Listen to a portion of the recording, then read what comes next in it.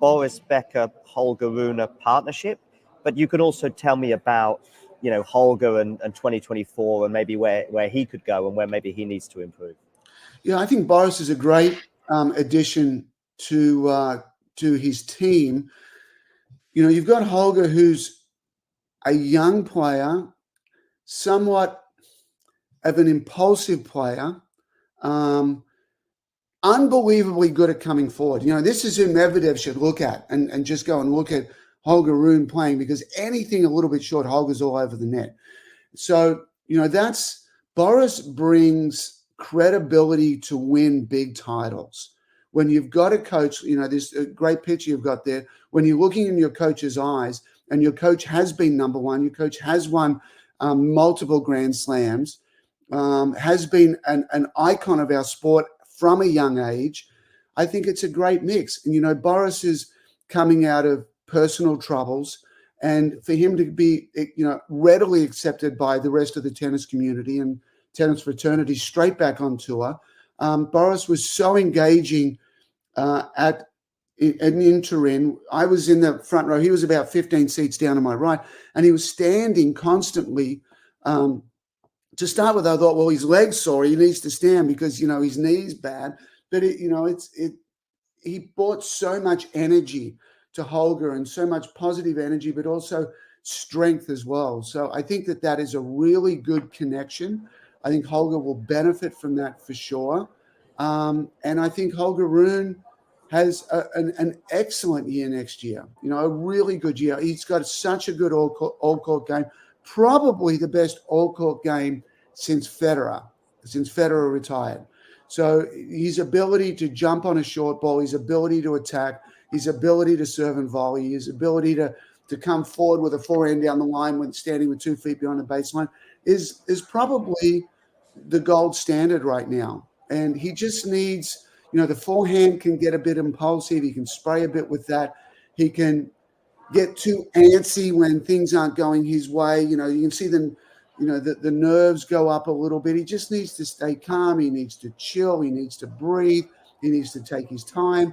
There's nothing that there's no problem that he needs to solve. He just needs to not beat himself. And those are the messages that he needs to really take on board for next year. And, he, at some stage next year, he could be number 2 in the world, challenging Novak for number 1.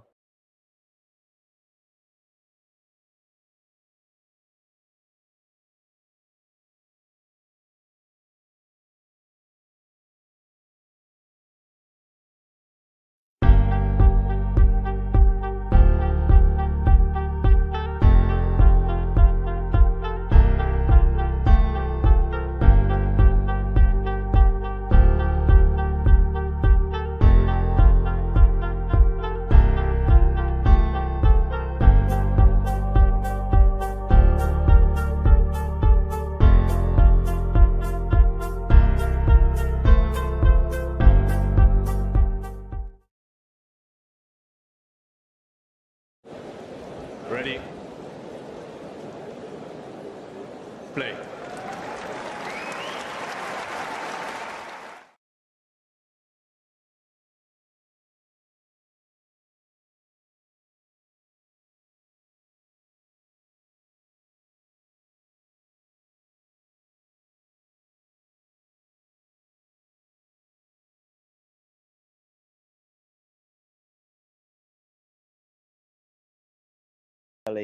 Opportunities to taste and savor centre court. But we're not here to talk about Wimbledon. That's for the European summer. We're in the midst of European winter, although fortunately here in Malaga it's still pretty sunny. So let's get to Turin. You were there, right? Yes, I was. Yeah, for the almost the entire time. I came back Saturday. Okay, guys, I'm here. Of course, I just had to unplug my camera for a moment, and then the StreamYard wouldn't really let me get back in, but I'm here. You can see something in the right corner of my camera. That's actually just a pillow that I'm using to stop the sunlight from my screen, from basically not allowing me to watch the match. And that's what you have to do when you don't have drapes, curtains, or whatever. And yeah, of course, we're going to be watching Arthur Cazaux against Holger Rune. They have started, but I haven't put on the stream yet since I was having these issues. Let me do that just now. I know that Cazaux on the first game, which of course is a pretty decent start for us people who want to see a competitive match anytime an underdog kicks off the match on the right note.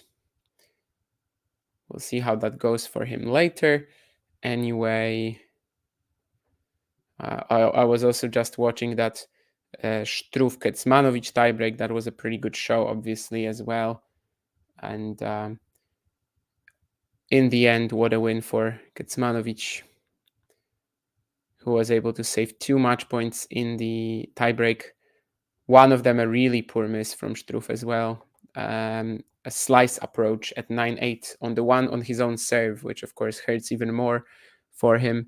But yeah, on the one on his own serve, he was unable to put it into the court, and a very good match point as well.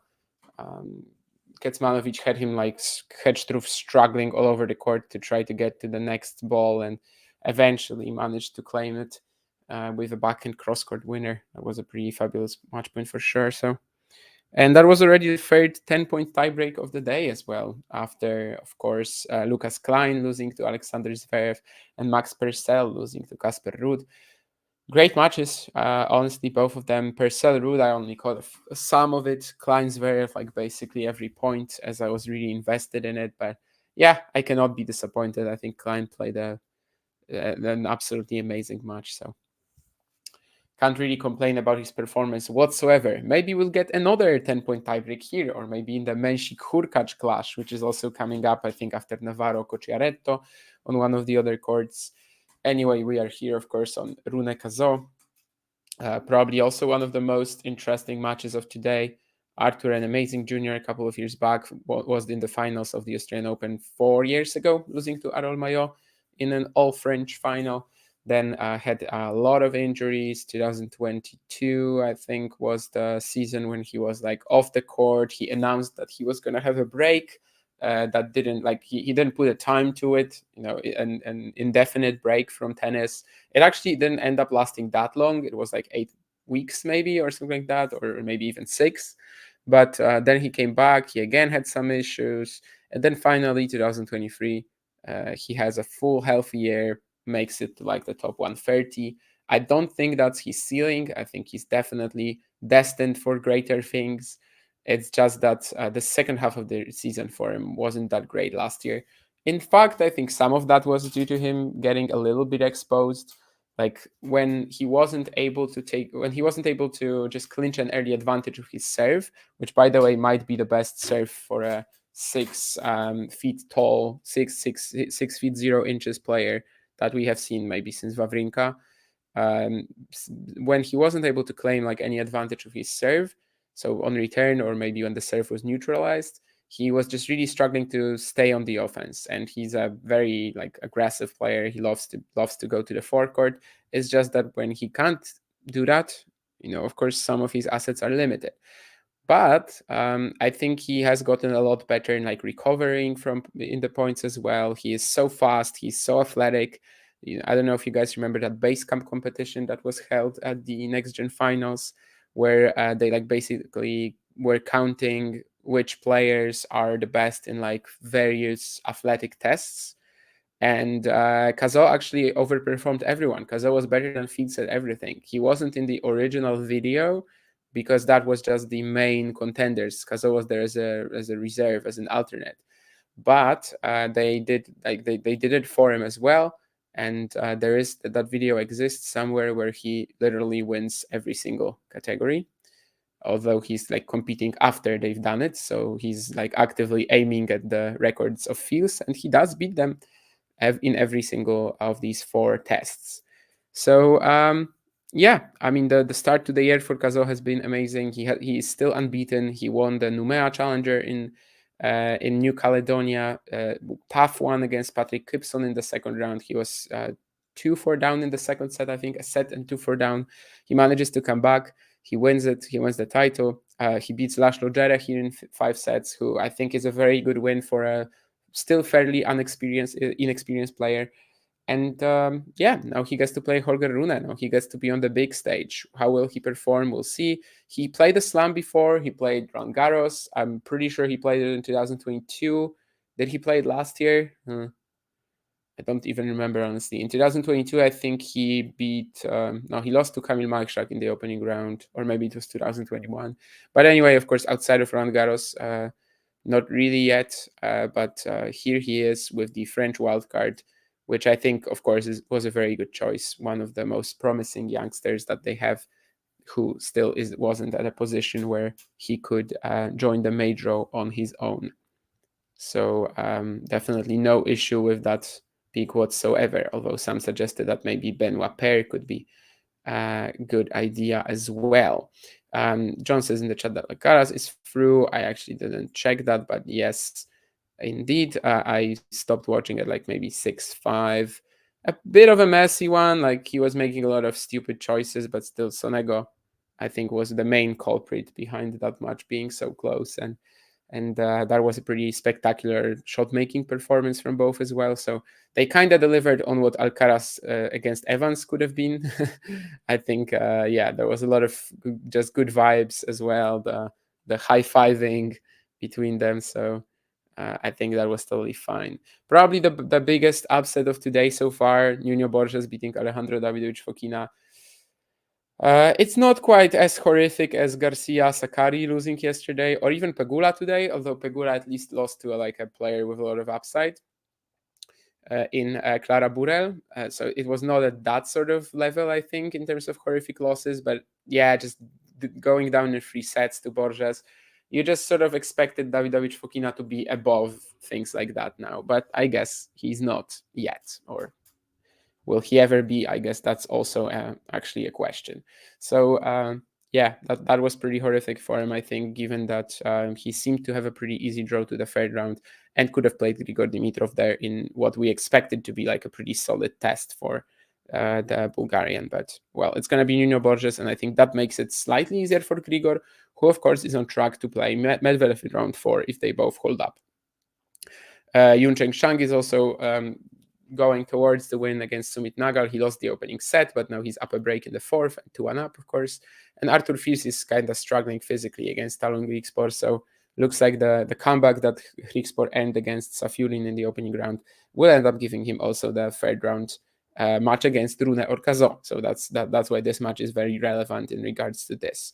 And of course, because it was raining earlier in the day, there's still a lot of matches to be completed to even start. On the women's side, there are 3 going on right now, 5 to be started. And on the men's, we still haven't started 3 matches: Auger-Aliassime Grenier, Menchik Hurkacz, and Ruusuvuori Medvedev. So, and 5 of them are going on right now. So yeah, 16 matches still left to be completed, 8 of them in play currently, 8 of them still to start. So this is going to be a very long day of Australian Open action, which we don't mind, of course. And we were trying. We did have like a couple of easier hours at night, when Świątek was playing against Collins, which of course could have been the main story of the day, and in fact is probably still the main story of the day, unless we have someone like Medvedev or Rune falling out soon. But maybe even if Menchik beats Hurkacz, or I don't know, maybe Pegula losing is the main story of the day. That kind of depends though on whether you just believed in her, I guess, at the Australian Open, and whether you thought that she was more or less in line with the top 4 seeds. When it comes to Świątek Collins, of course, that was pretty huge, going down 1-4 in the third, going down 2-4, love 40. Also, Danielle Collins more or less announcing her retirement, right? After that match, saying that this will be her last year on the tour. So I think that actually still takes the cake for like the biggest story of today so far. But anyway, maybe you can be delivered another massive story here. And just as I'm talking about it, Artur Cazaux serves and Holger Rune steps around to find a return winner, 15-all at 2-all. I think that in the long run, Rune is probably still the favorite. Well, definitely the favorite, but that's mostly due to the fact that I think he's just so complete and versatile that, like, if he's gonna play someone like Cazaux, who'll just attack him constantly, then he will probably find the needed defensive resources. He will come up with the passes, he will come up with the lobs, he will come up with the counters, and that's mostly what I'm basing this on. Like, I just think he's too complete, too all-rounded to really lose this, maybe. But we'll see. I think Cazaux is very likely to break the top 100 this year, not necessarily because of his point situation, because as I mentioned earlier, he actually did most of his best work in the first half of the year, but just the overall quality of his game. He just missed that volley, which was a bit of a shame, because now he's in a... Yeah, okay, he's gonna land this one though. A couple of maybe slightly unprepared approaches here, but that's his game. As I said, he's gonna try to venture forward. He's gonna try to play in the forecourt. He knows his strengths very well. I think since the beginning of the year, he's going for it really off the ground, like he's going for his shots, and that allows him to approach the net on his own terms, and yeah, just keep winning points there. Today, Lucas Klein against Alexander Zverev had 90 net approaches. I wonder how many Cazaux will finish at. It's probably less it's probably most likely under 90, because, well, we'll see if this match is as long as Klein Zverev, and also, yeah, it's just hard to get there 90 times, I suppose. But yeah, that's the plan. Serve big, play even bigger, and then finish it off at the net, where he has really good touch. And that previous point was one of the best examples. Now he finds an ace as well. Fantastic angle, really. As I said, for a player who's 6 feet tall, he absolutely has a phenomenal first serve delivery, and he needs it, because with a game like his, he really needs it.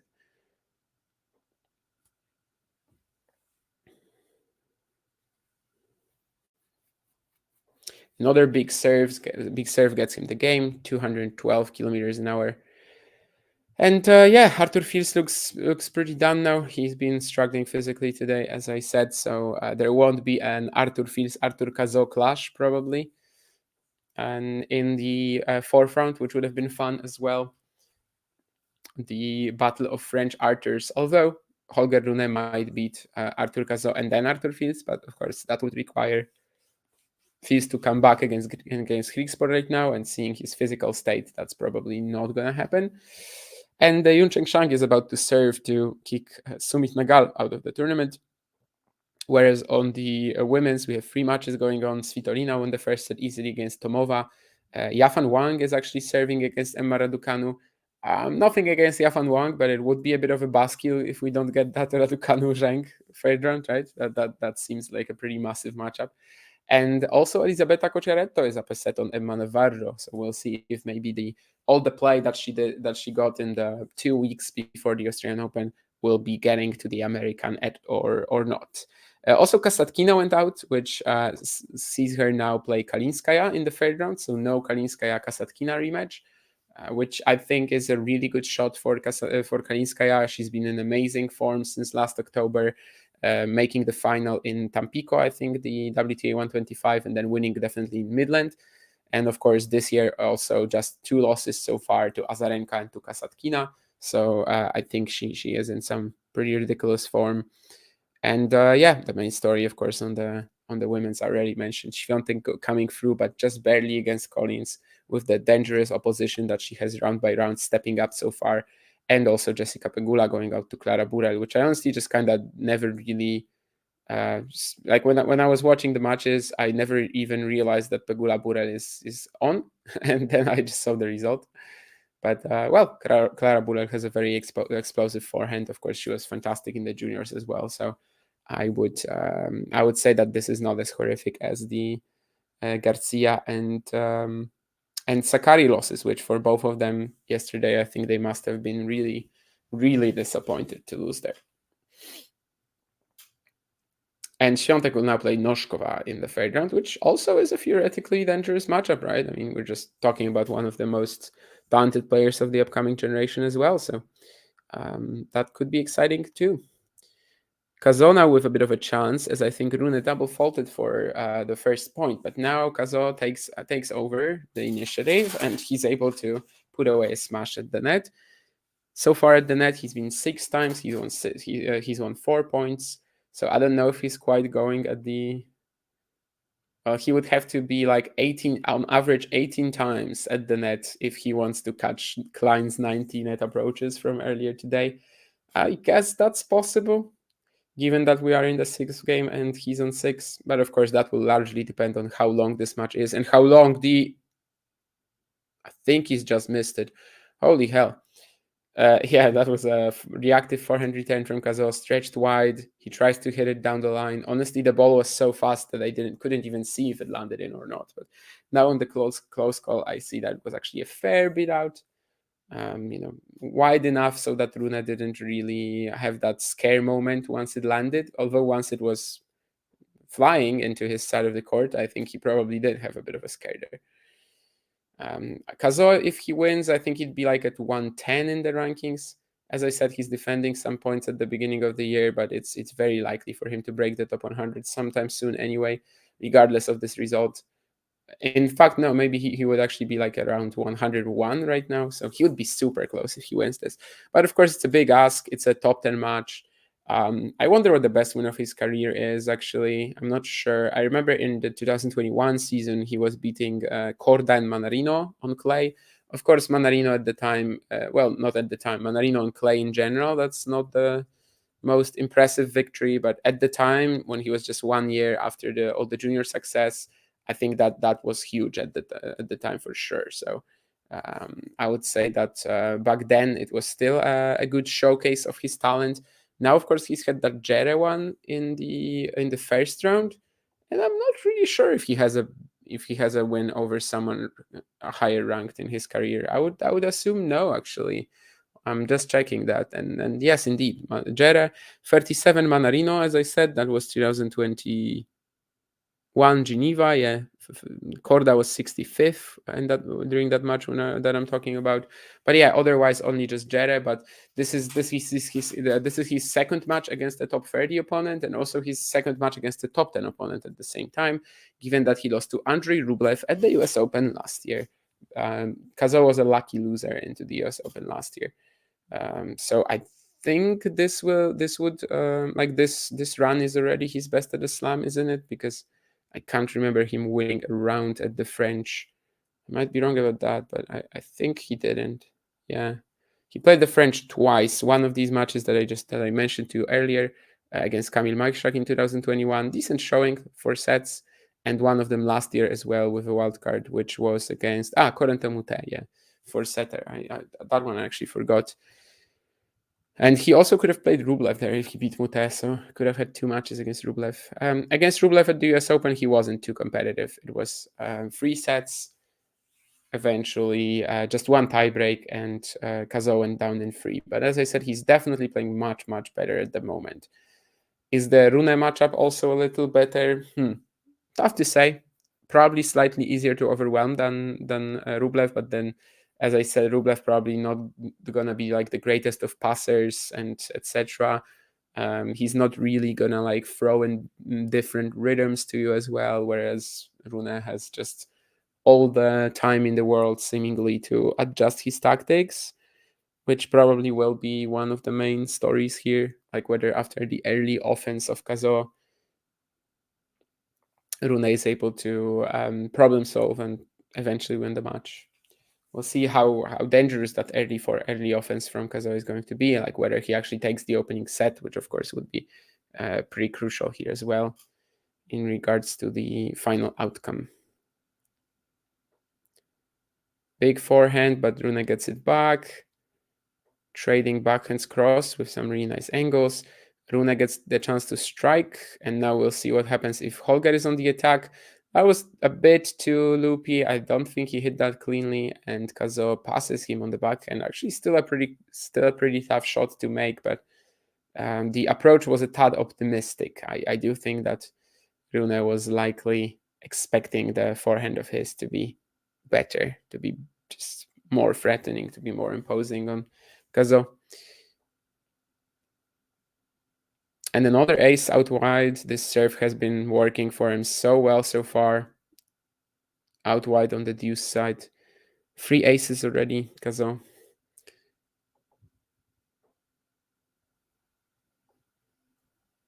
Did Rune start cramping yet, says Michael? No.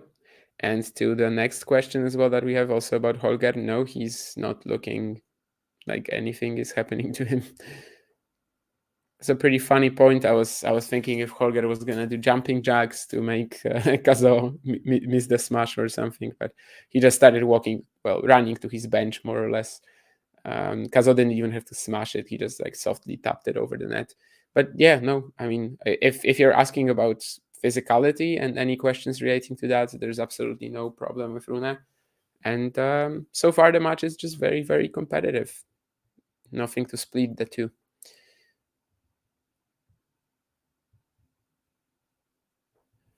Yeah, and the Afan Wong indeed took the first set against Raducanu, and as John said earlier in the chat, Yuncheng Shang is through to the third round, where he will play Carlos Alcaraz, which does look like a very exciting match. And Fils has broken back, so he is giving it his all. I have to say that after the second set, it wasn't looking great for Fils already, but he was fighting like a crazy fella in the second set, I guess. Third set, and he almost kept it tight almost until the end. Talon just breaking in the last game, so it was a good effort. Let me just say that it was a good effort.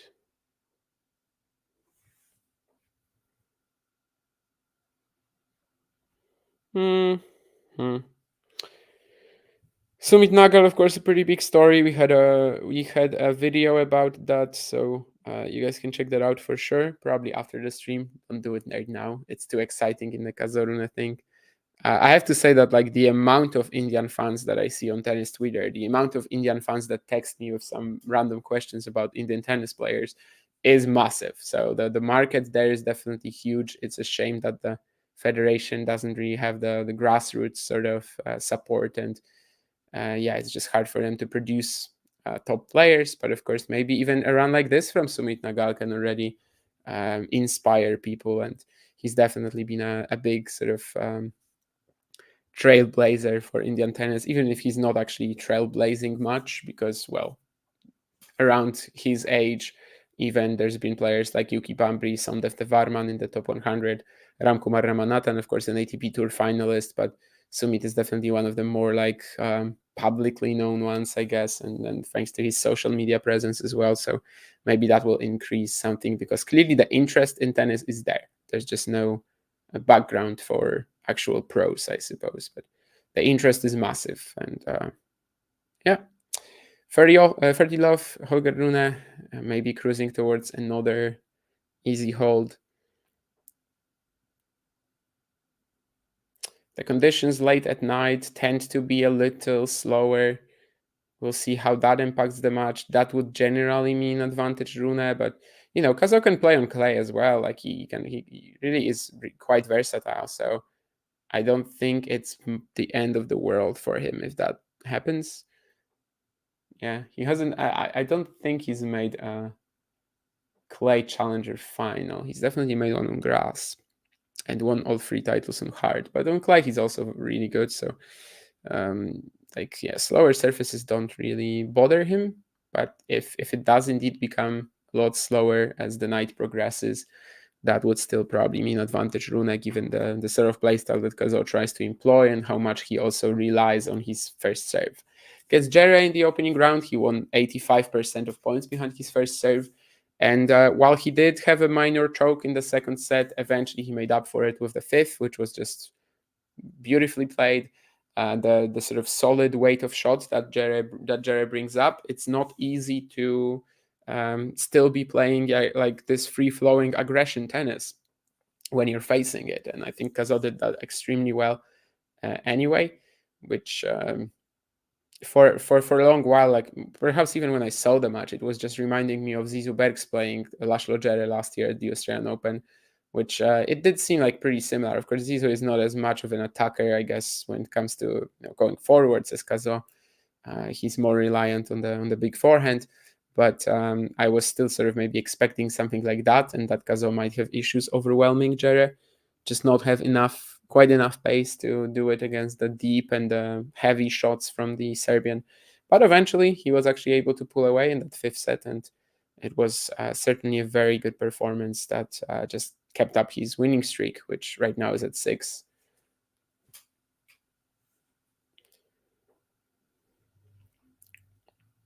goes down love 15, so we'll see what sort of tests Rune will be able to give him here, and whether we might get some first breakpoint action. There was that love 30 on the Rune serve, but then it never really felt like Cazaux had much of a chance. Now that they're trading like in a neutral rally, Rune will be pretty desperate not to give Cazaux an easy ball. And indeed he doesn't. Instead, he maneuvers the ball around the court, he spreads it with his forehand, and eventually Cazaux makes the error. Didn't have to, definitely. Like he was pulled wide to his forehand corner, but someone as fast as Cazaux, as athletic as well, it wasn't an error that he needed to make in a way.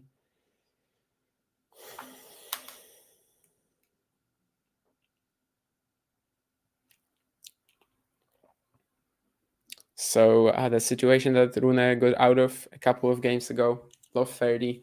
Now it's Cazaux's turn to face a similar dilemma. The first serve also isn't in, so here is when we might see some issues coming up for the Frenchman. But it's Rune who gives him a cheap-ish backhand cross-court error. Pretty deep return from Holger. I think he felt that the ball from Cazaux had to be lifted, had to be slower. Tried to attack it, but just went wide. And yeah, that's an opportunity he might regret if he doesn't claim this game.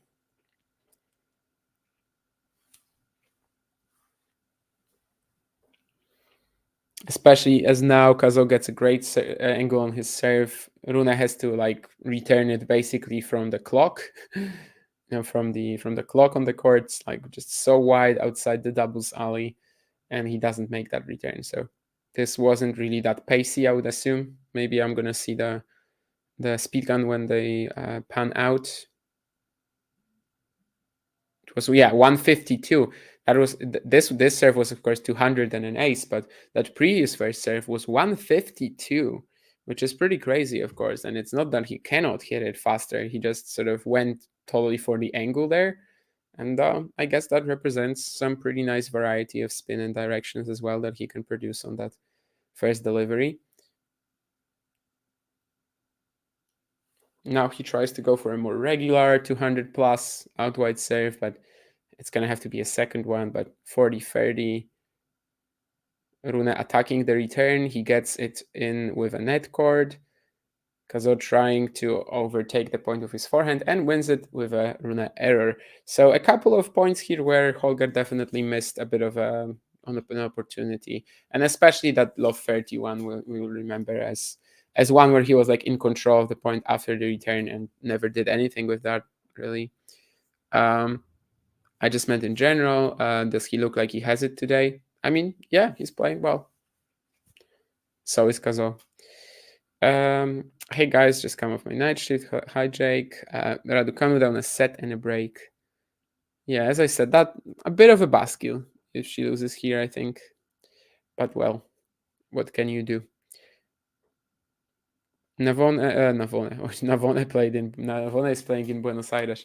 Navarro up a break in the second set against Cocciaretto, so it might be a bit longer before Menchik and Hurkacz take the court, because that's the one that they're supposed to follow. That's also a match that I'm very interested in today, and yes, I will be rooting for a Jakub Menchik win. Sue me. I hope no Poles are watching the stream at the moment. Fils and Greek Sports still, Fils is still trying to win this. As I said, kudos to him for the fight. 4-all in the fourth. If he does, it will be a truly remarkable comeback, as well as Greek Sports round one against Safiullin was. But yeah, Rune, similarly to maybe like Świątek and a couple like Dimitrov as well. Rune has a very tough draw, like round by round, going round by round, right? He started, of course. Jesus, I'm now forgetting about who he played. Oh, Yoshihito Nishioka, who defeated him in Adelaide 2023. Always a tricky opponent. Also seems to peak for the slams. At the same time, you have Cazaux in the second round, or Jere, like regardless, that's a pretty tough second round as well. And then he has to play Greek Sport, Fils, or Safiullin, one of these three guys. Of course, now we know that it's just Greek Sport or Fils. Then also fourth round, he can play Menchik or Hurkacz more like most realistically, or maybe Zhang Humbert. So really any of these guys are pretty tough. So I think it will be a pretty good achievement already for Holger to make the quarters. And if he's there, then that's when we will see like whether the fitness holds up, right? Because it's pretty possible that all of his matches on the way to that fourth round, to that quarterfinal, will last like 3 hours. It's, you know, and above. This one, I guess, maybe is a little bit of a question mark, especially if you don't know Cazaux' game that well. But I think, especially if he takes the first set here, then we are more or less guaranteed. Well, the pace of play will be fast because they both want to attack, but I suppose we will be guaranteed at least like 4 sets of, let's say, 2.5 hours action. That's my guess, at least, because after 36 minutes we are at 4-5 in the first set. So obviously this is a match where both players, and especially Cazaux, are trying to wrap up the points early. Ooh, another one of these forehand returns down the line that Cazaux goes for, but he nets that one. It's 30-15 now for Rune. Cazaux actually won the first point in this game, but then Rune produced a very nice attacking combination, just finishing it off with this soft touch at the volley. So 30-15. Nice serve as well, has the inside-out forehand, gets a really sharp angle. I think up until the last possible moment, Cazaux wasn't sure if Rune wasn't going to go inside in. I honestly thought that he might, because the opportunity was there. The court was really open. Rune instead goes for the inside out, but with a really good angle. So 40-15. And another big serve sends us to 5-0. As I said, it's going to be pretty rapid. Depends on what you enjoy, but this is definitely a brand of tennis for me from both guys, really. So that's why I was excited to watch this one. Kriegsport is serving for the match. In the meantime, Dimitrov took the first set, Humbert took the first set. That's more or less the update. And Svitolina is also now 1 game away, leading Tomova 5-3 in the second set.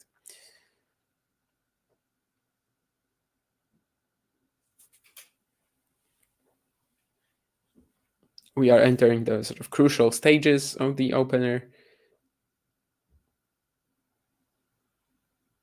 I think the last game, Cazaux' first serve percentage was a little worse, which kind of led to him struggling a touch. Of course, that low 30 and the fact that Rune had to give him like 2 cheapish errors for him to get out of that unscarred.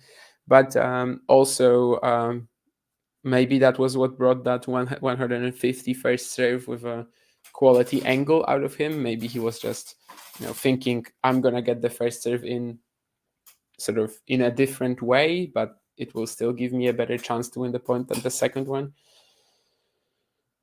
And again, that out wide serve, this time on the outside though, is working extremely well. I think he's got 5 aces so far. I'm pretty sure that 3 of them at least were out wide. I think 4 even. And most of them are like very similarly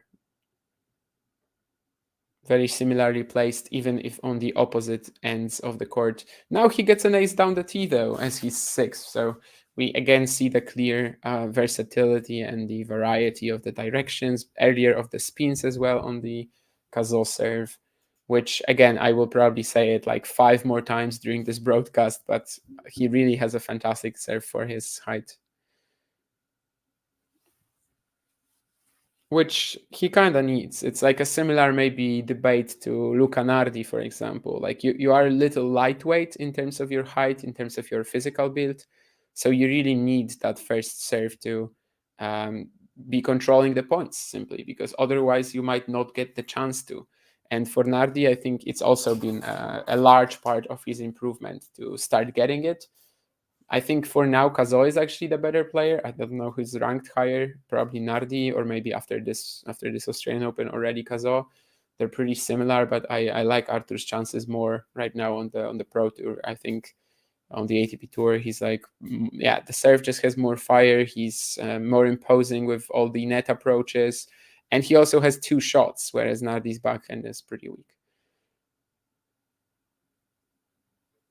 And he's a better athlete as well. So it's really not too close, honestly. That slice was a little bit of a floater from Cazaux at 430 all, but it landed in, goes for the backhand down the line. Net court lets it back in play. Slowing it down a little bit here, just rallying down the middle. And Rune tries to go forehand cross. He tries to create some angle there, not necessarily go for a winner, but just open up the court for himself and misses it. So Cazaux survives that 21-shot rally.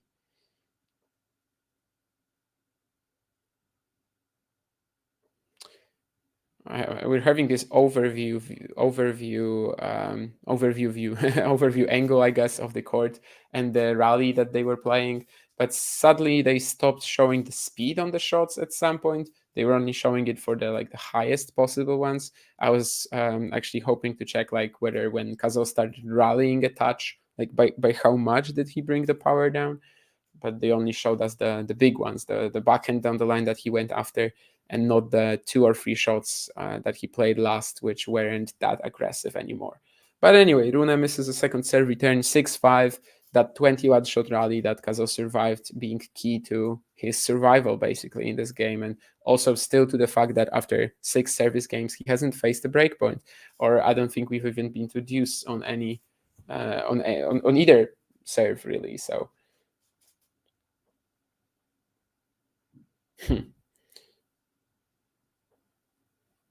I believe I told someone earlier, because someone was literally asking me yesterday who is the most likely tomorrow to win in 3 sets, because there's been only a few 3 setters. Every single match at the Grand Slam stage is pretty close, right? But I was just looking at it and I thought, Dawidowicz Fokina, I guess, Borges, and I guess I was right that was going to be a 3-set match, but no, not in the way that I imagined it. No. Definitely not. I can't take credit for it, I definitely cannot.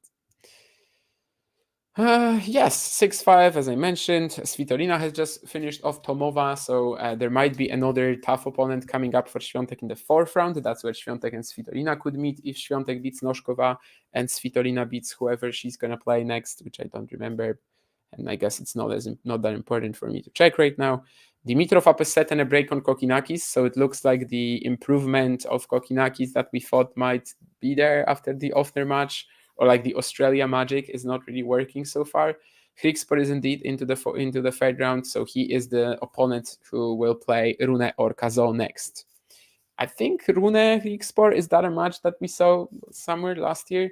I'm thinking of Rotterdam. No, that would have been Sinner Hrikspor, right?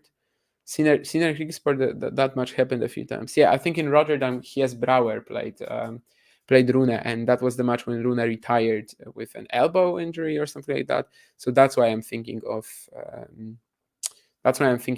a Dutchman playing him. I actually have to see if Rune has ever played Cazaux. Sorry, not Cazaux, but Hrikspor. I would assume that Hrikspor Cazaux haven't played, but I might check that as well, because why not? Although Rune Hrikspor, it does sound like a match that could have happened at some point.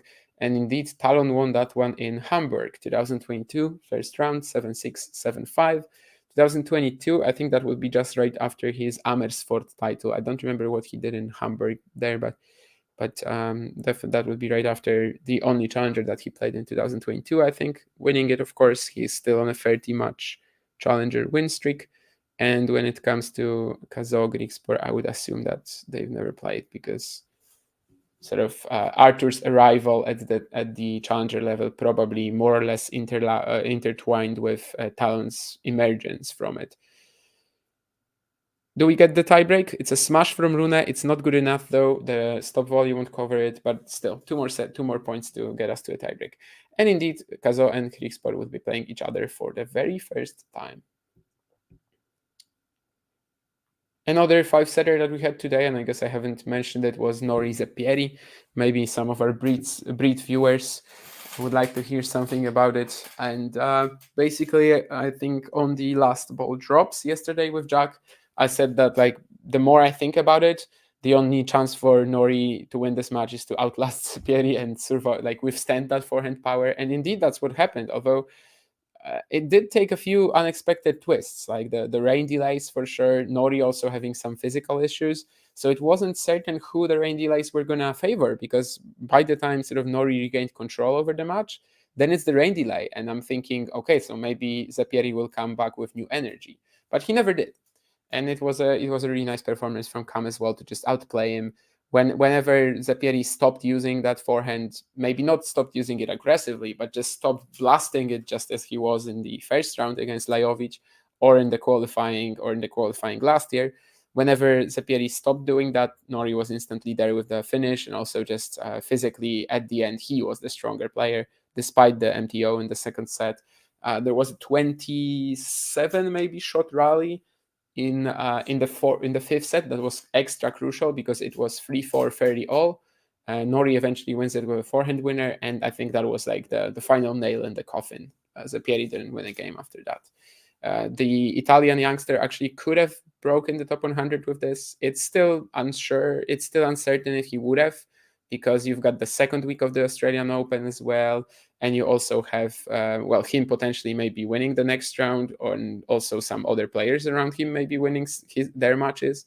But it could have been a top 100 debut even for Giulio if he managed to beat Cam Nori today, but he didn't. So Nori survives, and Nori is going to play Kasper Ruud, who of course also survived a 5-setter. That's the mini break for Arthur Cazaux. He breaks first. He is 2-love up in the tiebreaker, approaches to the Rune backhand, and Holger can't produce a clean pass. Lost his balance a little bit as well, perhaps surprised by the direction on the inside-out forehand from Arthur. And that's a nice forehand return as well for the 21-year-old from France. 21-year-old, is he 21? I think he's 2002 born, so that would make sense to me, but I'm going to check that so that I can use it later in the match instead of just saying his surname or name constantly. Holger, I do know he's 20 for sure. He's definitely 2003 born. I think Cazaux might be 2002 born, but I have to check that. Yes, indeed, August 2002. And he also gets the next mini break. This is one of these forehand returns that he really goes for when he's stretched.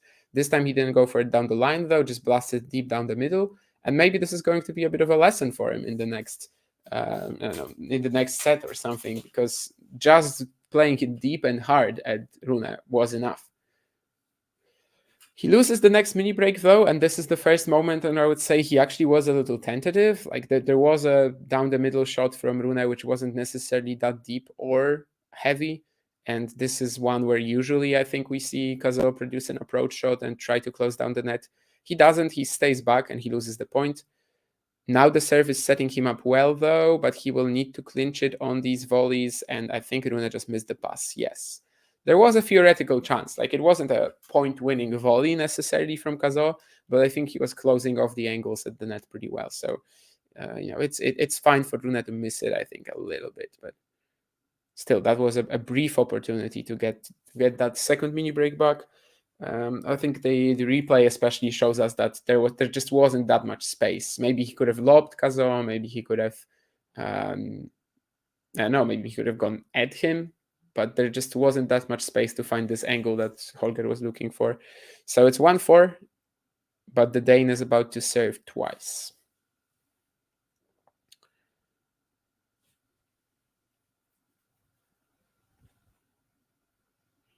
Second serve is just barely in. He has Cazaux running. Even more running. Oh my goodness, the athleticism again. And Cazaux is just all over the court, chasing down everything from Rune, but he won't chase down this drop volley. That's a pretty sensational point. I think this is more so to the point that I mentioned like 2 games ago, when I said that when Cazaux was like on the run on the forehand, he doesn't have to miss a shot like this. Now he doesn't. Rune plays a great volley. Cazaux catches it. Cazaux catches another volley, then a smash, then another forehand, and then Rune actually has to play a pretty sensational forehand stop volley to get there. Cazaux shows him the thumbs up. Rune says sorry because it touched the net a tad, but still it was still a well played shot. It wasn't. It didn't go in due to the net. Like it went in despite it, maybe even. So anyway, 4-2. Holger Rune about to serve one more time, having won a phenomenal point where we finally saw that fantastic ability of Cazaux to just the row speed and also the flexibility. But still, it's Rune who shows some ridiculous touch there as well. At least 2 of these volleys were point winning, and also when Cazaux got it back to like almost neutral, Rune was desperate not to give him the advantage back, or like not even to get it back to neutral, and all of his shots were like very carefully placed. So that's one of the highlights of the match so far, for sure, and well, definitely the biggest one, even I would say. Now though, Cazaux might have a bit of a shot, forehand drop shots. It's pretty good, but now he's gonna have to lob Rune, and he lands it as well.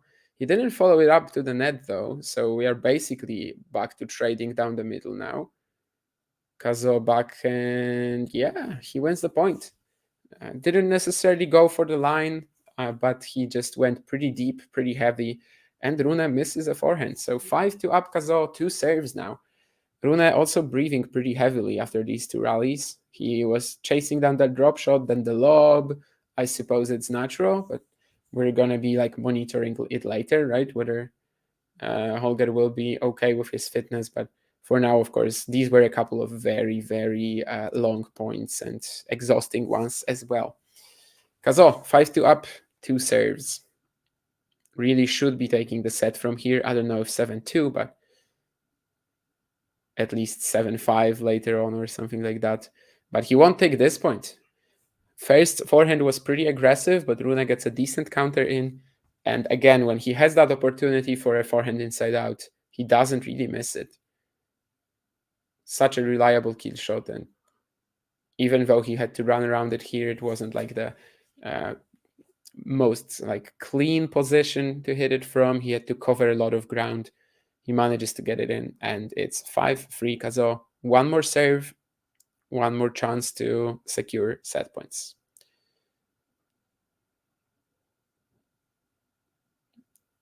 Seems like that serve should give him the point. Yes, indeed. He just puts away the smash.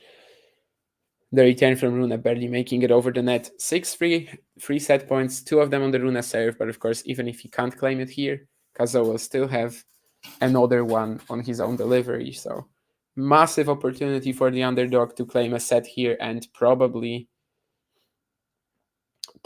keep going, and just have a set, an advantage of a set in a match that so far has looked basically 50-50 with 0 break points, with not many opportunities on either player's serve really.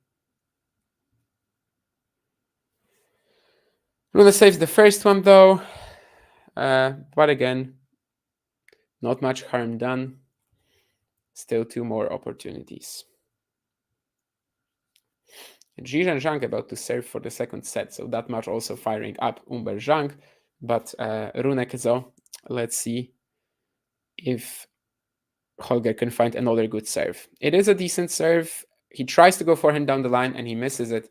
Perhaps a little too precise there. Like he didn't really need to play it directly onto the line, especially as he was still playing it with a lot of margin seemingly. So a bit of a bad miss as well, I would say. And 7-6, Arthur Cazaux, 7-4 tiebreaker. Good start for the young Frenchman, and just once again clearly showing what we are thinking before the match, that he is absolutely in it to win it. Emma Raducanu has broken back. I see also Siniakova, Golubic playing their first set. Navarro serving for the second set, in fact 2 points away against Cocciaretto. And we also have Rybakina and Blinkova coming up onto the court. And apparently it was an epic Raducanu Wang game, says John in the chat. I'm gonna be back in like 15 seconds. Just grab myself some water.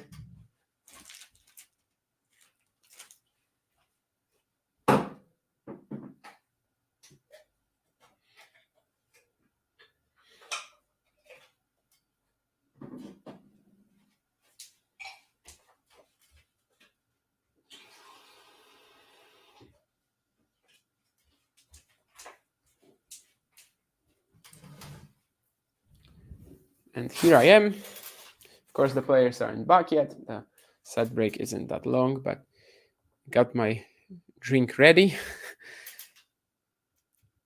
non-alcoholic one, I promise. Anyway, Zhizhen Zhang 30-15 up in that game where he's serving to take it to 1-set-all. After the first set for Umber 6-2, I was wondering how that one was going to go, since it seems so close on paper between Umber and Zhang right now. So that's nice that the Chinese will be able to make it a more interesting match there. We also, of course, have the schedule for tomorrow. I don't know if you guys have seen it. I think we have also already scheduled a watch along for the same time tomorrow of Djokovic Echeverry. So whoever that will be doing that, of course, you guys can join that. And on the main courts, we have Tsurenko Sabalenka on Rod Laver Arena in the day session, then Van Asch Tsitsipas. Pretty underwhelming slate, I would say, probably as usual at the slams and in the early weeks. The big names get the big stages, but the best matches are actually on the outside courts. Well, here, Rune Cazaux actually doesn't fit into that stereotype. And then in the night session on RLA, there's also Djokovic Echeverry and Hunter Krejcikova. And on Margaret Court, we have Sinner Baez, Parks Goff in the day session. Parks Goff, I think, is definitely one of the highlights tomorrow. And Timofeyeva, Haddad Maya, Korda Rublev in the night session. John Kane, though, got a couple of great matches. Actually, all three. Anisimova Badosa, Fritz Marozsan, and Deminor Kobori. All three of them phenomenal, absolutely. I think John Kane Arena is definitely going to be a court that I'm going to be following a ton tomorrow. There's also on the Kia Arena, we've got Manarino Shelton and Mahach Kachanov. I think these two are absolutely huge as well. Probably that's like the main highlights tomorrow. Of course, tomorrow we're entering the third round of the singles event, so the amount of matches is decreasing, at least in the singles.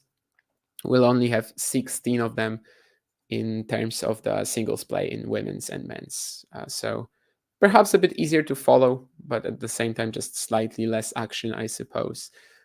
Mahach Kachanov as well, Kia Arena. It's going to be quite cool at 1 a.m. European time or Central European time. We'll see. Maybe Cazaux will actually seek the early break already here. That's a good forehand return, just straight up again, deep down the middle. Maybe this is where we actually see him introducing what I said earlier. Like, he's not really going for the line on these anymore. He's just going straight at Rune and getting the rewards.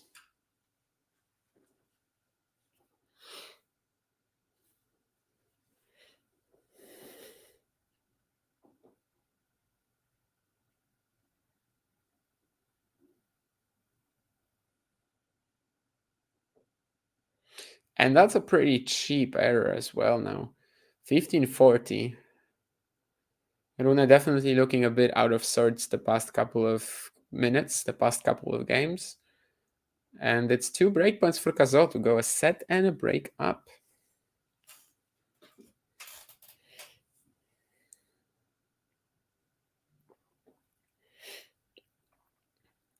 Ooh, just barely misses that serve out wide. That could hurt him. That must have been a real near miss. And how will Cazaux attack him? Not really. But at least he is in the point, and now he gets a shorter ball.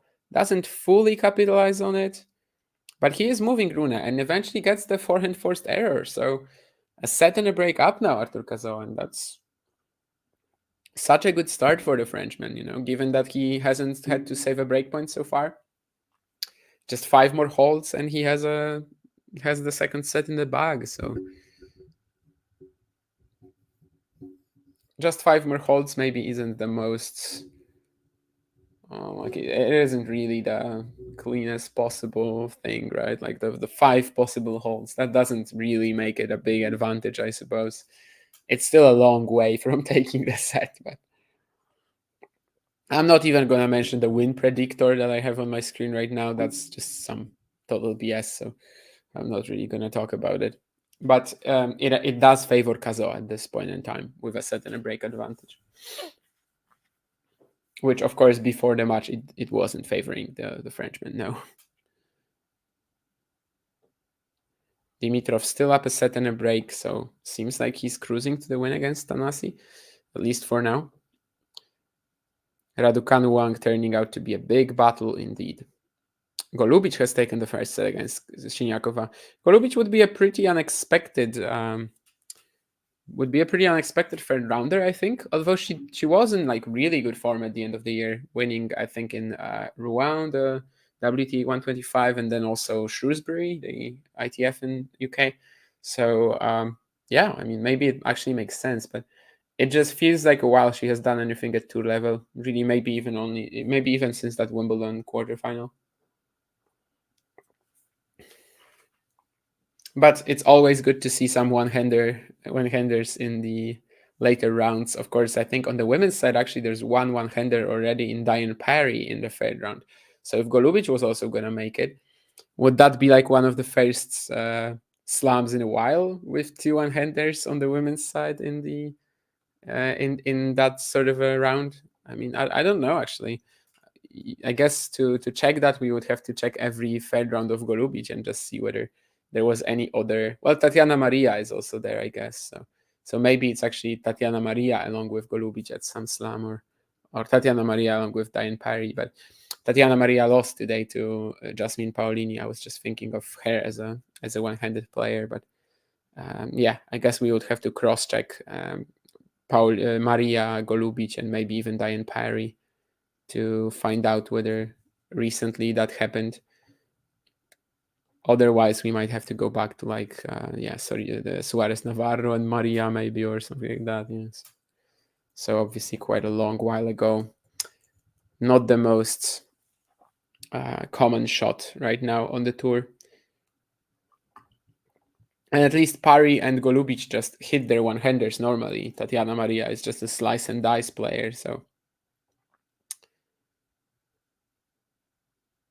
Well, actually, Golubic, I guess there's not that much to even check because she only had 2 third rounds and above, and both of them at Wimbledon. So it's not even that big a deal to check it out. But at that 2019 Wimbledon, indeed, Suarez Navarro was in the third round as well. So it hasn't been that long anyway. Unless I'm missing something, then it hasn't been more than 5 years. So it's not like that big a story, I suppose. Maybe I'm missing something even earlier, but definitely not more than 5 years. So yeah, definitely not as big a deal as I was thinking that it might possibly be. Tatiana Maria also not in too many third rounds recently, just that one Wimbledon round where of course she actually ended up making the semifinals. But I doubt there was a one-handed backhand player in that one, though.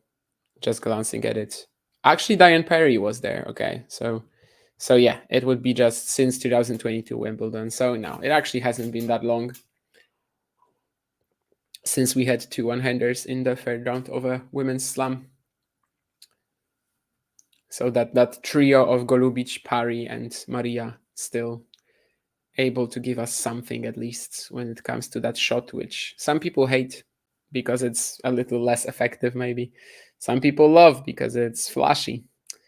Anyway, no one-handers here, of course. Arthur Cazaux, he held. Now Rune is dictating with his insider forehand. Pretty short slice from Cazaux. I don't think it was exactly by design, but it does give, yeah, he even says sorry to Holger, but that was just something that allowed him to have an easy pass. Rune just had to guess more or less where Cazaux was going to go. I think he maybe did it even a little early. Cazaux delaying the stroke a little bit, and Cazaux, of course, wins the point, 15-0. That short slice, which he didn't even mean for it to be that short, it just lured Rune forward on Cazaux's terms, and it's never really a good idea unless you then manage to get like a pretty lucky reactive volley, I suppose, or the opponent misses. And the double fault from Rune, this is really falling apart for him very quickly if he loses the break here as well. Severin Luthi on our screens, of course, for the Swiss Davis Cup captain and 4 years a member of the Federer box. Now helping out Rune here. Boris Becker, his main coach, not part of the team that went to Australia.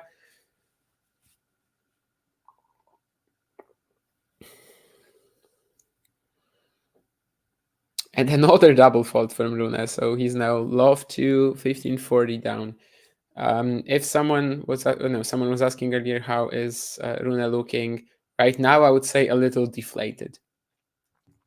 And that's really been happening since the tiebreak, since the 2 long rallies that we had at whatever the point was.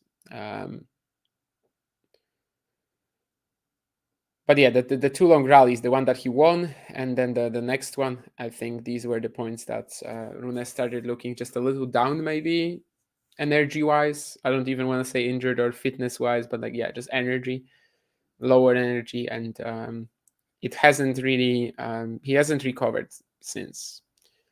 But he finds this inside-out forehand winner.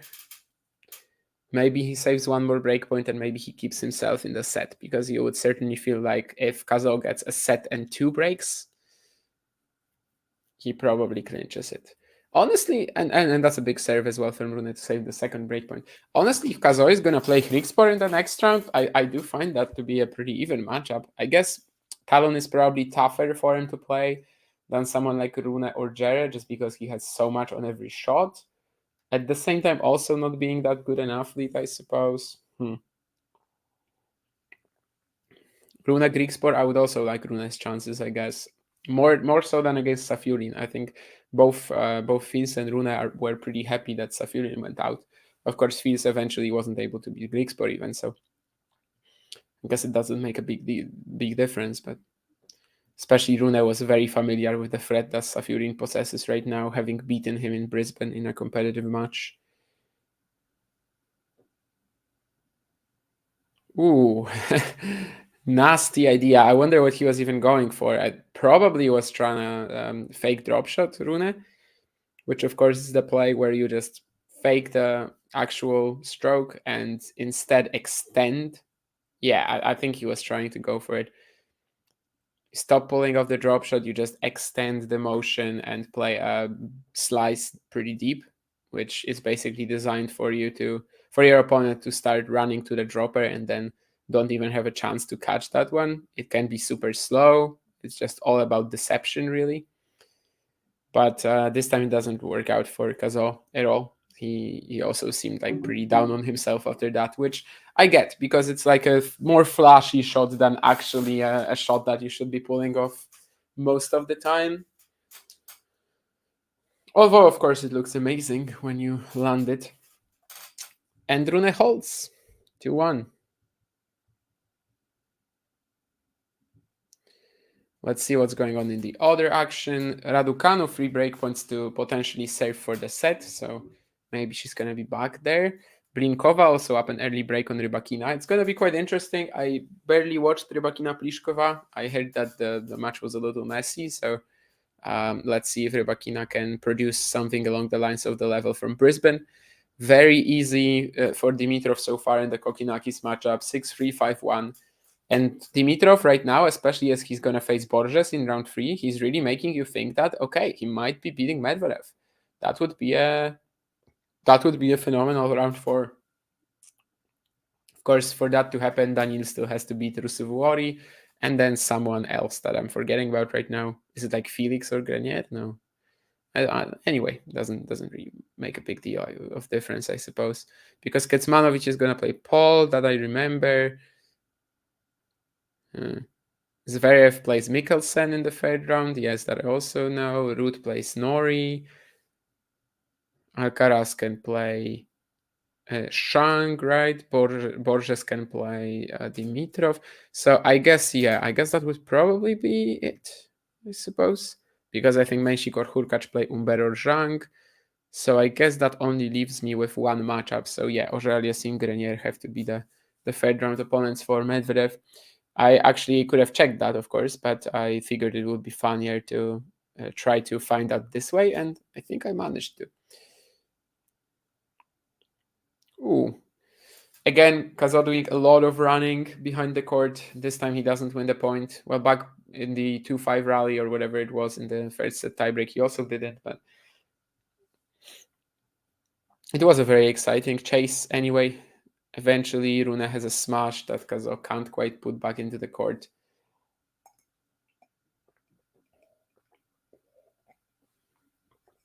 He like jumps towards it, but just never hit it. enough with enough basically percentage of the racket, you know.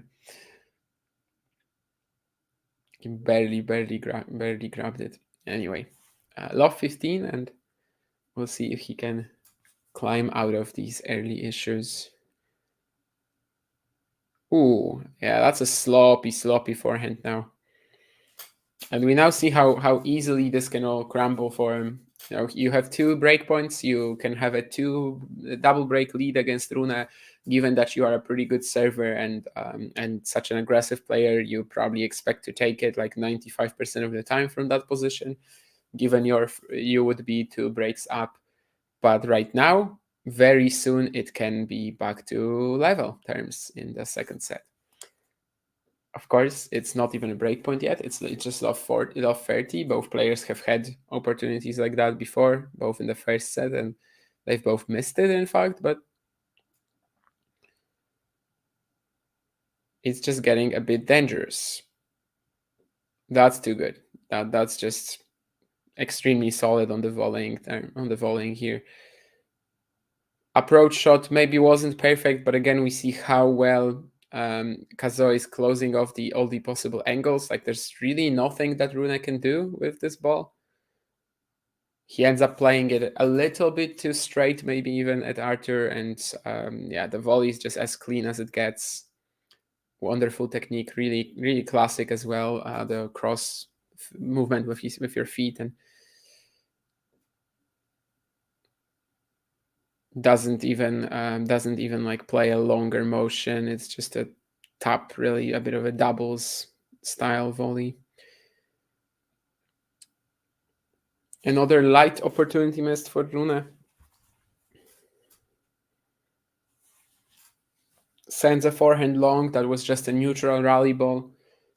And we are back to 30 all, so maybe Cazaux can climb out of yet another of 30.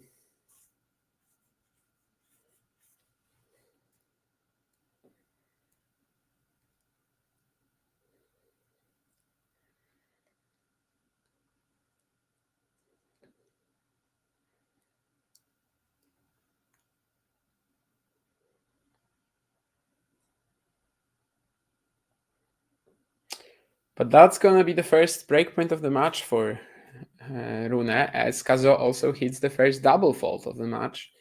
Rune, of course, with 2 of them earlier, which were also pretty crucial. But now Cazaux, the first one of the match, sends him to a first breakpoint save, or a first breakpoint that he cannot fend off. Big serve again. That serve down the tee. That serve out wide, whichever side it is, really, outside deuce side. He's been landing it great, and it's giving him a lot of important points here. This time Rune got his racket on it, but just wasn't able to even produce a clean hit, really, or anything thereabouts, really. No. So back to deuce. Now it's a rally. Cazaux trying to find an inside-out backhand. It touches the net, but it lands in. So they are again back in the point. Cazaux inviting Rune with this short slice. This time it was by design, I actually think. And Rune steps into the forehand inside out and misses it. That was interesting, but probably a good play. I mean, maybe on the replay we'll see if it was supposed to be that short. Cazaux says sorry, but I think that was for the previews. That was for the net court earlier in the rally, right? I think this time he actually meant to short slice it and got the error, mixing the depth a little bit, inviting the opponent to attack, and well, it didn't even get to Cazaux having to pass him or something like that. It was just an error right away. So can he clinch this game and just get out of trouble for now? He can, as Rune pulls the trigger way too early on this backhand down the line. 6-7, 1-3 down. Rune, he's going to serve and try to keep himself in the set. Of course, the past couple of games for the Dane on his own serve have been really, really tough. One of them he won. One of them he was broken to 15, I believe, or maybe to 30.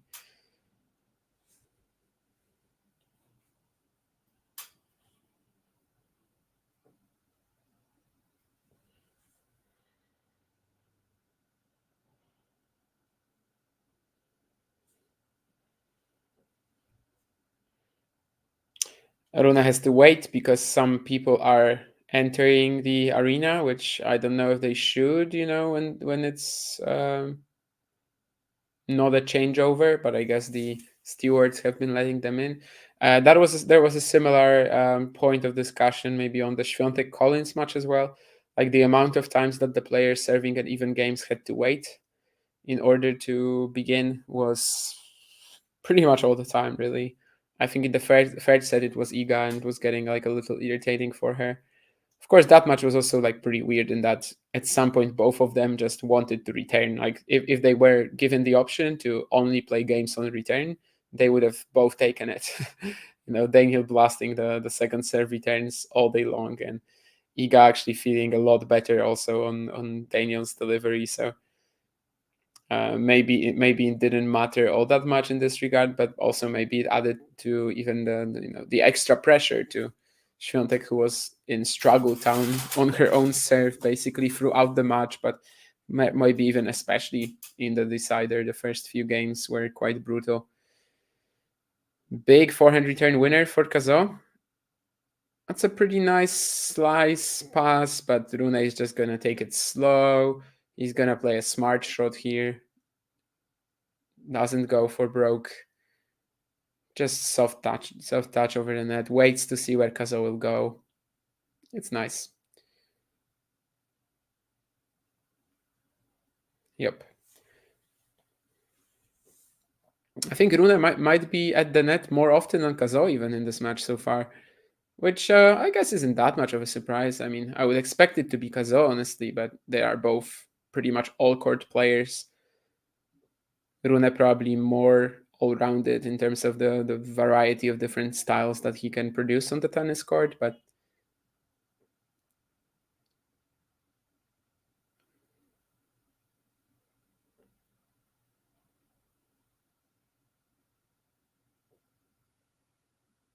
Rune tries to slice approach now at 40-15. He misses it. Similar shot was missed by Jan-Lennart Struff on a match point today.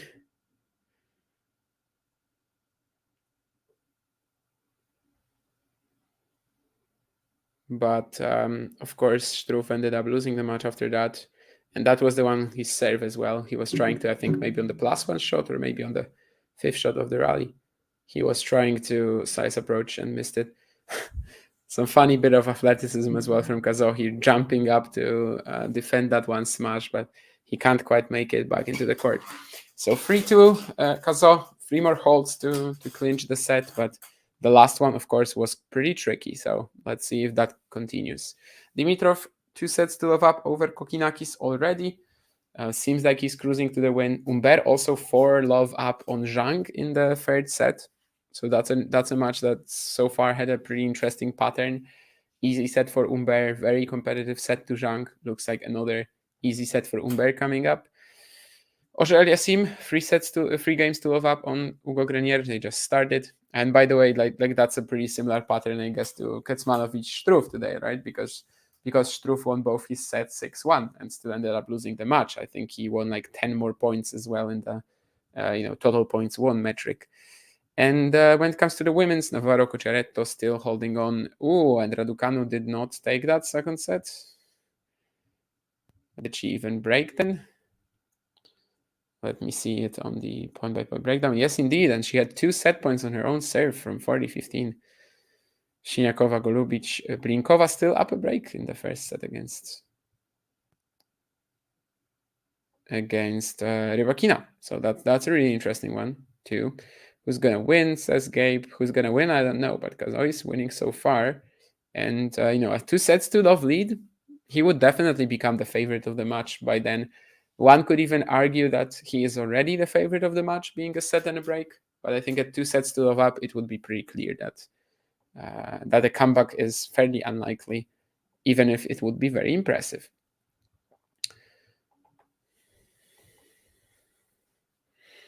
Yes, thank you, Wood Promen. We're definitely doing that. We're definitely gonna enter that promo code for 10 viewers.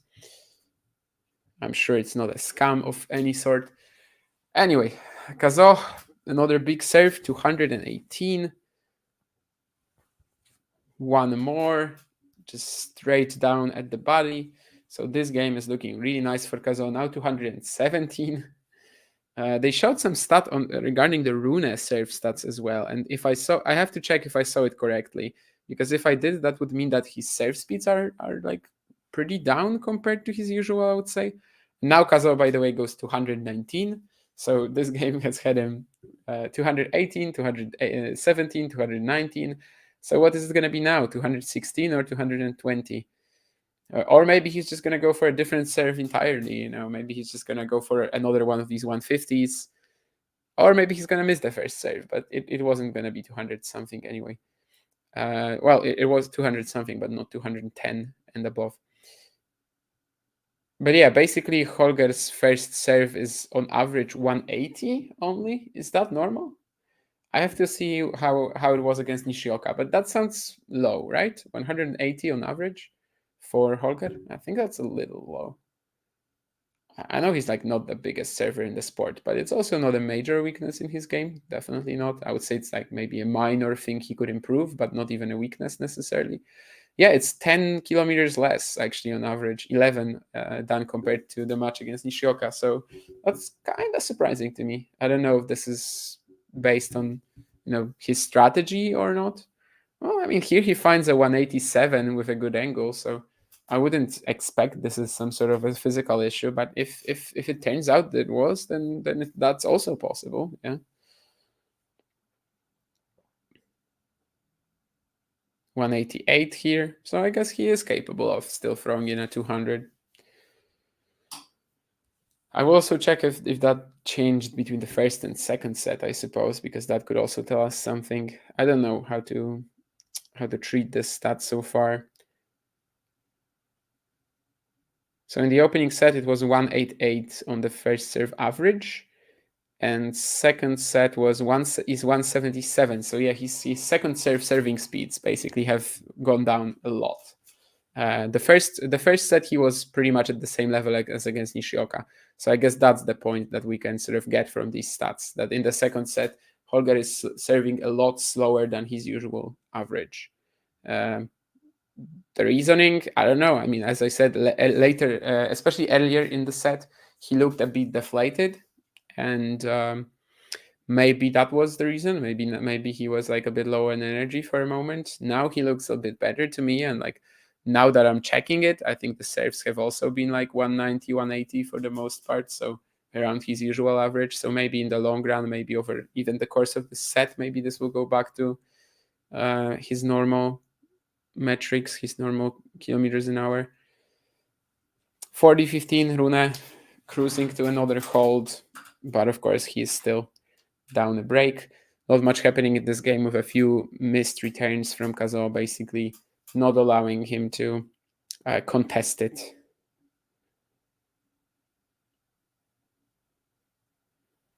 Serve and volley, Rune. Cazaux tries to pass him, but it's a great stop volley of the forehand side again from Holger. So 4-3, and let's see.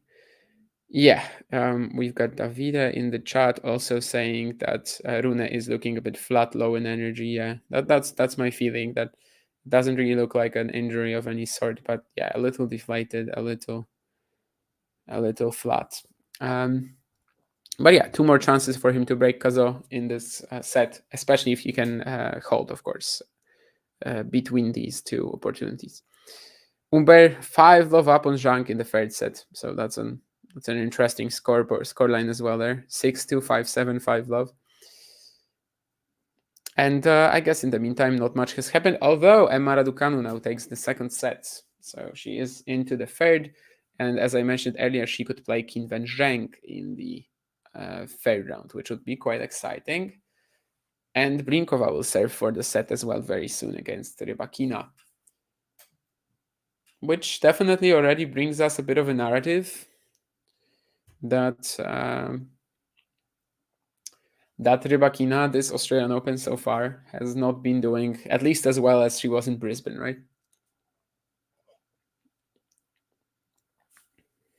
I think after watching Collins against Świątek today, I would still pick Rybakina if they were to meet tomorrow, though. Rybakina Świątek, because of the conditions. But I might as well change my mind on the way to their semi-final if that happens. This would be a very impressive title for Iga, by the way, if she won it, because like her drone round by round, especially if it keeps going like this and it's Noskova, Svitolina, Ostapenko, Rybakina, Sabalenka, for example, for the title, that would be an insane draw. Like literally some of the worst possible opponents you could have gotten every round, if not the worst, really, because you've got Kenin and Collins in two of the most dangerous unseeded players. You've got Noskova as one of the probably the most dangerous unseeded players as well. I guess maybe even more dangerous than most in the 25-32 section that is traditionally there. Of course, Svitolina, one of the dark horses, Ostapenko, one of the dark horses, and then Rybakina, Sabalenka. That would be insane. Like that would be really one of the toughest draws that this draw can produce. I don't know if I quite buy it for now. You know, the conditions definitely don't suit her. But yeah, if she did in a hypothetical situation, literally amazing.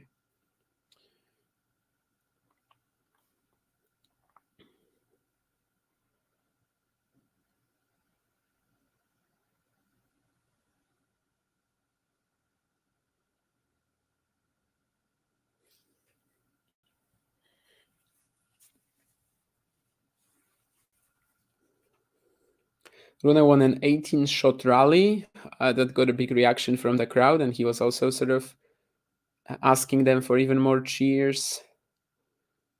Next point looks pretty crucial as well, and Cazaux tries to fire this forehand down the line, down the middle at Rune, misses it, 15-30 down.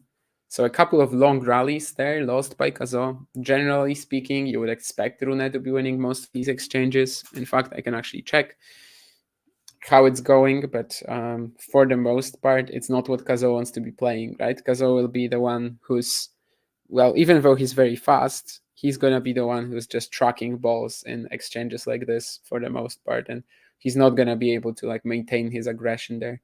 But again, the serve out wide, I mean, it's just been so good today, 217 an hour again, so it seems like every single time it's like 217, 218, 219, and out wide as well, which makes it probably more impressive. But yeah, actually for now, Cazaux is just winning really in every single stat, if you may. Like even longer rallies, he's been winning most of them. So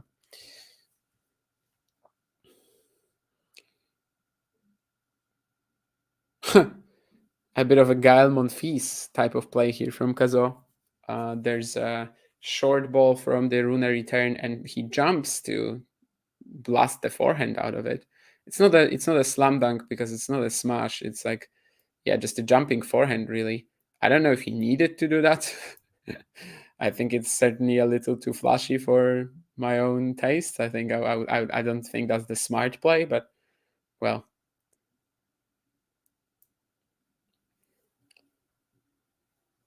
he did that, so why not? He managed to land it. Of course, recently in Monfils Maroshan in Auckland, we saw what can happen when a play like this doesn't go your way. I think Monfils was a tougher ball. On this one that Cazaux just ended, like probably half the time I could jump and hit a forehand like this. But the one that Monfils tried to land in Auckland was a little tougher. And of course, that was when he lost that game from 40 love up and then lost the set. And that was the only break. So that was like the worst possible scenario that can happen when you do something like this. And Cazaux here was the best possible scenario where you still make the shot, you hit the winner, and you just look cool while you're doing it. Anyway, advantage Cazaux now.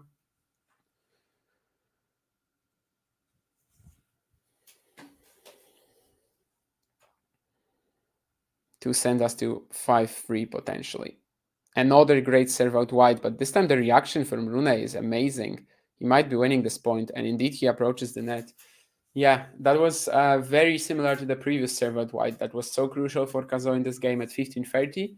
But this time Rune basically lunges towards it. He is like with his back to the court, but he manages to get it back with enough interest as well to make Cazaux slow down on the inside in forehand. And that was the death sentence for the Frenchman. That was the moment where Rune just steps in and eventually finishes it off with a volley. Even Cazaux won't be able to get there. Big serve though, again and again. It's out wide. It's clearly his favorite direction. Both sides really. It's not that he cannot find down the T serve, as we've seen on a couple of aces, I think, so far in this match. But anytime he's in trouble, he's going to these out wide corners, and so far he's landing them very, very well. Perhaps we're going to see Rune adjusting his returning position a little bit. In fact, I think we already have. And he was a little late to get that serve down the tee now, which might be Cazaux noticing where Rune is standing. Rune still got it back though. There was a pretty good reaction as well. Just tapping the ball literally, and the pace at which it got off his racket was like just the pace of the serve. It wasn't coming off from Rune, but it's just barely over the net. So Cazaux manages to clinch the point with a forehand approach shot. 7-6, 5-3. Rune about to serve to stay in the second set. And this is getting really, really troublesome for him. He hasn't been able to earn that break advantage from the beginning of the set back, although he had his chance at 1-2, I think. Now serve and volley, fantastic shot from Cazaux, and he wins the point on it as well. Really found a really sharp angle on this sort of tapped backhand pass. It wasn't a proper slice, I think. He just sort of got his racket under the ball and managed to make Rune very uncomfortable there, eventually putting the shot away. Also a pretty good choice at the end. Again, just not going for broke, not going for much, but seeing where Rune will be running and basically just looking for the other corner, even not the corner, but the other direction. 15 although, as his return won't be making it into play here. After 92 minutes, we are in this crucial moment of the second set. Rune trying to stay in it, but even if he can serve it, even if he can win this game on serve, then Cazaux will have his chance to clinch the second set in the next one. Still hasn't been broken, the Frenchman. I think it was just one break point maybe in that 1-2 game, so it's definitely looking quite bright for him so far to potentially get the biggest win of his career. A few players today, I think, were on the verge of doing that, right? I think Zapieri was, and of course, Lucas Klein as well over Zverev. That would have been the biggest win of his career as well. That's a couple of tight top 10 matches that he's lost recently, with the Davis Cup against Tsitsipas and now Zverev, but he wasn't able to pull it off. I think for Purcell, maybe even as well, it could have been the biggest win of his career. I don't know if ranking wise, probably not, but just in terms of like stature and the fact that it was at a slam. So most of these chances so far have been missed. We could probably argue whether this is Nuno Borges' best win or not against Davidovich Fokina. Maybe, given it's a slam. But for the most part, yeah. Maybe Alex Mickelson as well. We could also try to argue that beating Hurkacz here in the second round was the biggest he's ever gotten. But we'll see. Maybe he beats Zverev as well. I mean, Zverev so far just sort of in his usual mode, right? Even when he's in form, the first few rounds at the slam will probably take him 500 hours. Anyway, one more game point for Rune as he double faults. Still has one more opportunity to get it to 4-5. Then, of course, on the changeover, I'll check the other scores.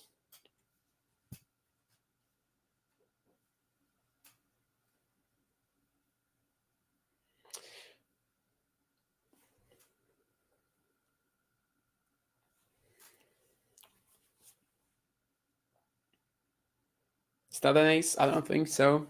Second serve, maybe Cazaux can still look for a break here. He'll probably be trying to go big here.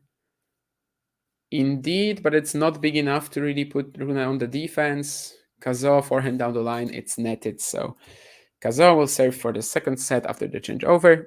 Dimitrov Kokinakis on serve in the third, but that's still just 2-1 for Thanasi. Jiren Zhang started the third set with a hold, fourth set with a hold against Humbert. Of course, he's one set to 2 down. And Auger Aliassime has already clinched the opener against Grenier. So it looks like someone will finally put Grenier away after that amazing run that he's had so far. Siniakova up a break in the second set against Golubic. And Elena Rybakina has indeed lost the opening set to Anna Blinkova. So that could be a massive story there. I think both on the men's and on the women's, we haven't really had like a major upset so far. Because I think a major upset would only really be true if we're talking about the first top 4 seeds. Because on both sides, really, we have a big distinction between them. I think maybe even more so on the men's, where like the top 4 seeds, including Medvedev at 4th, for me at least in the power rankings, and also in the seeding actually. So in both cases, it works that Medvedev and Goff are the worst out of the top 4, but they are also the top 4, the seeded 4th. So they haven't been. No one of this group of 8 players has lost yet. And I think someone like Pegula losing is probably not like the major upset so far. Like it's the biggest one so far, but it's not like properly major. Same goes for if Zverev lost against Klein, although that would be close, I think, after the United Cup. But yeah, Rybakina losing would definitely constitute that, and losing so early as well. Not even losing to Karolina Pliskova, but to Anna Blinkova. But of course, there's still all the time in the world, not all the time in the world, but there's still time for her to get back into the match. She is just one set down, but currently they are just beginning the second. Again, out wide from Cazaux, but I think this time he slightly misses it. Probably thought he landed it after looking at his reaction after he served it, but no, it was a bit long, maybe even a bit long and wide. So Rune is in the rally. He's playing like pretty loopy, inside out forehands, approaches the net. Great pass from Cazaux again. The athleticism in covering that backhand corner on the stretch, it's already hurt Rune a few times, because Rune definitely seems quite keen on approaching to that corner. And we can see on the replay just how well Cazaux gets there. So springy in his footwork, and just gets to that slider so effectively with so much energy. Manages to get a good angle on it. Rune can't quite stretch to it. So it's a very important point, that first point of the game when trying to serve it out, it does give him a lot less pressure on the next point. And in fact, probably the main perpetrator behind giving him less pressure is going to be Holger, because he misses a second serve return. So 30 love up for Cazaux, and so far he seems to be cruising towards the win. Also impressed by his mental performance.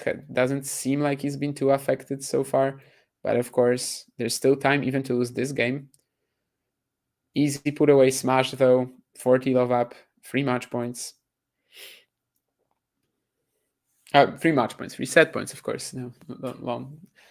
That was just a slip. I promised that I wasn't thinking of this match being best of 3. No, I didn't do what the tennis players in the 10-point tiebreaks usually do now, where when they win 7 points, they're like, yes, and then it actually turns out that it's a 10-point tiebreak. That wasn't it. That wasn't a Freudian slip either. I don't think it quite qualifies as such.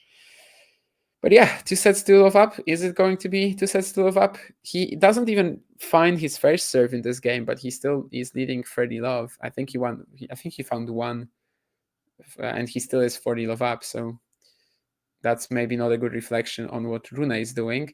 Although he wins the next point, Cazaux just missing the defensive forehand squash shot. I wonder how it would work if Rune was approaching more so to that corner as well.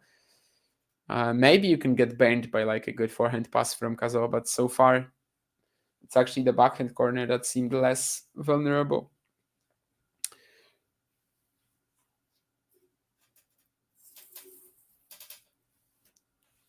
(40-15), 2 more set points coming up for the 21-year-old, looking to secure the biggest win of his career.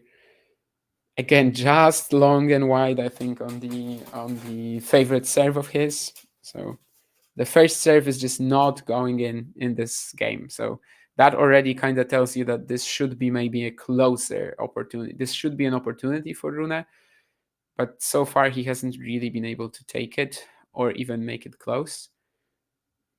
Maybe he still wins the point though. Down the line backhand from Cazaux. It did look like a ball that he was going to unleash on.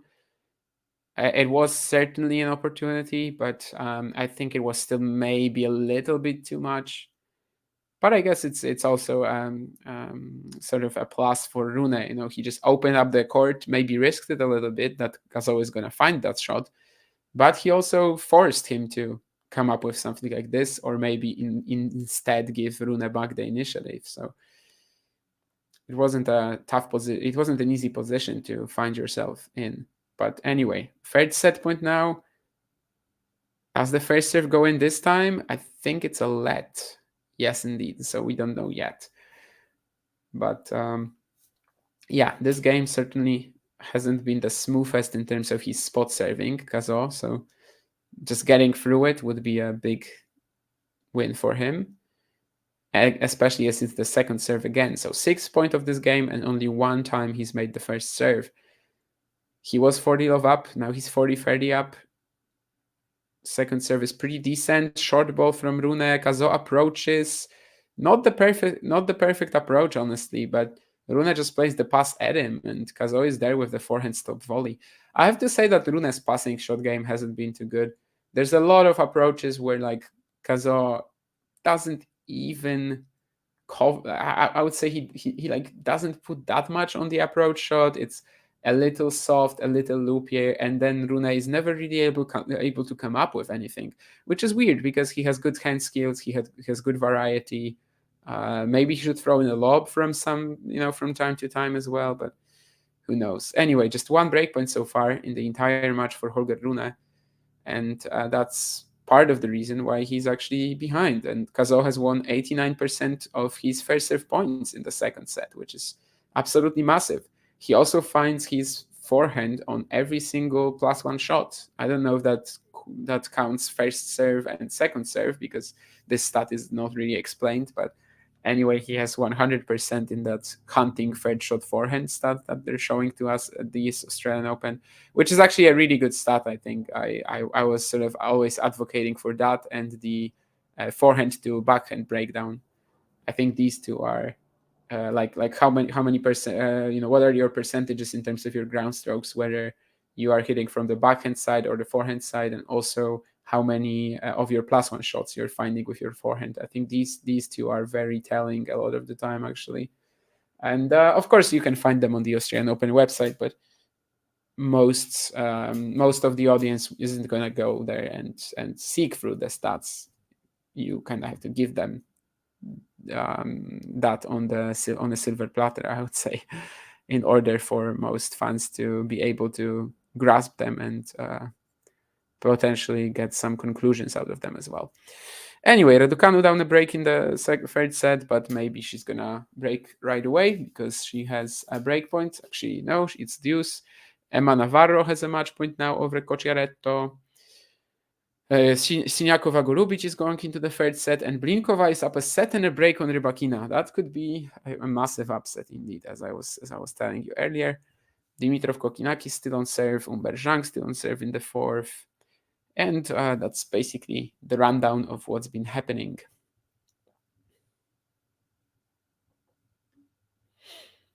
Slicer in the chat says that he is French, but he is for Rune.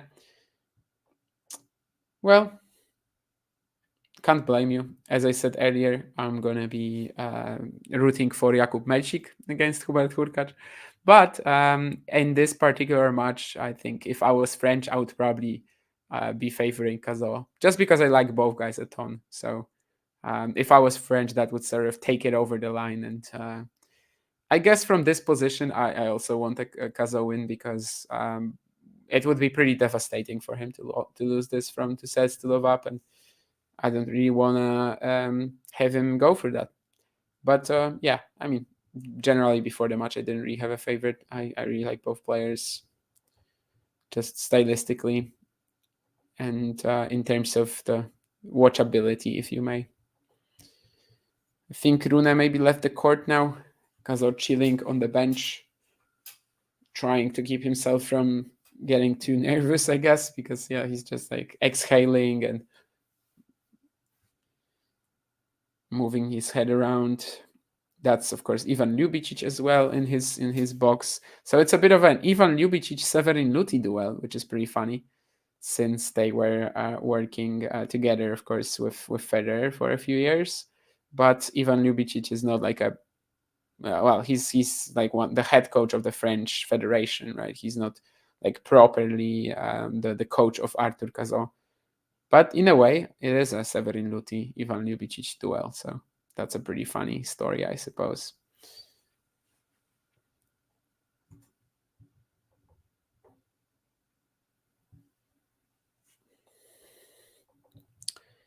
We're still waiting for Rune to come back. Let's maybe look at some stats from the entire match, then not from the second set, which were shown to me, and see if we have some interesting things to cover there.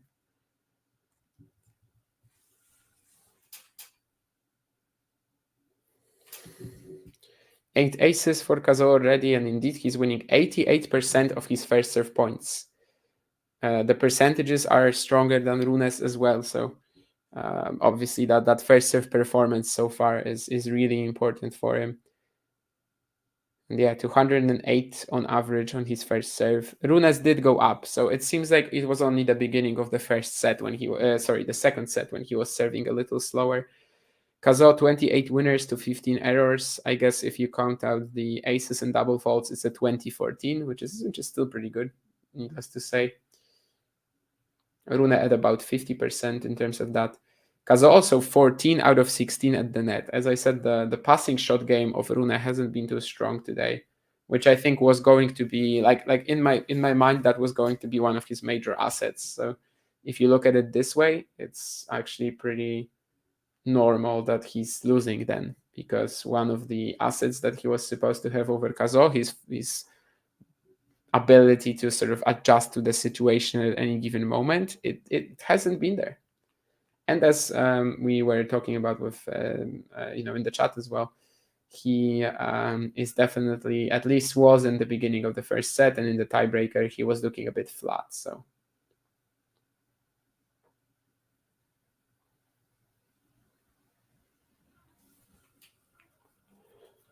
only 2 aces in the second set for Cazaux, but he was still serving very well, obviously, given that he only dropped like a couple of points on his first serve. Yeah, 16 out of 18 in the second set. In the first, it was 21 out of 24. Only 5 points lost on his first serve so far in the match. So both at the net and on first serve, he's been pretty elite, and that's really why he's winning this. And also dominating the longer rallies, 13-10, shorter points as well. Well, dominating maybe 13-10 isn't that dominant, but he's just been better at everything so far. Really, that's maybe the big story, is that he's really been better than Cazaux in everything. Than Rune, sorry. Cazaux has been better than Rune in everything. So.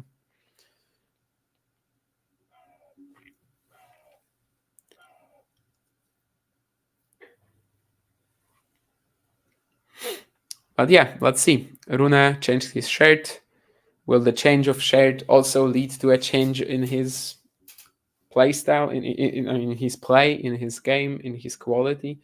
That's what he's hoping for, I guess. And of course, probably the shirt was just sweaty, and that's probably the bigger reason, let's be honest.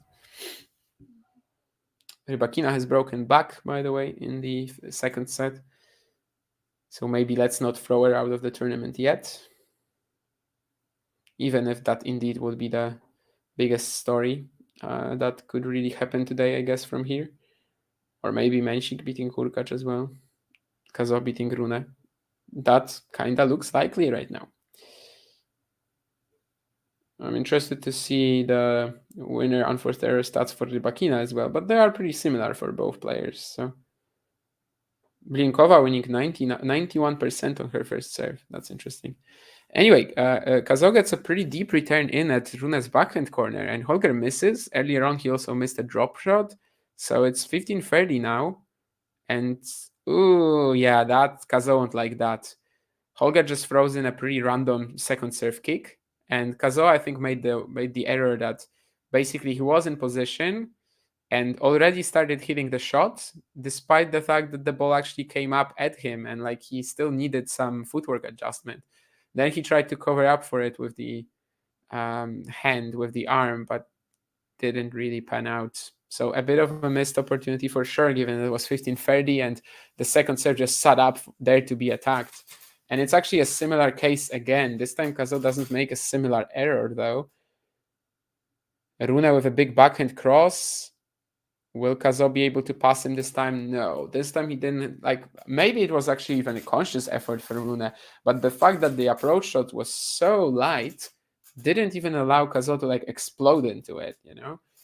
The most dangerous passing shots from Cazaux earlier were the ones where he's able to just have all that dynamic movement of his and use that for the passing shot to be even more dangerous, for the power on it, for the angle on it, even sometimes. Whereas here it was just so soft that he kind of didn't have much to do with it. He was just able to tap it a little over the net, but Rune clinches it with a very clean volley through sort of just playing it short cross, and it didn't really like that. There was absolutely no chance for Cazaux to get there. Anyway, the reason why I suddenly didn't know what I was talking about was because of the next point, but it turns out that the Cazaux return was indeed in, so we are back to deuce. Nothing crazy, like it wasn't the return winner, but he just again gives Rune some issues with the depth of it, with the angle of it. And again, I think it's like the third or fourth point in this game, really, that he wins in the same way, just deep return at Rune's backhand, and Rune is missing. I guess 3 points he won like this, because one of them was the drop shot from Rune, also of the backhand side, but that was of a shorter ball. But anyway, break point for Cazaux, and potentially to go 2 sets and a break up.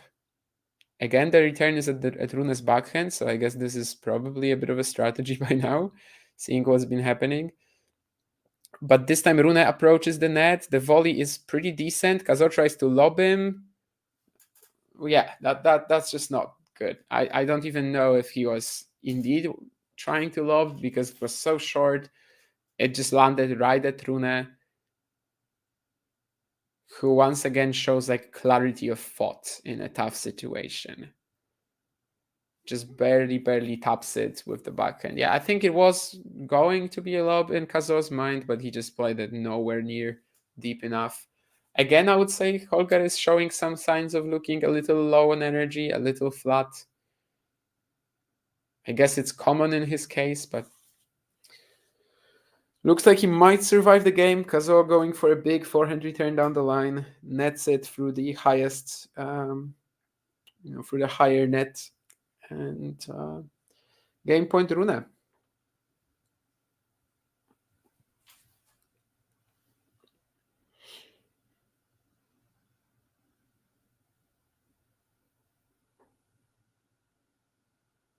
But another miss. Nothing is really clicking right now in Rune's game. Like if he's winning the points, it's usually it has to be like a pretty good attacking combination, some 5 or 6 shots eventually leading to his volley finish or something, or just a big serve like right now, and that's carrying him through this game. But once the return is back with interest from Cazaux, Rune has instantly been in trouble almost all the time. But yeah, this will be very important for him, if he can just get out of this here and live to see another day, if you may. Of course, for now, metaphorically, actually living to see another day would be if Rune won the match, which for now, of course, we're very far from that. But it's definitely not impossible. Cazaux went a few times for this backhand down the line in this match, and once he was really trying to find the line on it, find the corner, most of the time he didn't get the timing right. This one he does, and Rune has no way of covering it either. Rune thought he was hitting an aggressive inside-out forehand, but Cazaux just blasts it.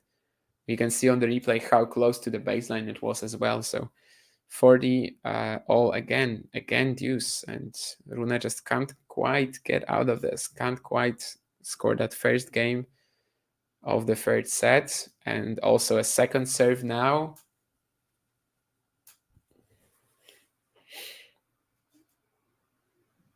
He goes for it. He absolutely goes for it, and he lands it. Holy no! Yeah, I thought it was out, but then Rune was actually no. It is in. Okay, yeah. I mean, on the scoreboard we have advantage Cazaux, but that's actually a mistake. Rune did land that second serve. Yeah, now we have it corrected. But yeah, that he just absolutely went for broke here. He barely touched the line on the outward serve. I initially thought it was out, but Rune was, clenching his fist, or more like clenching his racket, I guess. And then we saw on the close call replay that he definitely made it. Now he goes for this like very wild approach. It takes Cazaux a few shots to eventually not even pass him, but eventually make Rune miss with the volley. But that was not a prepared approach. I think on this volley, Rune probably could have done a bit better though. But eventually he cannot control the next one. And it's back to deuce. Cazaux will be changing his racket now, I suppose. No, he actually is tying up his shoelaces. I don't know why he's doing it on the bench though. Maybe it's like a longer operation, I suppose. Rune is also coming back to his bench now to grab something. Cazaux is already done, it seemed though. So he's coming back after fixing that shoelace issue. Rune is also back at the baseline, so he's gonna serve now. We are at deuce. Still not out of the woods. That close-up of the Cazaux shoelace was interesting. As if we were going to see anything on that, really. But this time Rune doesn't go for broke, but a net cord on the +1 shot helps him out clearly here. Like he just made Cazaux lose all his balance here with the net cord, and the Frenchman makes the error. So one more game point. We are almost at the 2-hour mark as well, so that's more or less the pace at which this match has been going. A little less than an hour per set. Not the fastest, but also there's been a lot of games, right? It hasn't been like a 6-2 set, had 6-1 set. It's all fairly close, so.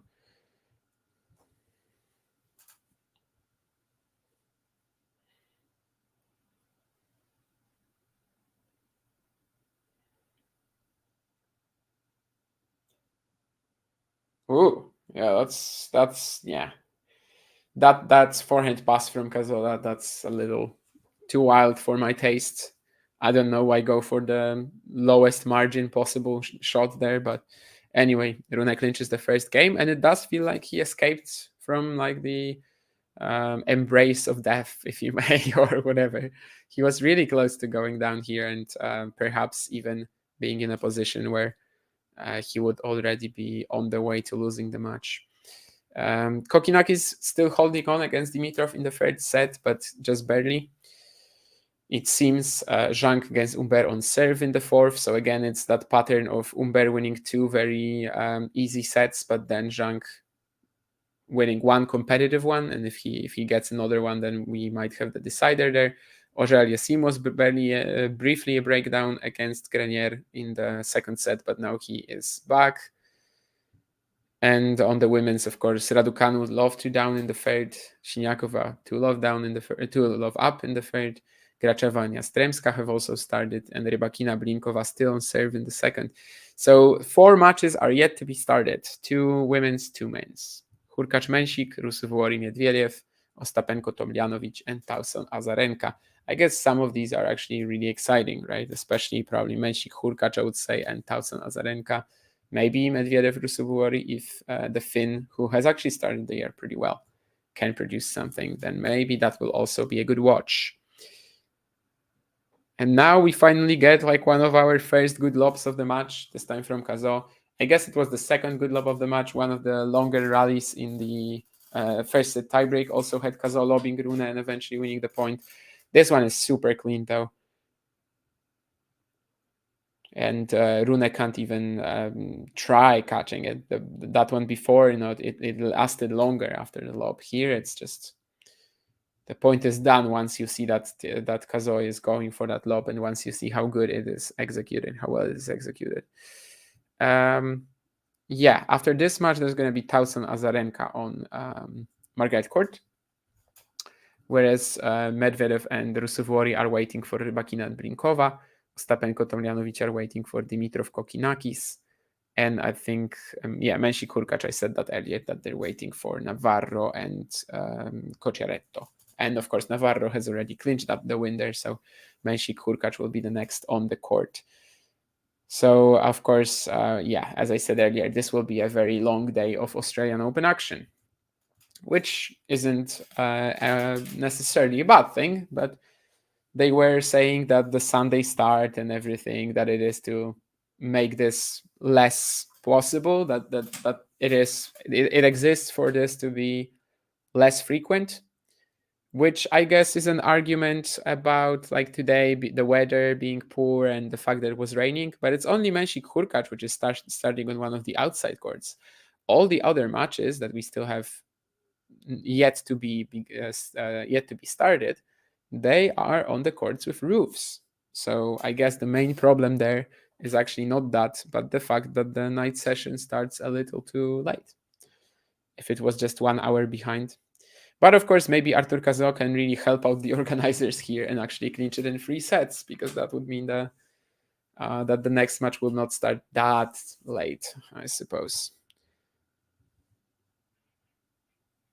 And Dimitrov Kokinakis, the fact that it's so short, this is also helping out. Or at least it looks as if it will be so short, because it's 3-4 in the third. But at least in the first 2 sets, Grigor was very comfortable. Anyway, Cazaux held without any issues. Looks like Rune might do the same here, as Cazaux misses that forehand return, misses the next one as well, but this one he was just trying to get it back into play. He wasn't trying to be aggressive with it. And for Dilov, for Rune, he could use a game like this for sure. He is the player who will not be like feeling the scoreboard pressure in this game, in the set, at least in terms of the set. Of course, in terms of the match, yes, for sure. But he is the one who started first, so potentially like any hold clinches him a bit of a free roll at the Cazaux serve, but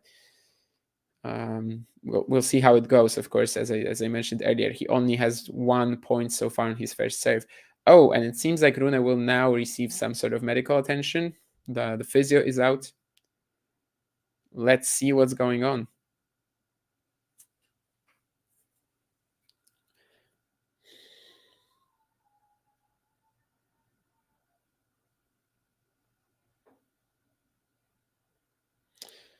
The physio seems to be touching his leg in sort of the knee area, knee shin area, I suppose.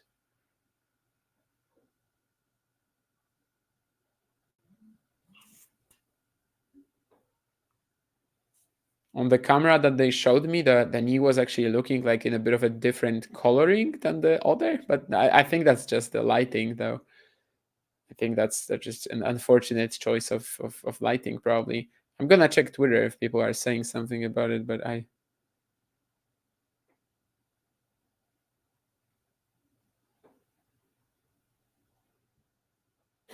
that's an interesting stat I just saw. Now they're massaging his like lower thigh, I would say, just over the knee. And it is a medical timeout proper now, so it's not just during the changeover. And that's an interesting stat that I just saw. As on Saturday, when Alcaraz takes the court and his 53rd slam match, he's going to be the older player on the court for the first time.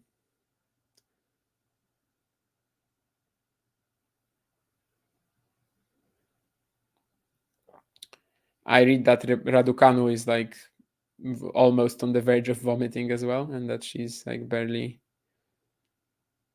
surviving against Wang. So I guess the fitness catches up with her again Although she did win a game, holding from love to love 40 down, but it's such a long set though.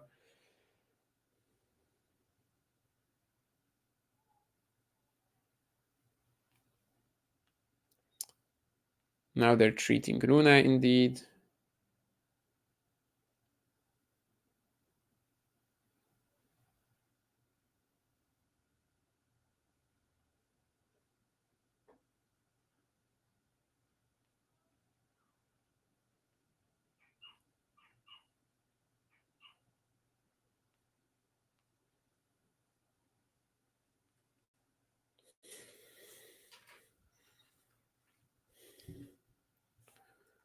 Let's see if anyone said anything in the chat. Australia in streaming, I don't really know. This could be on the Australian Open website, I guess. I don't know which provider has the Australian Open in Australia. In fact, this should be somewhere here, I think. But no, when I type it, when there's that watch segment, they don't really show it. Tournament also not. I don't know. Yeah, I don't really have a clue, I guess then. Oh, broadcast partners here on the Australian Open website, I guess. Broadcasters.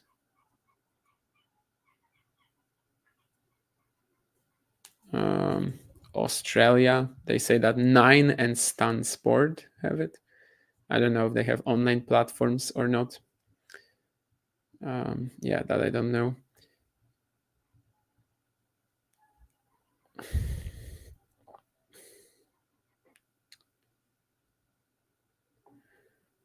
The fact that basically the fact that you don't know who Cazaux is on you, Onik, not on anything else really. For people who are like following tennis, at the lower levels as well, or at the junior level too, I think Cazaux has been a very well-known figure for a while now. Very likely to break the top 100 this year.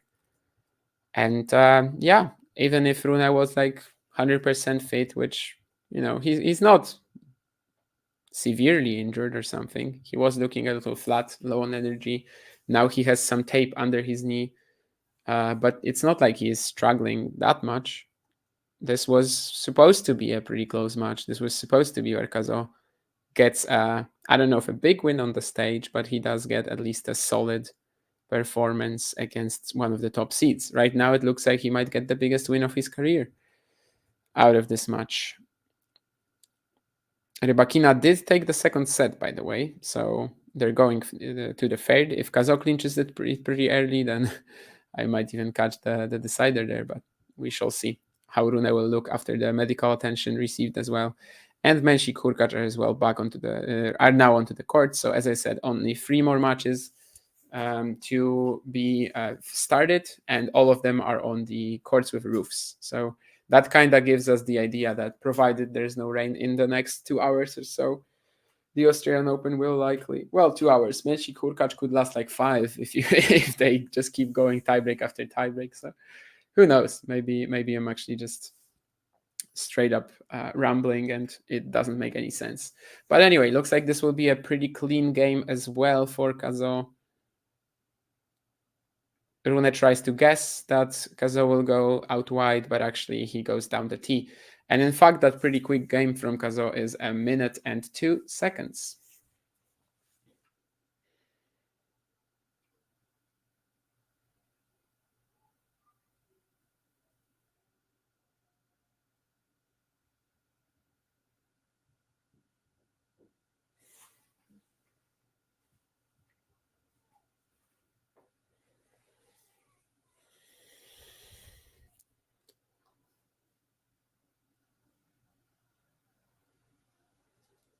It was a very slow first serve. I wonder if the leg drive was fully there, but we shall see the next few points from Rune if he's still getting everything into them. Yeah, doesn't seem like he will be serving properly anymore. But Cazaux is just giving him this point for free, which isn't too ideal, of course. You see that the opponent is struggling at least momentarily. Probably not momentarily, but you see that the opponent is currently struggling, and you kind of have to punish that. You have to make them play at least a bit, and going for a slap forehand like this probably isn't the right choice at the moment. But now he'll force some shots from Rune at least. Nice angle. Rune steps forward into the court. Cazaux should have a pass on him here. Yes, he goes almost at Rune. Maybe Holger could have gotten with some lucky touch, but it's actually perfectly fine. I'm totally okay with this play. Yeah, the approach from Rune was definitely just more like, I don't want to play a rally anymore. I just want to bail out of this, and we'll see what happens.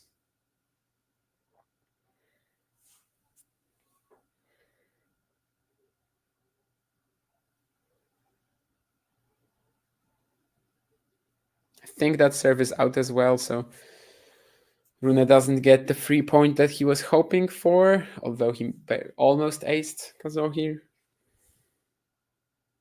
And instead of an ace, it's a double fault. He almost aced him, and it is a double fault. Yeah, it's not looking great for Rune right now. I would say his winning chances after the medical timeout have actually decreased, because now he's looking much worse, which I guess, he was seeing the signs of, and that's why he asked for it. But yeah, the leg drive is not there anymore, and he's definitely trying to wrap up points pretty quickly. We'll see if Cazaux helps him out with that or not, because this could be a real opportunity for the Frenchman to claim a break here. And again, like, he just misses a second serve return. Rune screaming, trying to pump himself up. But yeah, that's not the way you should be playing when your opponent is hampered. But of course, Cazaux is not the first player ever to run into this. Not the first player ever who sees that the opponent has issues, that the opponent is maybe not 100% at the moment, and kind of loses his mind. It's pretty common. You also cannot really let this interfere too much with your game, of course. You don't want to just suddenly give them softballs and play 30-shot rallies all the time, but you definitely don't want to just give them points for free without any real reason. And here he does it pretty well, because he was still upping the pace in the rally, but he was doing it in a pretty safe manner. Then he slices. Rune tries to hit inside-out forehand and misses it just barely. So this was a textbook point of what Cazaux should be doing right now, I guess. Rune complaining about the bounce, I suppose, but about something at least.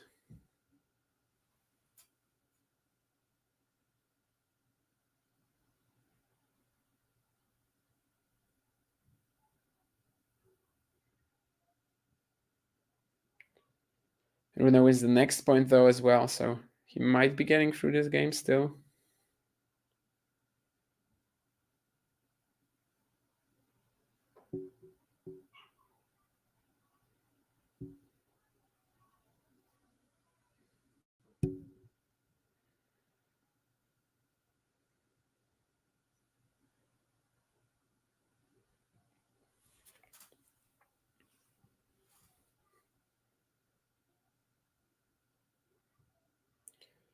But this return from Cazaux is a little better, a little aggressive. Again, going at the Rune backhand, which has been the part of his strategy all day, really.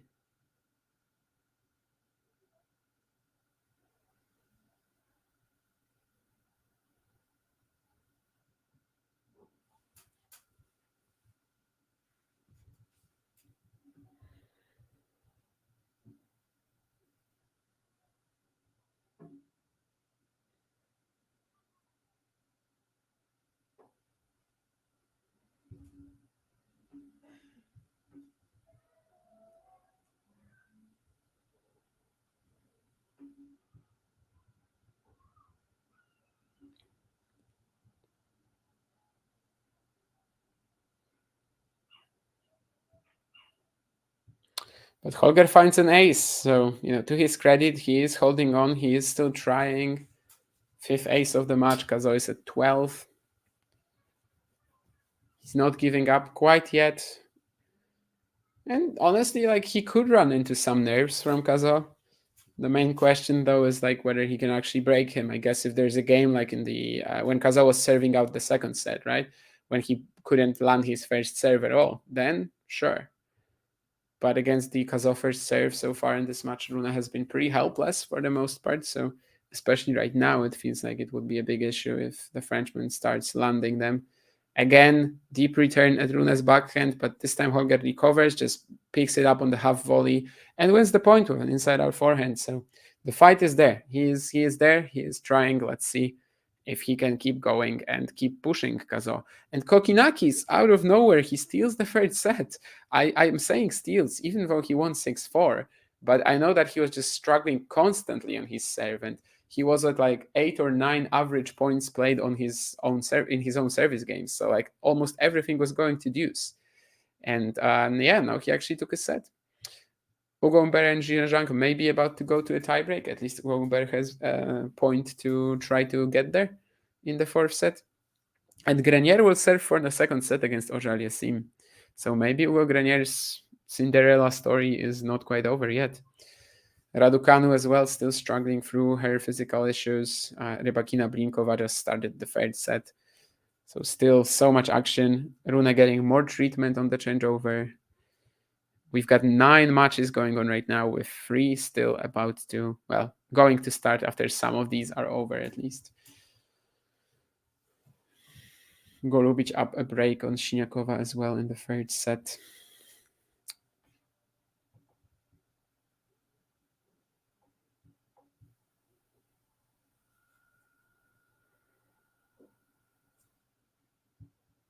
Some more comments loaded in for me right now. Who's injured? Yes, it is Rune.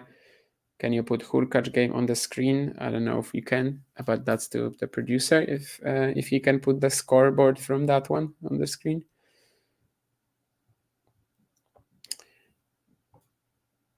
Probably mentioned it, but what's the backstory in Cazaux? I don't know if there's any major backstory.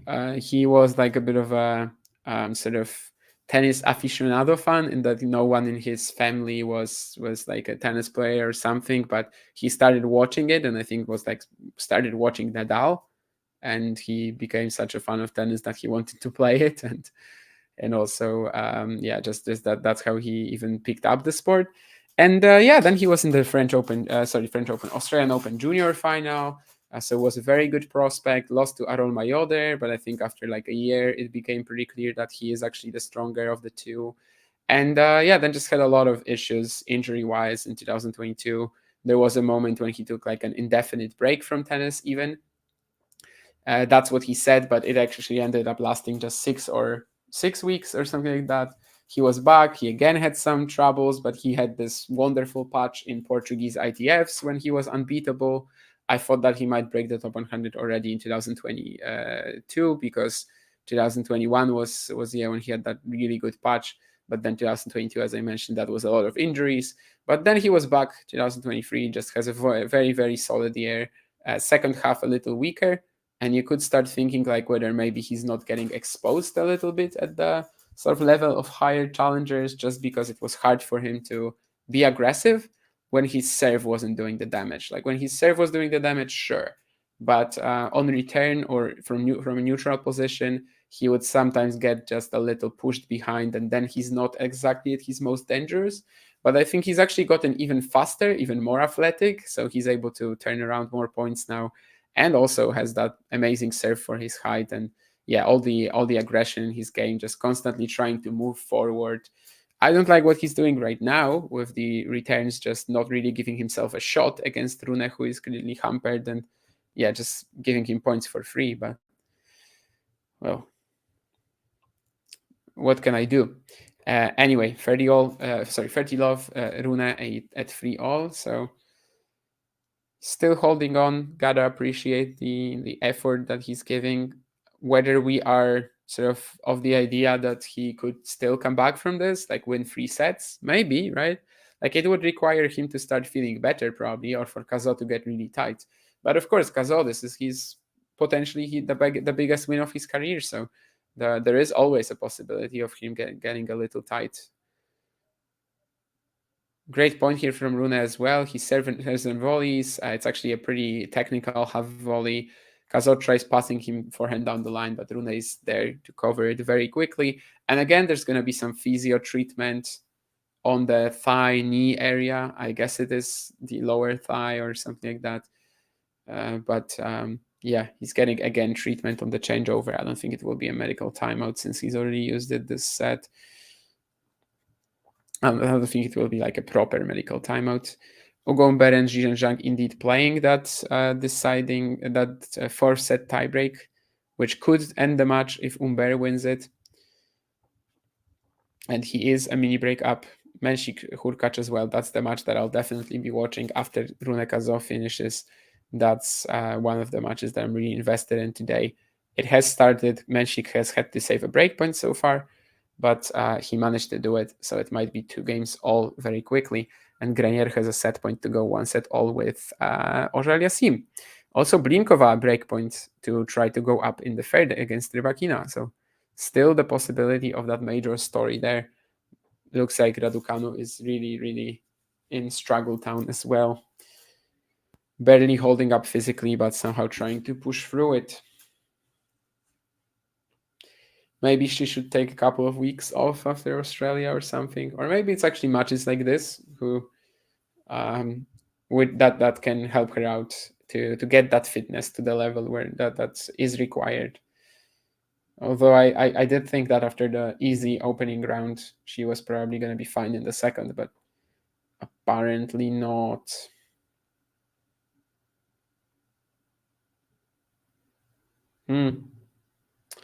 Australian Open also posted that need to change your luck, change your shirt, about the Rune switching shirts after the first set, but after the second set, but it doesn't seem like it.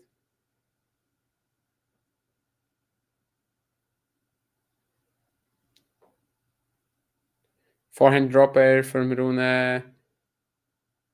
Oh, okay. Wins a nice point here. Cazaux chases it down, but then Rune is there with the sort of cat and mouse point going in his favor. It's actually been a while since Cazaux has been at the net. I think maybe even his first approach of the entire set, which usually doesn't happen. But of course, since Rune has been, having these physical issues, that kind of has transcended into like a different dynamic for the most part. And Rune with another shot to clinch a point here, but Cazaux recovers. He has Rune on the defense now, big forehands, and eventually gets an error.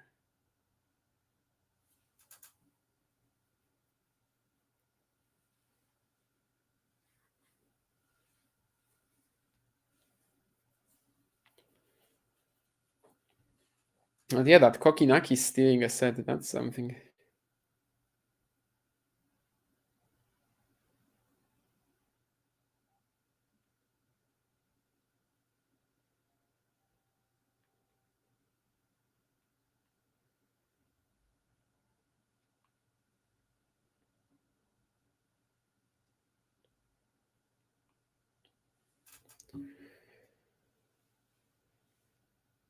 Anyway, yeah, Cazaux just now a little more welcoming to the idea of getting just behind the baseline, trying to counterpunch against Rune, which I think is the right call at the moment. I just think he hasn't been doing it on his return games, which is probably where it's most necessary now, like when he wants to actually pressure Holger, because he's doing it right now in his own games, where I think it would be fine to stay as aggressive as he has been.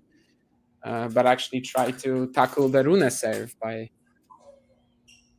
doing a bit more.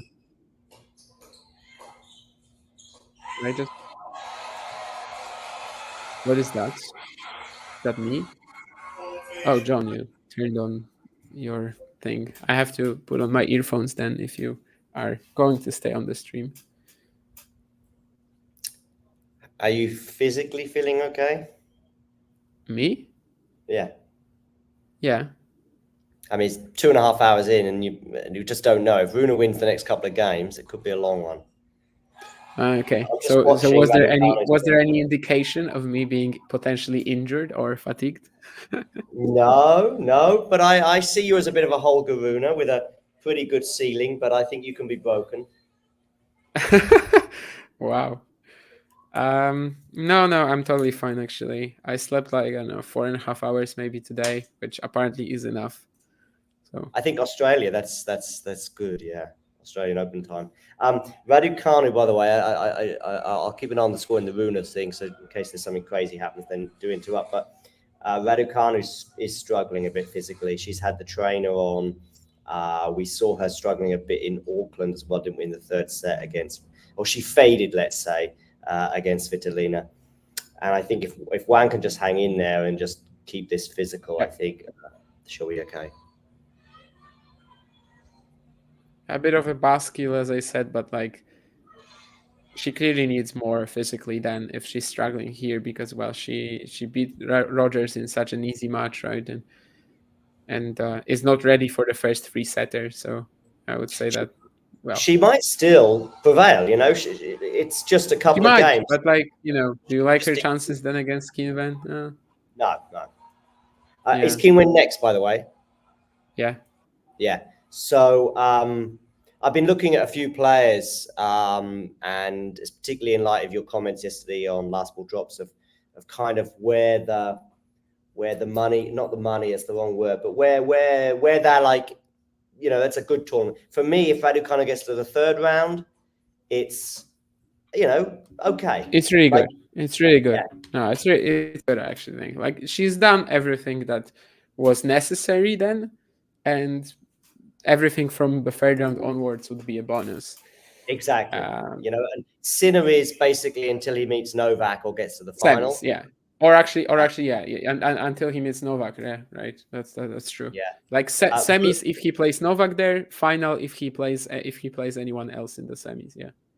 Rune going out either in straight sets or even if it's a sort of a physical 4 sets would be like, well, it's just more of the same, really. Especially if he's had a few physical issues today already, right? Yeah, if he's not fit, he's not fit. So like we will be looking at it through that lens rather than, you know, he played poorly or something. But yeah, it definitely will be a disappointment, even though his draw was pretty tough, like from round to round for sure. But he holds again, and then yeah, whatever Cazaux is doing on his own service games right now, so like really putting a lot of pressure on Rune in terms of just making him play. He's not doing that on return though, so Rune is still able to keep holding and still able to keep himself in the match. And 5-4, maybe some nerves come in actually for Cazaux. Who knows? Blinkova also up a break now. Oh, really? In the second set, is that against Rybakina? Third set. Oh, you lucky Wang. Oh, in the third set, okay, because I know that she was up a set and a break. Yeah, she was briefly, yes. There's a few sort of, you know, there's 2 or 3 players that are sort of dropping sets surprisingly or struggling, and Rybakina, Swiatek, Djokovic, to a lesser extent Alcaraz, you know, might be a bit surprised that they've all dropped sets in these first 2 rounds. Yeah, I mean, Alcaraz today, that was perfectly fine. Swiatek maybe, but given that she had, like, again, very dangerous opponents round by round, and these opponents are actually delivering. Like, it's not, you know, just we're seeing something like, Sofia Kenin round 1, and you're thinking, okay, so it could be a good match, but it also might be an easy demolition anyway. No, it's actually like all these opponents have actually been delivering. And I guess it also goes for Djokovic as well. Like if it was a very weak display from Popyrin or Prismic, he wouldn't have dropped sets, even in his state with the cold and everything. Alcaraz Sonego, it was just a very even match. Like easily could have gone 5. Raducanu's just hit an incredible drop shot, and there's about 3 or 4 that she's done today. Good serve though from Wang there. She's got a game point for 5-3. Yeah. It's been quite a few physical rallies in this match as well in Raducanu's defense, and quite a few lengthy games. I think at least this was about 10 or 15 minutes ago. The Raducanu break conversion wasn't great. Wang's wasn't incredible, but it was still much better than Raducanu's. But the last 3 or 4 games for Wang have been fairly comfy on serve. Like, she hasn't faced a break point. Maybe not even this set, actually.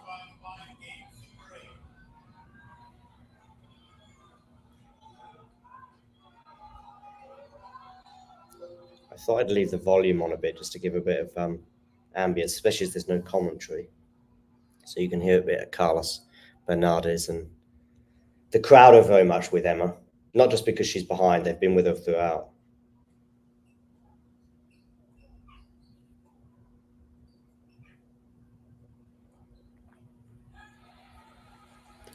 Well, this could have been where Rune makes some sort of a push. He actually played a pretty great return 1-2 punch on the first point, but now they've played a 17-shot rally, which of course in his state is quite taxing, and he's the first guy to miss.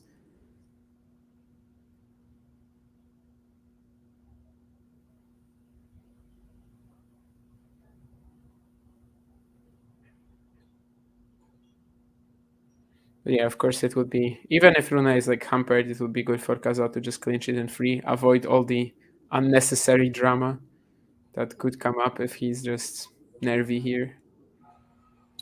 I just don't. I mean, I haven't watched really a single minute, or maybe about the first 5 minutes of the match. Oh. Go on, what happened? Oh, double fault, and it's 15-30 now. Okay. Does a path to victory for Rune in 5 sets look feasible, or does it look a bit fantasy world? A bit fantasy world, provided Cazaux is like not, nervous to a point where just can't really play anymore, I suppose. Which is also possible. Like, it's really the biggest match, the biggest win of his career potentially. So why not? I think there's a lot of tension in this forehand that he just played, and even more tension in the next one.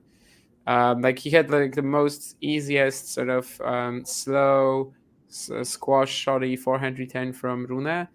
He manages to just completely mistime it. He still makes it in, and then at the net he has an approach shot which he throws out, but that's like totally nerves. That's nothing else really. So actually, Rune, by holding a few times, has managed to get him to this position where he now has 2 set points. Mm-hmm. And Cazaux is clearly feeling it a little bit, although an ace will help in this particular spot for sure. One more maybe, and maybe he somehow gets through this game. Good news for Raducanu is that she's held to love, and now what Wang is she's going to have a sit down and a change of ends, and therefore just give it one last push, I guess, to try and break serve in what's been a very evenly matched encounter. Ooh, that was a let, I think. Like, if this didn't touch, I was already deuce. But yeah, still. Guess he gets at least one more roll at the first serve. Good at the body, but Holger gets it back in play. So Cazaux will actually have to play something on this point, and we'll see how nervous he is. Now he actually is hitting pretty cleanly again. Maybe pushing that forehand a little bit, but that one he attacks and he loses the point. Yeah, the forehand volley again was like he was able to just put it away, but he plays it very soft down the middle, and Holger actually passes him on the run. It wasn't like a crazy run, he wouldn't be able to do something like, I don't know, banana pass from anywhere on the court right now. But here he actually is still in this hampered state, was able to get it. But yeah, this is mostly Cazaux getting tight, that double fault for 15-30, and also that 15-40, the couple of forehands that he totally mishit. And this point was actually pretty great until the finishing volley. It's just that, yeah, he got really tight. And still he was winning 87% of his first serve points in this set, but that just one game really that was close, and one game that he lost. A Raducanu drop shot helped create an opportunity to lob Wang, and it was beautiful. I will say this, though, that probably that lob doesn't clear Qin Wenjiang, but it does clear Wang, if you know what I mean. Is there a massive difference? I don't know how tall Yafan Wang is, actually. I'm not sure, but I'm pretty sure she's a few inches shorter than. And it was just a flailing racket, and she was close to the net as well. Not because she was out of position, but because she'd just been obviously chasing down a drop shot. And it probably wasn't the most difficult lob in the world to put away, but Emma did it. But unfortunately, she then had a pretty good chance on a return that she dumped into the net. So it's 15 all here as Wang is trying to serve this out. Is Rune going to take a break? Let me see. Well, for now, I see a replay of him screaming, so I don't know. Screaming in pleasure or pain? No, screaming with joy after he took that set on a pretty phenomenal point, actually. So, Rodrigo it. do Brasil. Go Rune, he says. And no, it's actually no break. It's going to be Rune serving now. Greetings from Brazil. And actually, John is also in Brazil. So, yeah, Rodrigo, where are you in Brazil? all the Yanks are asleep. Oh, Emma. Drive volley, that tricky, but probably should have put it away. We've got 2 match points now for Wang. I wanted a Qin Wencheng Raducanu encounter because I think it's a pretty popular, would have been a pretty popular match. It was a bit windy at times in the second set, and I think Emma was enjoying that bit more than Wang was. Good return from Emma. Good depth from both players on what is obviously a huge point. Drop shot, Emma. It's good. Oh, Emma! The drop shot was pretty good. Wang chased it down, and then Emma had a chance at either a passing shot or actually it looked like she was going for the body shot more than anything else. But unfortunately for the Brits, she's put it into the net. And Raducanu will be on a flight home pretty soon, unless she's playing some doubles. So I guess Nick's question will have to wait at least one more slam. Of who's going to win. Yeah, of course, they're both out now with Raducanu and Kenin. Well, I guess Andrescu was never in the draw to begin with, so. No. Yeah, you might want to watch Rybakina, I guess, since I she will. is basically on the verge of falling out. Which would be like the first massive upset of a top 8 seed. I heard you on commentary saying that, and I know what you mean with the 4 players if they go out. Yeah, on both sides. Yeah. Yeah, but I do think Pegula losing to Burrell. I think it's just that Pegula never had a shot at winning the event. That's what I'm trying to say, and then I guess only 4 players on both sides kind of have. Like anyone outside of the top 4 on both sides winning the event is already a bit of a shock. I don't really know who that would have to be. Zverev? Not the way he's playing and all sorts of things swirling around with him at the moment. I don't know. I felt I've been watching Zverev in and out, and I mean Rune. I think going out today. He's very much in form, Zverev, but I mean, he still has that awful top 10 record at the slams. He's still wasting so much energy. It's not necessarily his fault even. I mean, he ran into Kepfer and Klein, who both started the year extremely well, but still, it is a bit of a hit to his chances. I think that he's already spent so much time and yeah, still only 2 wins against the top 10 at the slams. It's funny how 10 days ago it looked like no one could touch Rybakina, and now 2 matches into the Australian Open, whatever happens today, it looks so different. Like everyone can touch Rybakina. Yeah, I don't want to say that it's because of that, but everything changed around that second event that she played, right? Yeah. She loses to Alexandrova there. I mean, if she did, don't forget, go out at, I think, the quarterfinal stage there. I didn't watch the match, but I wonder if she was just maybe trying to play some redlining tennis and going out and thinking it doesn't really matter, because she really going beyond the quarterfinals. That's what she should have been feeling. That's how she should have been feeling. I don't know if that was exactly what she did feel, but that's what she should have been feeling for sure. I mean, entering it, I mean, she will have had a week in Brisbane at a 500 as well. So, slightly a bigger event. Then playing that 250, was it just last week? No, also a 500. Also a 500. 500 back to back. And then 2 weeks at a slam for someone who has ambitions of playing the full 2 weeks. It's possible on the women's maybe, but there's just no reason to do it, I would say. It's unusual for someone who's probably got ambitions. I get it if you've just joined the top 100 and you're trying to make a name on the tour, and if you're Liam Brody, for example, I get it. But if you're Elena Rybakina, you've got a long year ahead of you, my friend. Yeah, and Blinkova has a break point at 4-2 as well. Yeah. It's a weird point. Like Rybakina seemingly doing everything okay, big serve approach, but then she never really found herself in a position to. So I saw Blinkova hit a decent volley.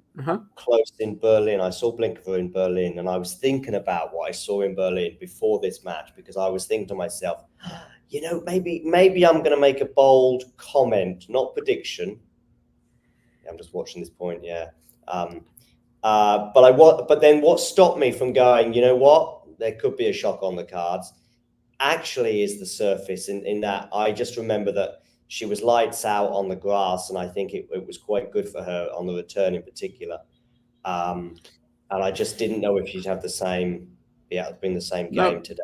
Blinkova is just a weird player. I never know if she's going to win or not. She's in patches, she's a top 20 talent, but she also has a horrible, she actually has a lot of horrible losses as well. So it's not really a matter of quality, but of consistency more so with her for sure.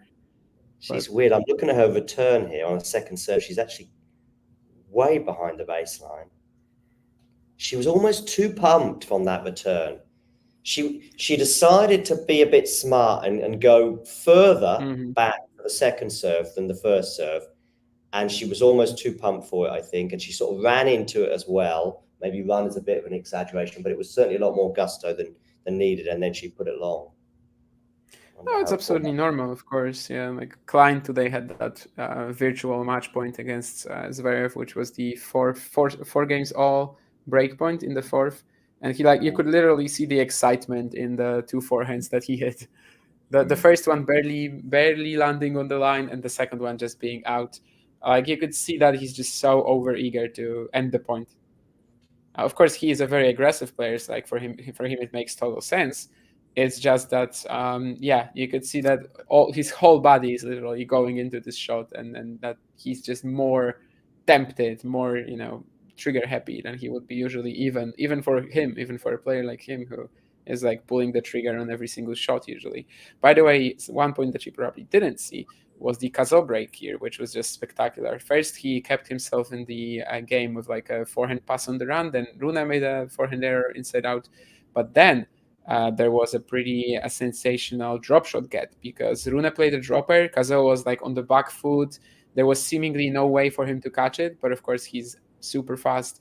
He gets there, and he manages to also pass Rune in this cat and mouse, sort of scenario. And that gives him the lead in the fourth set, which should be pretty huge. Mixed day for the Chinese, with Zhang going out in 4 sets to Humbert. So he already lost it. Yeah, I didn't even check that. But that was fairly recent, I think, because my TV's just cut to it to sort of. Yeah, it must have been just 3 minutes ago or something. Yeah.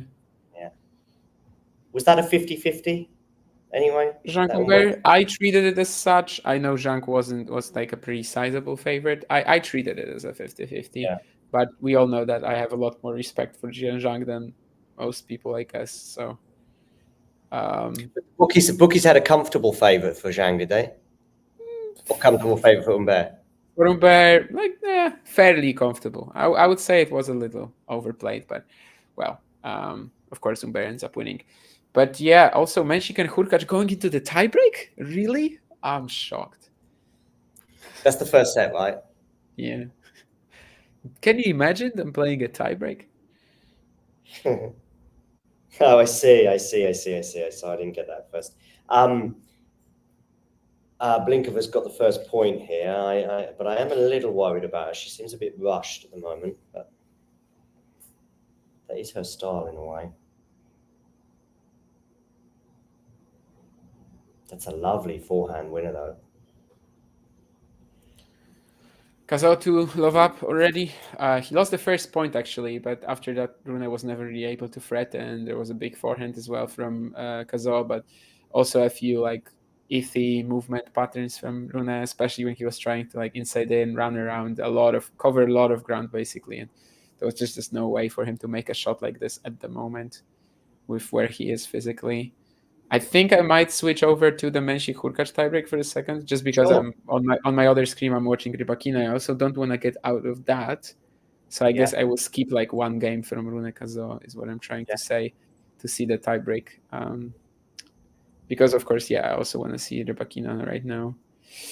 Do I even? I've only got one screen, so I've got Rybakina. Yeah, I also have one screen. Like I could pull up a second, but it's pretty tough for me. Like I would have to basically make a bit of an arrangement with the furniture. But I am just watching Rybakina on my phone now, so that's why I managed to get a second screen.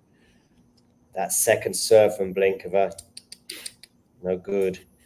Do you mean that 15-30 or the next point already? Because I'm not sure. 30 all. I'm on 30 all. Okay. Yeah. Okay. That was the most recent point for me as well.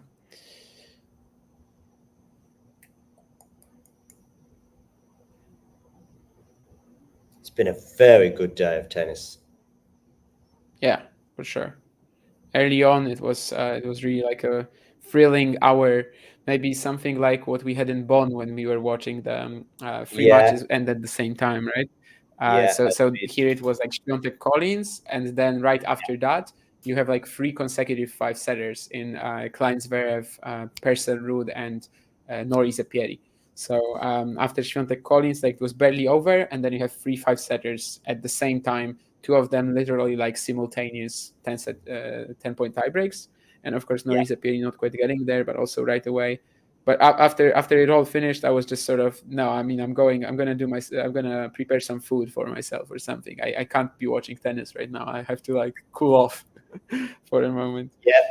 Yeah. I mean, I felt that way, and I just had all my eyes on the Iga match. But I did know the other things were happening, but I was too keen to do a post-match, post-mortem even on the Iga and Daniel Collins match. But I was aware that those 2 other matches were entering a tiebreak, and I saw your tweet, and you'll be pleased to know I shared it during our stream. Thank you.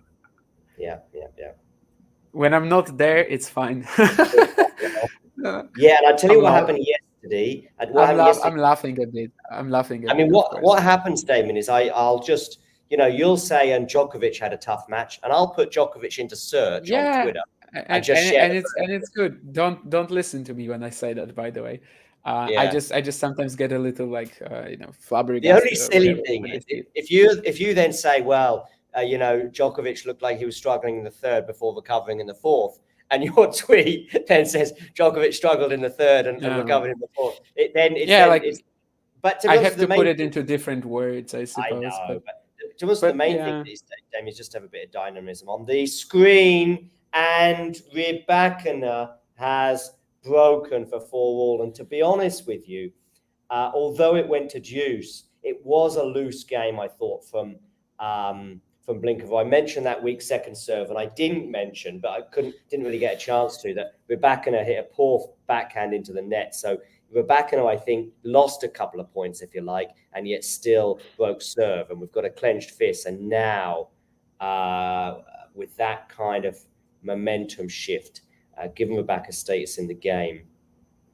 That deuce error from Blinkova, I guess, was especially striking. Rybakina was like fully off balance. She was never going to do anything with that shot. I've seen 2 games, okay, and they've not been great. A good look for Blinkova.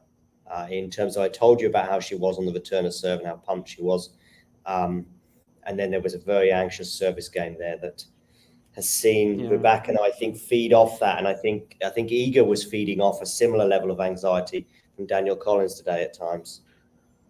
No, I mean, Collins definitely after that 4-2 game was pretty awful until the end, really. Like that was not the woman that won that was 5-1 up in the second set, that was 4-1 up in the third. But also even in the second set, she had these issues closing it out, right? So I guess we shouldn't be surprised, really.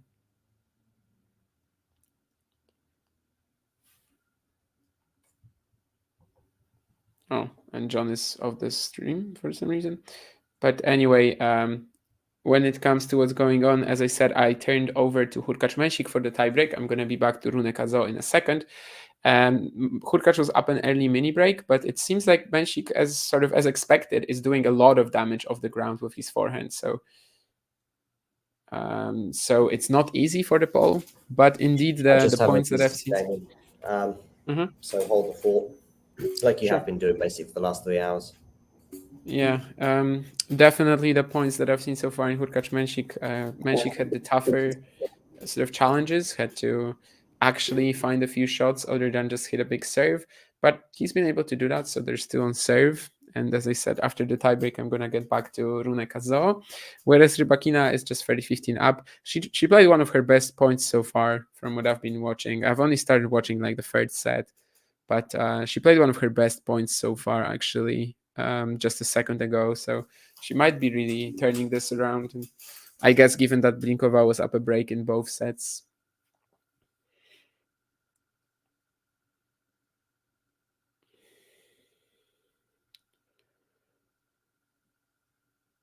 That would really sort of have this match in her minds as a bit of a choke for sure if she loses it. But now she's more about keeping the ball in play. Eventually, Rybakina is like so stiff here as well. I think footwork hasn't been too good the last couple of games, and she misjudges the ball here. So it's 30-all again on the Rybakina serve. And in the meantime, Mensik actually got a couple of 3 points on serve himself. So that's good for him, given that for a few of them here in the tiebreak, he had to work for. Now it's Hurkacz who's going to have to play at least a few shots. He's dictating with the forehand, but Mensik gets it back. And I said it somewhere that like they really have a similar style of defending to me. Like they use their stature, their extra reach to really get a lot of balls back. And I guess this point was a perfect example of this because Mensik extends the point with just getting back to a few shots. The same Hurkacz with this backhand down the line from Mensik, which was actually very pressing, like it was a very forcing shot. But eventually, what happens is that it's Hurkacz who claims the point as Mensik misses the next backhand in the rally. But yeah, both players really showing that style of defensive footwork where they're like avoiding being called like a big hitting guy with poor footwork just by really using that extra reach and the also how long their legs are, literally, like how the big steps that they can make towards the ball.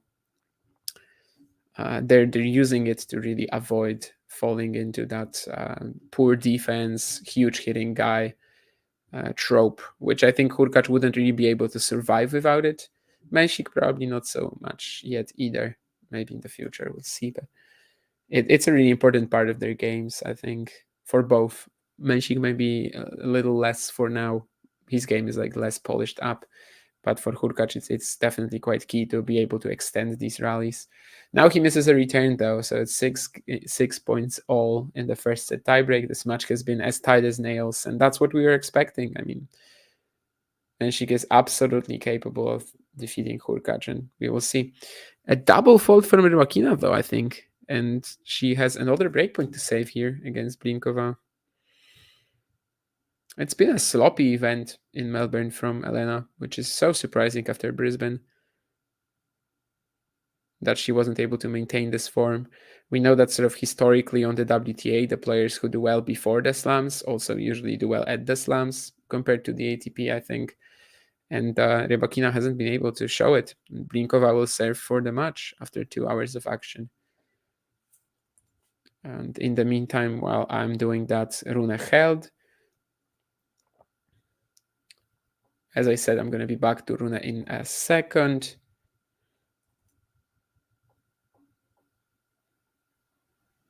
All the youngs are asleep, said Terry, and then Ghosty came back.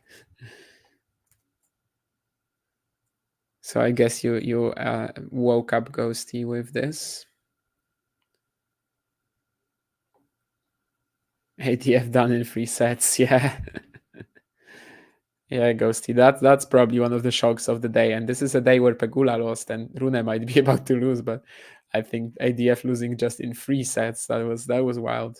You would think that he is better than this by now.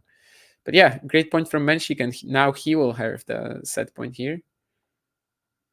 Pegula finished, of course, that's Ghosty, he's gonna like it. Nagal is not exactly in his mid-30s, no. Nagal is like 26, 27 even, so 26, yeah, 97 born, so he's like the same year as Taylor Fritz. Who is Umbert's first really tough opponent? I think Zhang already qualifies as a first really tough opponent, but if you want to go later, Sean, then it's Hubert Hurkacz or Jakub Mensik, actually. The players who are now 7-7 in the first set tiebreak. But yeah, I think Zhang already qualifies, but if not, then Hurkacz or Mensik third round. That's basically what Umber is going to have to face next. Hurkacz saves the set point, also wins the next point with an ace. Of course, this is a serve fest, but we were expecting that, and that's actually part of the reason why I think that Rune has a fantastic chance. That Mensik has a fantastic chance of winning this match, because it's a botting contest, and he's not gonna like have to rely on his point construction. He's not gonna have to rely on experience really to get through this. He can just serve and hit big shots. We'll see how big he can go on this 8-all point. First forehand is great. Second one as well. Hurkacz had the pass there, but it was going to be a really low margin shot if it went in. So, and by the way, it's 3 breakpoints for Rybakina. I only saw 1 point because I was looking at Hurkacz Mensik, but one of them was just a return winner. And so again, it seems like Blinkova is serving quite tentatively in these last games, and that might as well lead to her demise because, well, she breaks back again here. Rybakina, does she let it go? We'll see. I mean, she won't technically have an advantage. Of course, it will be 5 games all, but she will have a lot of momentum on her side if she does. And Mensik Hurkacz, great return from Hubert, but Mensik puts him back in play on the run, on the forehand, down the line, and he wins the point. So it's going to be another set point for the Czech.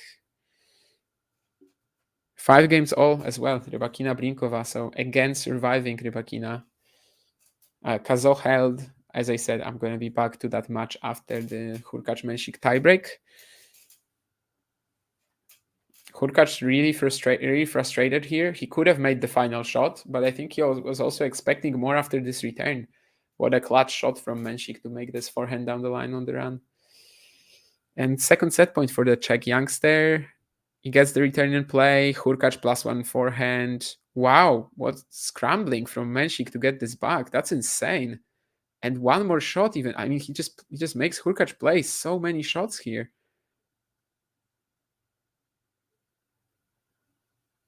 Oh, and Mensik misses it. Once he recovered in the point, and that was a real spectacular couple of defensive resources that he managed to utilize here. Once he finally has his opportunity, he misses the forehand down the line. And it's a pretty easy miss as well. So I guess that's how it works sometimes. You know, you work so hard to get back into the point, then you actually lose it. But anyway, Rybakina also once again losing the first point of her service game. So that match is like such a big mess there.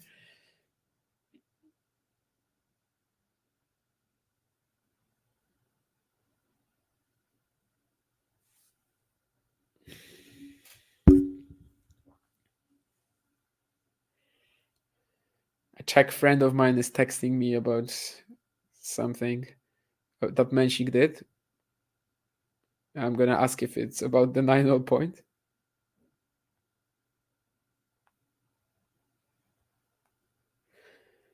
I don't know if it's if he's happy about what Menchik played, or I don't know. It's kind of hard to tell from his comment. But anyway, 9-all there. Hurkacz going forehand down the line, and Menchik just counter-punching pretty well. Catches it with that squash shot, and he gets the error from Hurkacz eventually. So it's actually going to be the first set point on serve in this match. So far, they've been like trading serves basically since a first couple of mini breaks at the beginning. Now Menchik will get his first shot at clinching this set on his own delivery. So this is the moment when we see kind of what he's made of, I guess. But then again, maybe it's going to be just a big serve, and then, yeah, we'll just see a big serve. Ace for Rybakina, so she's 15-30 down. That match is also so tense. And this is another one of these really cool moments today where, like, it seems like every single match has a high pressure, high tension moment. Menchik hitting a couple of forehands. He needs to hit them to, of course, win the point. Hurkacz inside in. Great counter from Menchik, but he's still not over. The point is still not over. And Menchik actually hitting a couple of pushy shots now. Is it going to be enough to beat Hurkacz, though? He's really slowing down the pace here, Menchik.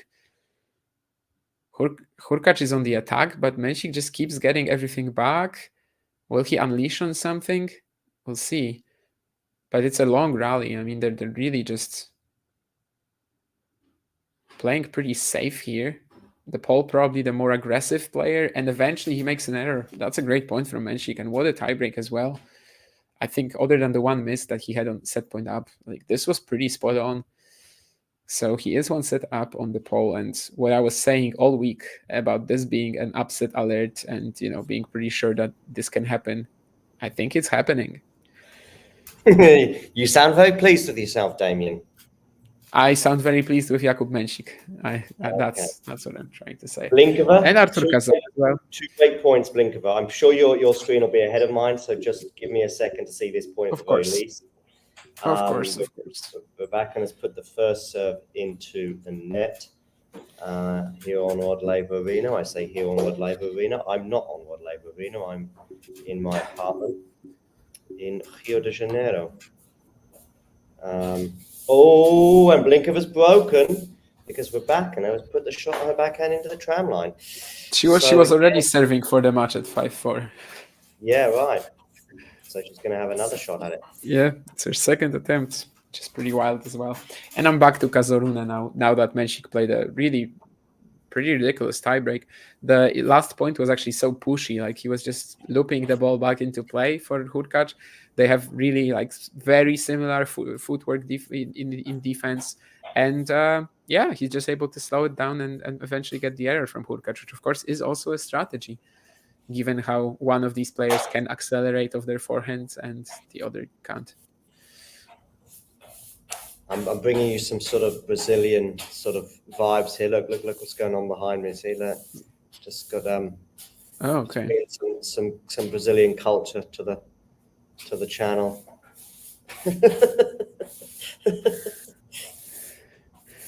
Okay, John, fair. I just had to go to the laundry as well. That's why I dove out. I never know quite what to say for the past tense of dive in English. I guess both work, right? I think they might do. Yeah, dove. I don't know. I think anyway, both sound good to me. I shot out, and I shot out last night at 3 minutes past 8 to go and get my laundry because the laundry closes at 8 p.m. So as it turned out, I had to wear trousers last night in pretty warm weather because I had no shorts. Yeah, they say dive on the internet. They say dive this British English, and dove Terry is said more dive. common in Although America. Terry's Australian, so I don't know how much stock we should take in his. No, but Terry said the Yanks say dove now, so yeah. That's why. Okay. But yeah, Australian, it makes sense that you would go with the British, I guess. They colonized you. So you're going with there. Yeah. Anyway, after this brief humor moment, let's get back to business. How is that Rybakina game going? Because I actually internet's just chosen the wrong moment to drop. I'll be back in a minute, okay? I mean, for some reason, the internet on my this laptop I'm talking to you on is fine, but the one that used to watch the match has Well, maybe So it's 30 all, actually. It's 30 all, that's what I can tell you. Okay. It says And that one laptop it's a is second fine. set from Blinkova as well, so it could be. Yeah, it is kind of funny, but maybe they have like different parameters in terms of the I don't know, net card or however you want to call it, really. I think it's an error, yeah, so it's a match point Blinkova now. Okay. It's just coming back, my connection, so fingers crossed, because my feed is about 30 seconds behind. I'll just get in time for the match point. At the moment, I've just got that circle going around, and abracadabra, come back to me. Blink and you miss it. Okay, it's coming back now. I've got the match point. Okay, so I'm probably about 30 seconds behind your feed. She's just taken the tennis balls to try and serve this out. And I guess, yes, shock of the tournament so far if she gets this done. Bouncing the ball, match point, Blinkova to knock out last year's finalist and the 2022 Wimbledon champion. And for many people, this year's favourite to win the Australian Open. What's she going to do? She puts the first serve into the net. So a second serve for Rybakina, who's looking a bit jaded today, I would say, but that's someone who's tuned in for the third set and not much more. Okay, forehand return from Rybakina's half decent. Backhand from Rybakina's got good depth on it. Oh, lovely winner cross court there from Rybakina. The thing is with Rybakina, I say she's looked a bit jaded, but she kind of always does. Yeah, I think some of that is definitely just the stiffness in her movement, but obviously also the ice cool, like the delivery, the ice cool demeanor, of hers. I think that's probably also why she's looking like it. But yeah, it's just so weird that she played in Brisbane. She just crushes everyone, loses 15 games in 9 sets, and now is in struggle town every single time since. Got a break point though, because Blinkova has gone long with a backhand, similar to the one that she erred on a couple of games ago when she probably should have put it well, though I think that was a forehand that she went long on. That one was a little trickier. Anyway, here we go. Goes down the tee and she aces, and she's very, very pleased with that one, and so she should be. We're at deuce. It does feel wide open this right now. No, I was going to say this year, but right now, because of what we've seen in the last 2 or 3 days. Yeah, I mean, if all of these seeds are going to go out, but I do think we might land into a situation where some of these top seeds are going to go out, and then the rest are just going to clean up. Like, I don't know. Let's imagine Djokovic goes out to Echeverry, like loses to him in 5 hours and 30 minutes. Given his physical state right now, it's possible. Then you've got just Sinner in the final. Like, we can literally just give Sinner the final if he doesn't like majorly screw up, and I don't think he will. Like, he actually looks like a person who won't. Alcaraz, maybe. Yeah. Rybakina, but the top half, on the women's side, the top half could definitely just get destroyed if Rybakina and Świątek fall out. Yes, but then maybe we also have Sabalenka picking up the pieces from the bottom, or maybe Goff, because she, like her draw is really opening up if she beats Sparks tomorrow. So we just, the last 2 points, Rybakina thought she'd hit a winner down the line. And I must say, I thought so. And I say she thought so. She was sort of fist pumping, which of course by her standards is exaltation. Oh, so she hasn't broken yet. Yeah, I thought you said that she broke. No, she had a break point and she thought she'd broken by doing this. And then, of course, we had a match point for Blinkova, but then Blinkova put a very easy forehand into the net during a neutral rally, and we're at deuce. And now Blinkova's gone long on the backhand, and that's a backhand she doesn't make, or it's an error she doesn't make if it's 3-all in the first set. I said that a couple of times today regarding Daniel Collins in that third set, and I wonder if she'll have some regrets about that drop shot she played on the match point.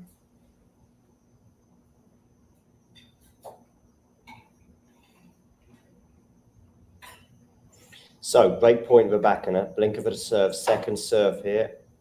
What are you going to do? It's a double fault, is it? Yes, it is. And we're into a deciding set tiebreak. Wow. Brian here suggesting that Hubie is so passive, but he better win. Brian, long time, Brian. Brian, there's a chair for you on Talking Tennis always. Get your proverbial on the channel at some point. I think it's been February, I think we had you on last, Brian. You were just recovering from your annual trip to Delray Beach, I'd say. Delray, yeah, Delray. And recalling that match with Dmitry Tursunov, of course. What was that about Dmitry Tursunov? Brian played Dmitry Tursunov. You don't remember? Yes. When we discovered that? Yeah. Yeah, but I think that was that was during the Australian Open we discovered that. I think so, yeah. But I was also on the episode with him at like Delray Beach or after Delray Beach. You were, yeah. So my stream is probably getting further and further behind because there's been a couple of moments it's frozen, but nevertheless, it's tense moments now. Of course, it's a 1st to 10. So for those of you that are watching Rybakina and Blinkova, if you're a fan of one player or other, don't start fist pumping at 7 and doing an Daniel Collins.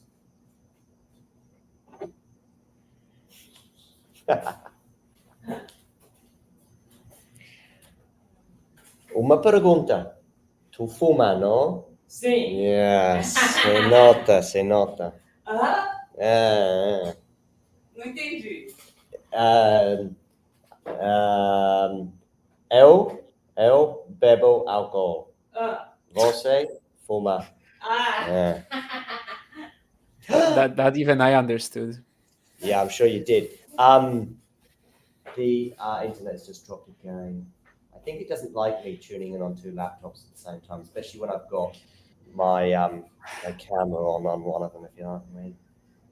Anyway, it is what and it Hurkacz is. has also broken, so that's good for those who want him to win. As I said, am rooting for Menchik. And Kokinakis also lost to Dimitrov finally. This seemed like a match where Grigor was just totally controlling from basically start to finish, but then suddenly Thanasi wins a couple of long games in the 3rd set on his own serve, breaks randomly, and yes. Thanasi Kokonakis is that? Yeah. I thought his match had finished 8. I thought it was well down. Oh, okay. Well, it kind of was until he suddenly broke. It's finished now, right? Yeah. It kind of was until he suddenly broke for the 3rd, but yeah, now it's finally done in 4. And Dimitrov also against Borges in the next round, so it's opening up for him. Like he could really play Medvedev and be fine physically in the 4th round. Like it's not going to be that big a workout, it seems. Who's so Felix, I think, or Grenier. If he wins, by the way, Daniel's probably playing. Oh, he's going to be playing after this one's done. Yeah, Rusevori. I think after Rybakina, Blinkova probably. Which, by the way, is going into the tiebreak. And are you able to watch it now, or? Oh, it's threatening to come back. Mm-hmm. Okay, it should be coming back now.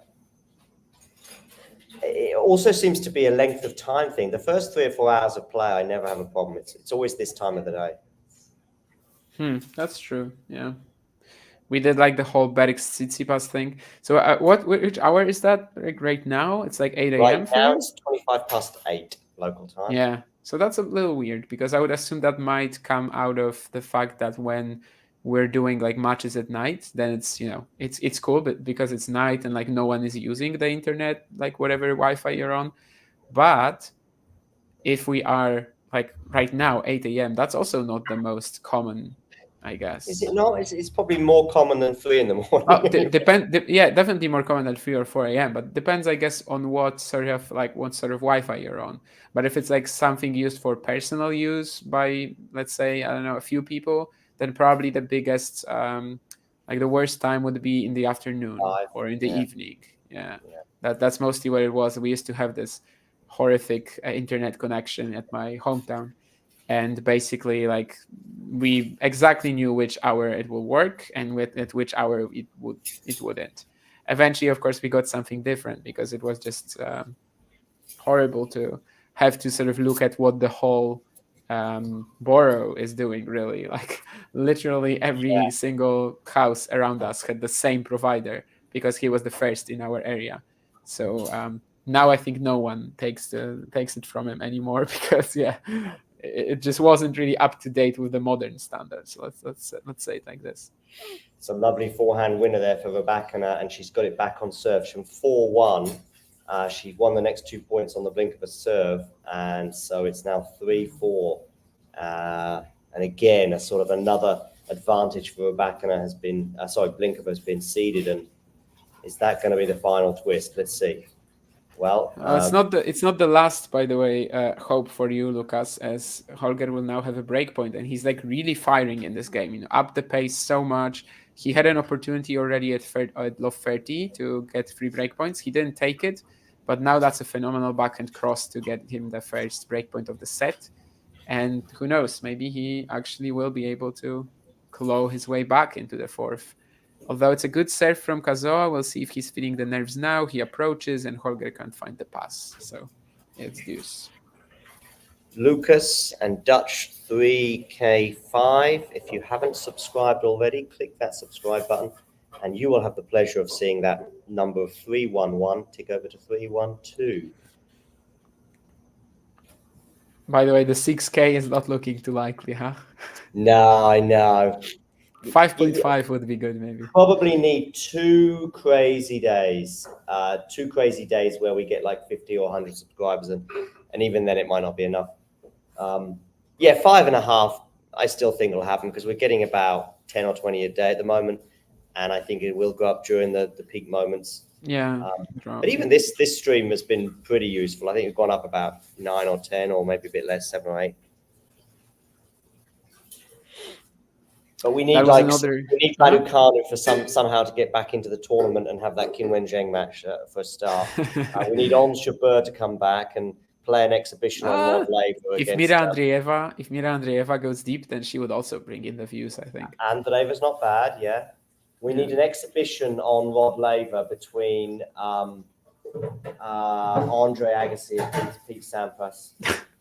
I wanted to say Pete Sampras, but I didn't know who I was going to say second. So I guess we had a similar idea there. Anyway, 5-3, Artur Cazaux. And also, while watching this Rybakina Blinkova 6-5 point, I, for a moment, thought that was a match point. So, like we were saying, the players are not the only who forget. Yeah. I also do.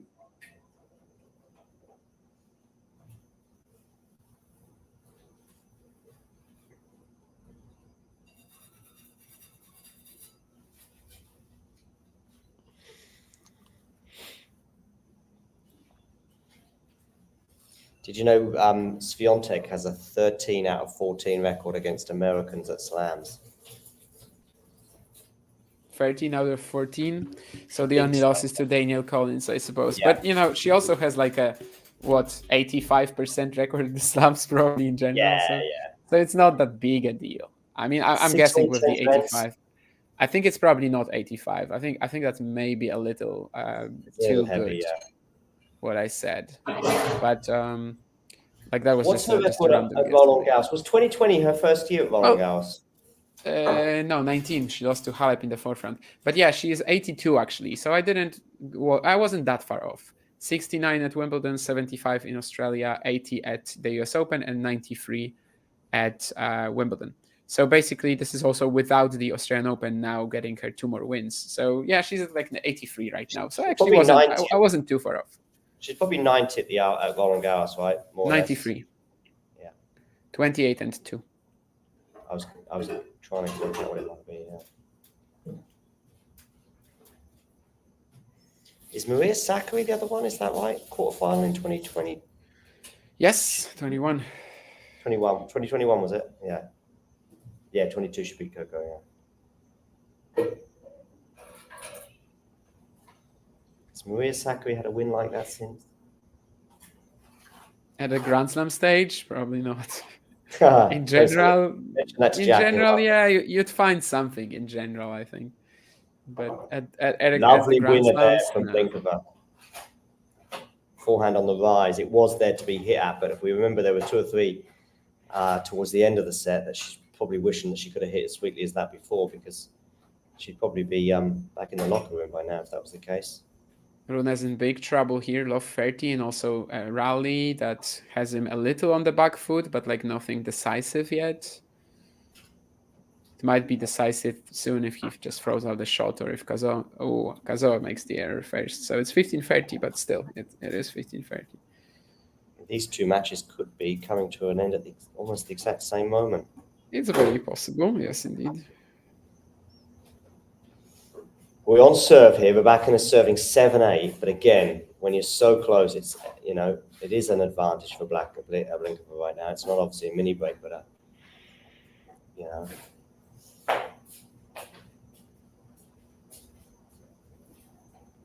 how are you feeling? Good return there from Blinkova. Lovely winner from Blinkova down the line. So and it's what's the score now? 9-7. We've got 2 match points for Blinkova. The first will be on Rybakina's serve. 13.5 minutes since she last had a match point. But anyway, here we go. Rybakina's serving 7-9. 2 match points for her opponent. She's talking to herself. What is she saying? She's saying, I'm going to get this return over the net. She does.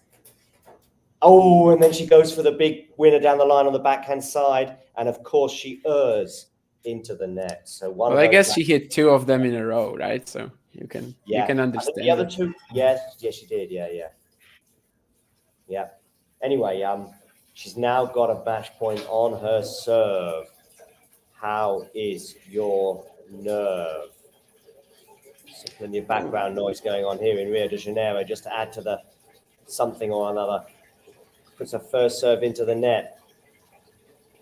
Haddad Maia, I guess, playing tomorrow, so no Brazilians dancing on the street today, but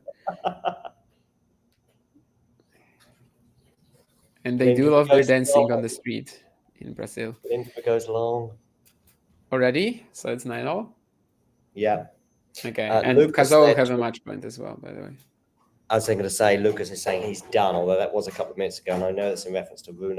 Yeah, I think that was probably when he was like love 30 down, but yeah, now Cazaux has a match point. Rune's a popular fellow as well, so that's not good for the channel either.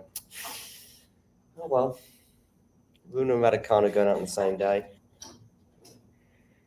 I mean, he's not Rybakina levels, but he punches above his weight.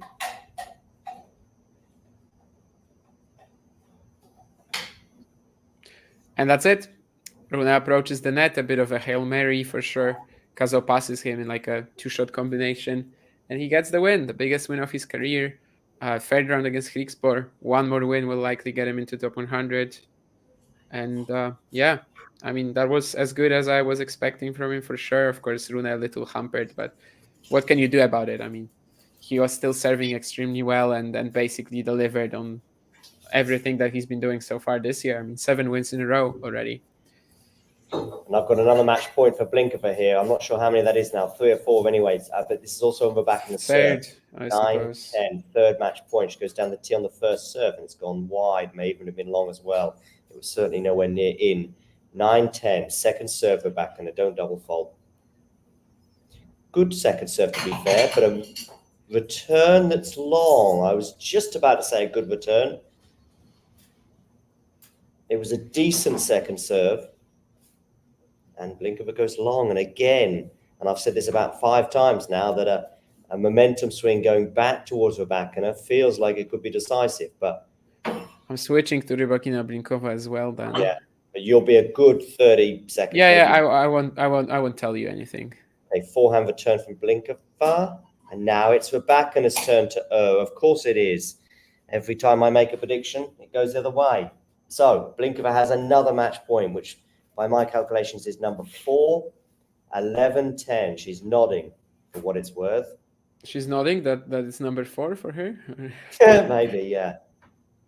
Maybe she has you on like earphones. She wants a particular ball, I think. I think she was asking for a particular ball back in the circulation. Oh, the one that she won the I'm not a fan of that. Maybe, yeah. Damir Junkur style. Now we're into the rally here. Cool, low net court clearance there from Blinkova. They're both on the forehands. Both of them ramping up the pace. Lovely change of direction, though, from Rybakina. And, of course, she wins the point. So it's 11-all. A wry smile from her coach.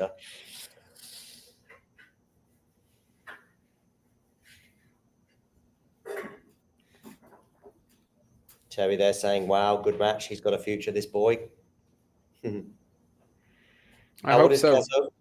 20? 21. 21. He's 2002 born. Yeah, you were talking about at the beginning of the match, actually. Yeah, I was. He's one year older than Rune. I guess less than 1 year older, though, like 8 months or something. Next match point wins this, all right? Whoever gets it. And it's going to be Rybakina with her first match point. And it's on her serve. The Ice Queen, representing Kazakhstan.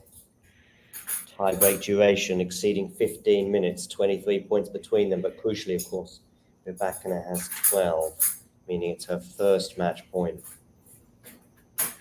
And I tell you what, I mean, she was a breakdown to Blinkova. She was, I think, 6-3 down, saving 3 set points in that one.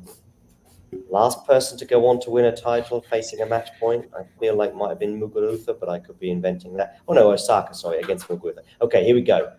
Into the net on the first serve, Rybakina. What are we going to do with the second one? Backhand return from Blinkova.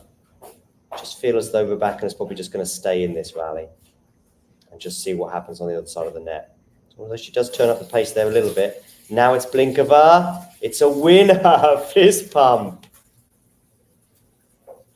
It was super short. I mean, when I said to Rybakina stay in the point, to be fair, it was set up because a really lovely deep shot from Blinkova had Rybakina sort of kneeling down Swiatek style, but I think she didn't kneel down quite as flexibly as the pole, and as a result left a really short ball that Blinkova put away.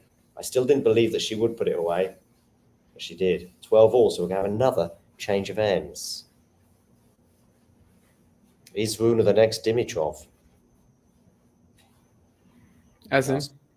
Ghosty. I think just in terms of maybe just getting, I mean, he's talking about 10 years from now, we're going to look back on Rune as being, but Dimitrov was a little bit older when we started talking about baby fed. No, when did the baby fed sort of thing start coming around? Probably when he beat Djokovic in Madrid. I would assume that was like the big breakthrough win for him. The only time he's beaten Djokovic up until today as well. What year was that? 2013, I think. Okay, so it probably was a similar age because I think Dimitrov. Or did he beat Novak later on as well in Paris? No, I think he took a set. Of course, they could. Oh no, they can't be playing each other to the final. They're on opposite sides. Yeah. So match point here for Rybakina on the Blinkova serve though this time. Black backhand. I knew said blackhand there from Blinkova. I'm getting so confused. Oh, and it's Rybakina, who, dare I say it, made a Blinkova-esque error. I mean, she really was going for a super risky shot. And it's 13-all. There's a little note here on the screen reminding us it's a 10-point tiebreak. Well, I think we don't need that reminder. It's 13-all. I don't think we're going to tap on the shoulder and say, sorry, girls, we've gone about 9 points too many. Okay.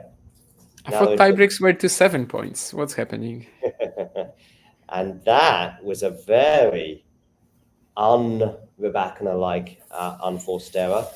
And it's 13-14.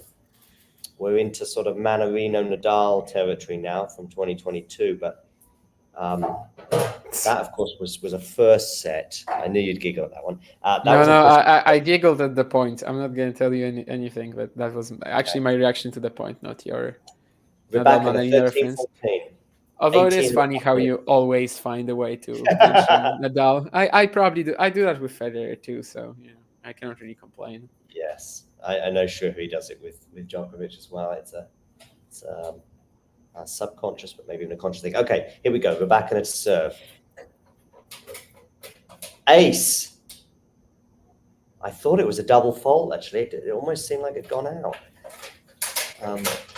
Anyway, 14. Wasn't that the first serve, though? Wasn't it the first serve? I think it was. Yeah, I think the first one was a net call, wasn't it? First one was a net cord. I don't think there was a second serve, no. Yeah. So, 14 all. Oh, Blinkova also had a match point before the tiebreak. Yeah. Yeah, maybe So I on her guess own serve. Or was it on the back? Yeah, yeah, on her serve, on her serve. She served for the match twice. So I guess it's been 6 for Blinkova by now. And now we've got a second or a third for Rybakina. Third. Yeah, third. So it's 6 match points already. So Jesus. How many did Federer face against tennis the other year? Sandgren? 7. Yeah. Yeah. And there was a lot of lengthy rallies from memory in that one. Yeah, Okay, like rally 19 here. shots, 17 shots. Yeah, Federer couldn't do anything. Of course, he was injured as. Oh, that was a tentative forehand from Blinkova, but a lovely smash.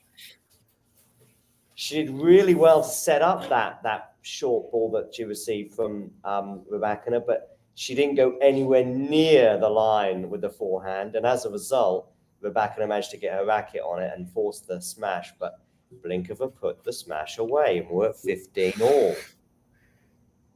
By the way, Menchik lost the second set in 25 minutes, 1-6. So it's going to be interesting how this match follows on. But of course, the fact that he won the first set tiebreak makes this absolutely fine for him. I do want to get your Rune thoughts at the end of this match. All right. I might even do a Rune Rybakina double, especially if Rybakina goes out, but certainly Rune to end the show with. Do hit the like button, and if you haven't done so already, click subscribe. 21 minutes now. We're going to tick over to that for sure, because we're going to get a second serve here from Blinkova at 15 all in this tiebreak. 15 all. Forehand return. That's decent. It's exchanging forehands cross court at the moment, although actually it's Rybakina who changes it up. Is that going to work out to be a wise decision? Good defense from Blinkova, to be fair. Rybakina having to bend down a bit for some of these shots. Oh, lovely backhand cross-court winner there from Rybakina. I think she's going to have a bad back tonight. Anyway, she's now got another match point. 16-15. Tiebreak of the year. Yeah, sure. 18 days in. Coach looks happy. Coach maybe feels something. I'd still take that Rindernecht Carreño Busta Gijón over it, but of course that was 2 years ago already, and I still can't shut up about it. And that was the same year as Nadal Manarino, so you would probably want Nadal Manarino to. That's a tournament that I think can easily slip people by at 250. Okay. That doesn't matter, though. We are supposed to inform them. We are supposed to create the opinions. Oh, Rybakina. Yeah. Going low on the forehand. She sort of just turns, she finds an inner, I don't know who, Daniel Collins and Blinkova from today. At the moments I least expect it. 16 all.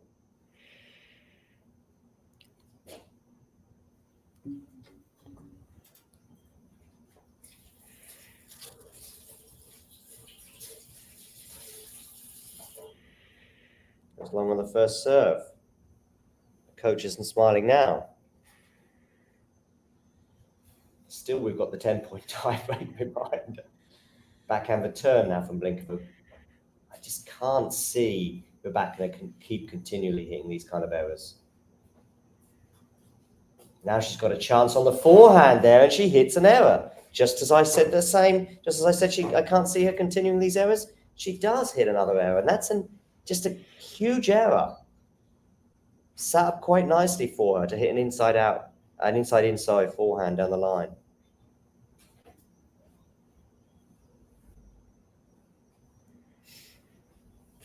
So, match point number 7, Blinkova. Is it going to be lucky 7, or is she going to emulate her hero, Tennis Sangren? I don't know if she's Tennis Sangren. I don't think she got posters of Sangren on her wall or anything like that.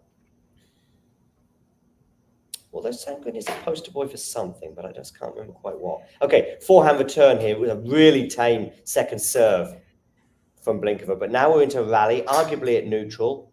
probably slightly up for Rybakina right now, but let's see how this pans out. Good depth there from Elena.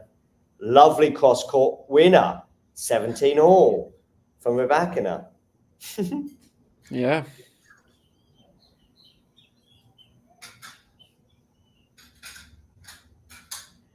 I mean, we're pretty clearly in that tiebreak of the year territory now. I mean, it's an 18-day year so far, so I don't care. Like, what? How are you gonna top this? You're making ambitions. Yeah, quite possibly. Yeah. How are you gonna top this, especially on the women's as well? Like, with no that much of a serve advantage. Like, it's so hard to get so far in a tiebreak. Okay. When Opelka Isner had it, 22-20 in Dallas a couple of years ago, that was like, okay, like that can happen. But yeah, lovely forehand, cranking up the thing, and she's going to win the point. Cranking up the thing. Hopefully, you understand what I mean. And we've got another match point for Rybakina, but whoever I'm talking about, it's going to be another one. Some members of the audience just can't contain their anxiety or joy. 18-17. My goodness me, if we had Matthew on commentary right now, he'd be just bursting out of his chair, I'm sure. 18-17, match point. Rybakina, number 5, is it? I wish they would tell me how many match points they have. At least on my they totally should. They should do it on every match point, I think. Like, I was thinking about this recently, and they should do it on every match point. Okay, here we go. And this looks like it's going to be enough for Rybakina, is it? No, good defense from Blinkova again. Excellent defense. She is being made to work here, being pushed from side to side. Is she back in the point? Yes, she is. But that's a really good forehand from... Oh, is she going to chase this one down? She is. How much more energy has she got left? Is she going to win the point? She is. Wow. 18 all. I mean, she was barely getting her racket on it. She's probably going to have to take a 15-minute break now, but she's not going to be allowed to, of course. I don't know who that person is there with the blue jacket. Is that Elena Rybakina's sister, maybe? Or is it maybe a relation of Blinkova's? I don't know. I don't really know anything right now. Yeah, I think the players have already also forgotten, like, what are they even doing here? They're probably also just like going through the motions, just like we are now. I mean, we must be pushing 20 minutes. Again, I know that's been up a couple of times. It's way more than 20 by now. Is it over 20? Yeah, I think I saw 21 on my screen a long while ago. Oh, really? Well, so we're beyond an eager bagel set in terms of length of time. Yeah, Menchik and Hurkacz played a 6-1 set 25 minutes just a second ago. Jarko Nieminen, of course, famously beat Bernard Tomic in 28 minutes. And actually, 28 minutes is where the tiebreak is at right now. So this tiebreak is... Okay. So, Rybakina's serve 18 all. Don't think we've had a double fault in this tiebreak, but that's just off the top of my head. Lovely forehand there. I was almost going to say good defense from Blinkova, but that time wasn't enough. So we have match point number something for Rybakina. Guessing at 6. Yeah, something along these lines. We've had 7. I have a fun shot of the umpire as well, and he's like straight up laughing. Oh, the umpire's laughing. I'm going to get to see that in a minute. Yeah.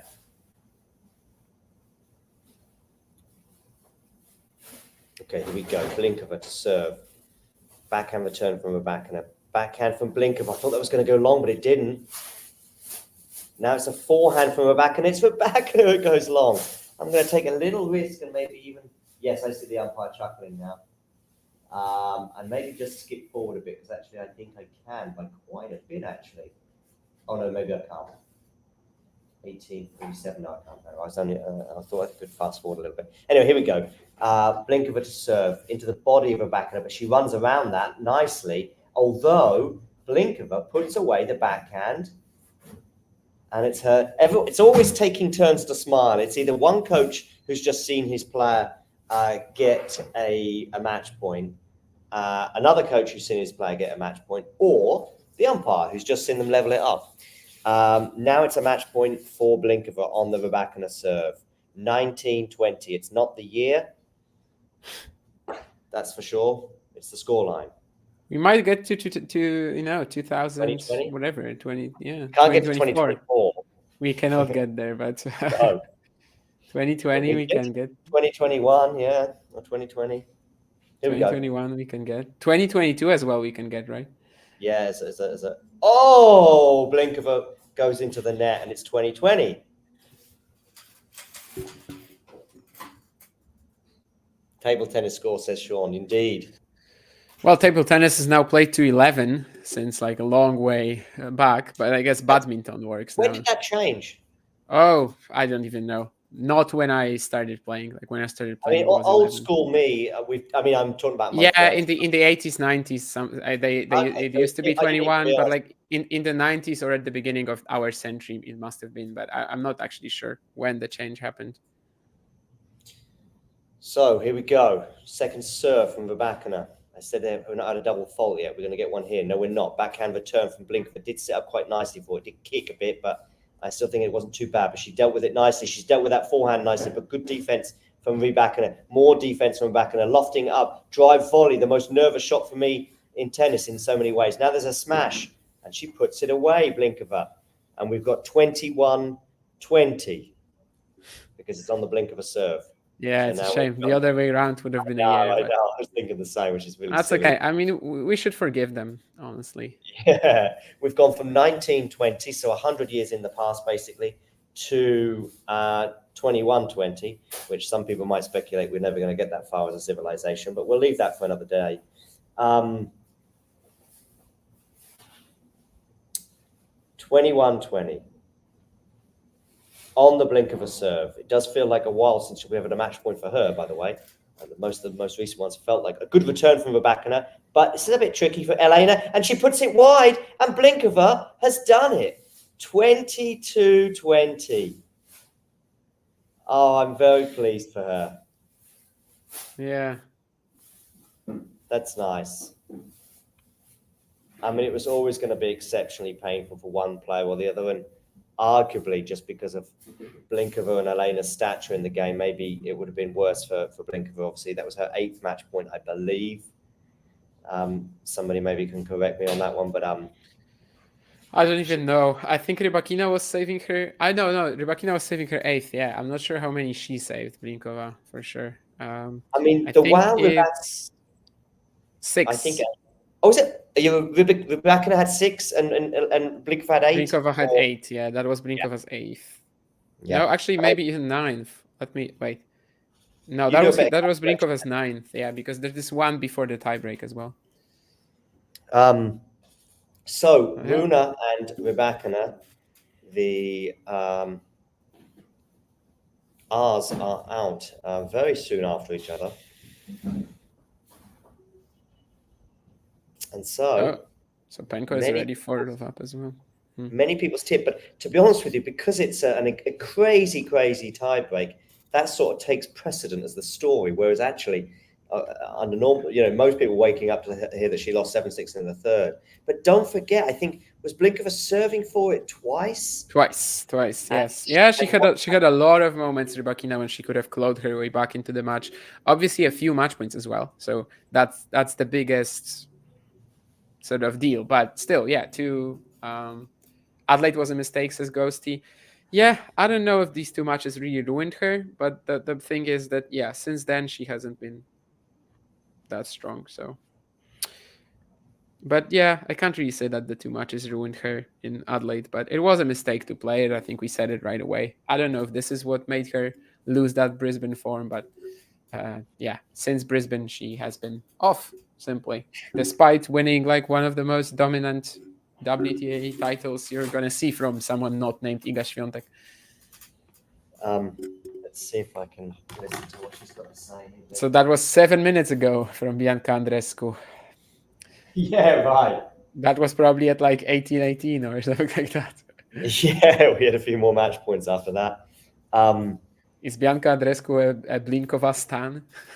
I don't know, but she takes to Twitter not very rarely, but last time I think was midway through a Rafa match. Might have been the one against McDonald when he lost the match points, but she's taken to Twitter again. McDonald? No, Rafa played McDonald, didn't he, in Brisbane, didn't he? No, Thompson. Jordan Thompson. Yeah. It's because I always I was thinking because he played McDonald at the Australian Open last year. Australia, no, but I always get those muddled up because their names just are like classic Anglo-Saxon names in so many ways. Mario has liked this tweet here from Opta Ace, which is that Rybakina and Blinkova are now playing the longest ever women's singles tiebreak at a Grand Slam, and that was at 39 points, and it went another. Like this is a good tweet, okay, from Opta Ace, but some of these stats that I see from them, Jesus Christ! Like today, they are clutching at straws sometimes and scraping. Yes, horribly. Like about Clara Burel, I saw that she is the first French woman to beat an American top 5 seed at a slam since whatever. I mean, how many matches like this ever even happened since that? I know. Probably like 3 or 4. So yeah, it just BS. Of course, this is a good stat though. Yes. Yeah, it's absolutely. a good one. But you know what's funny? One more thing about their tweets. You see the crazy at the end?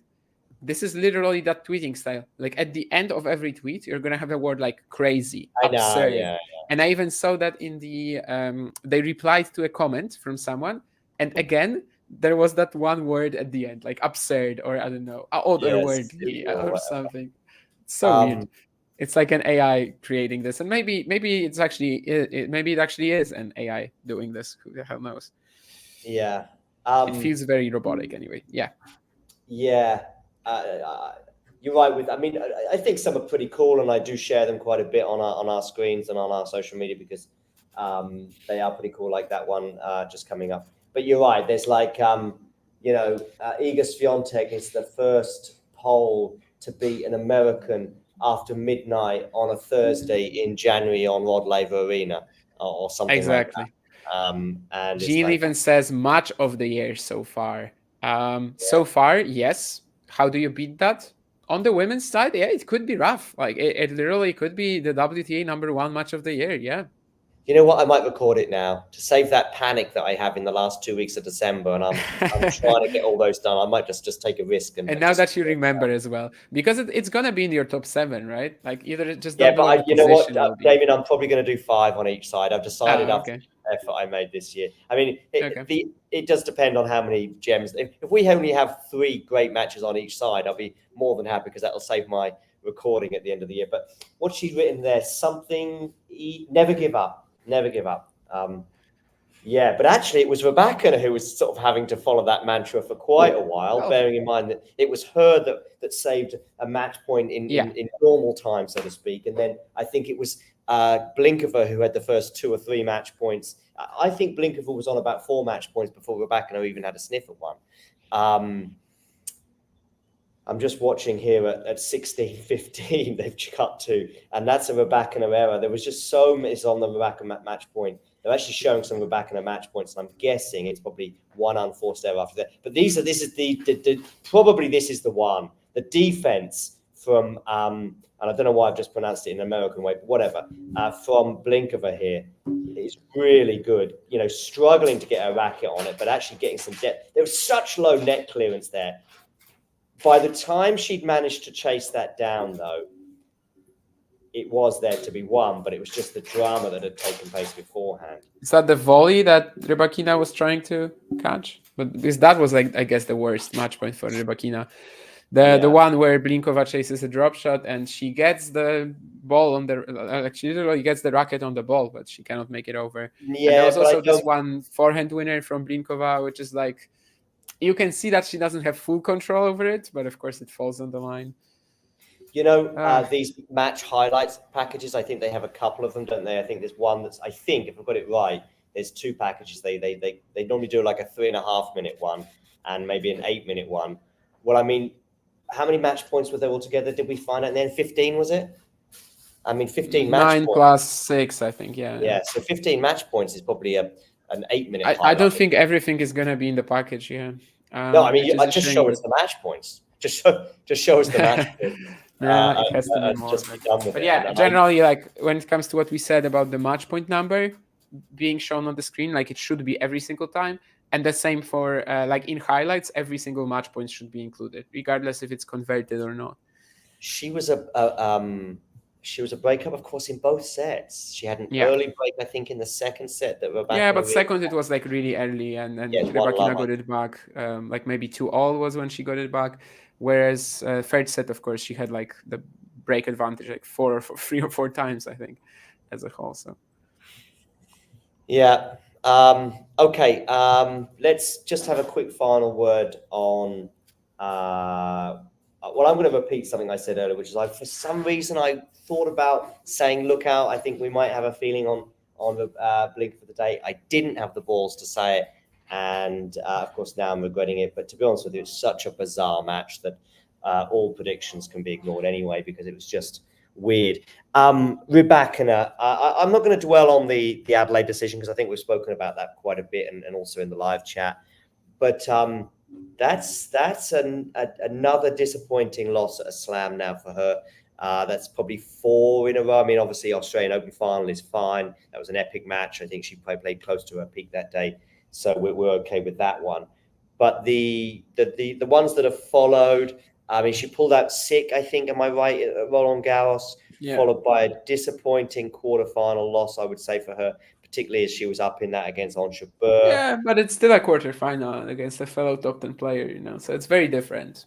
Definitely. And then New York right now, I can't remember, but I'm guessing an early exit. What happened to her in New York, somebody?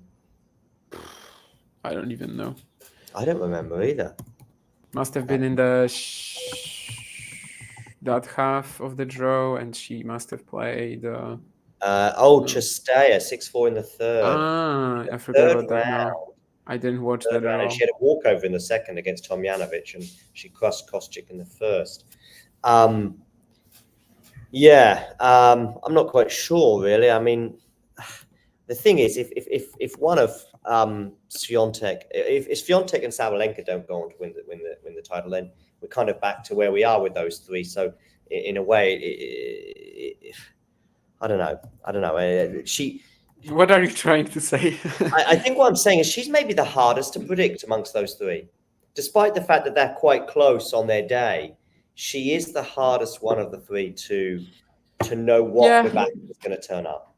I mean, we don't really have to look for much to know that. Like, only really the ranking points, the title count, everything really. I mean, she is the one who suffers the most early losses, and this tournament clearly is no exception. Although I can't blame all ourselves, and I can't blame every tennis fan after Brisbane to have expected something different.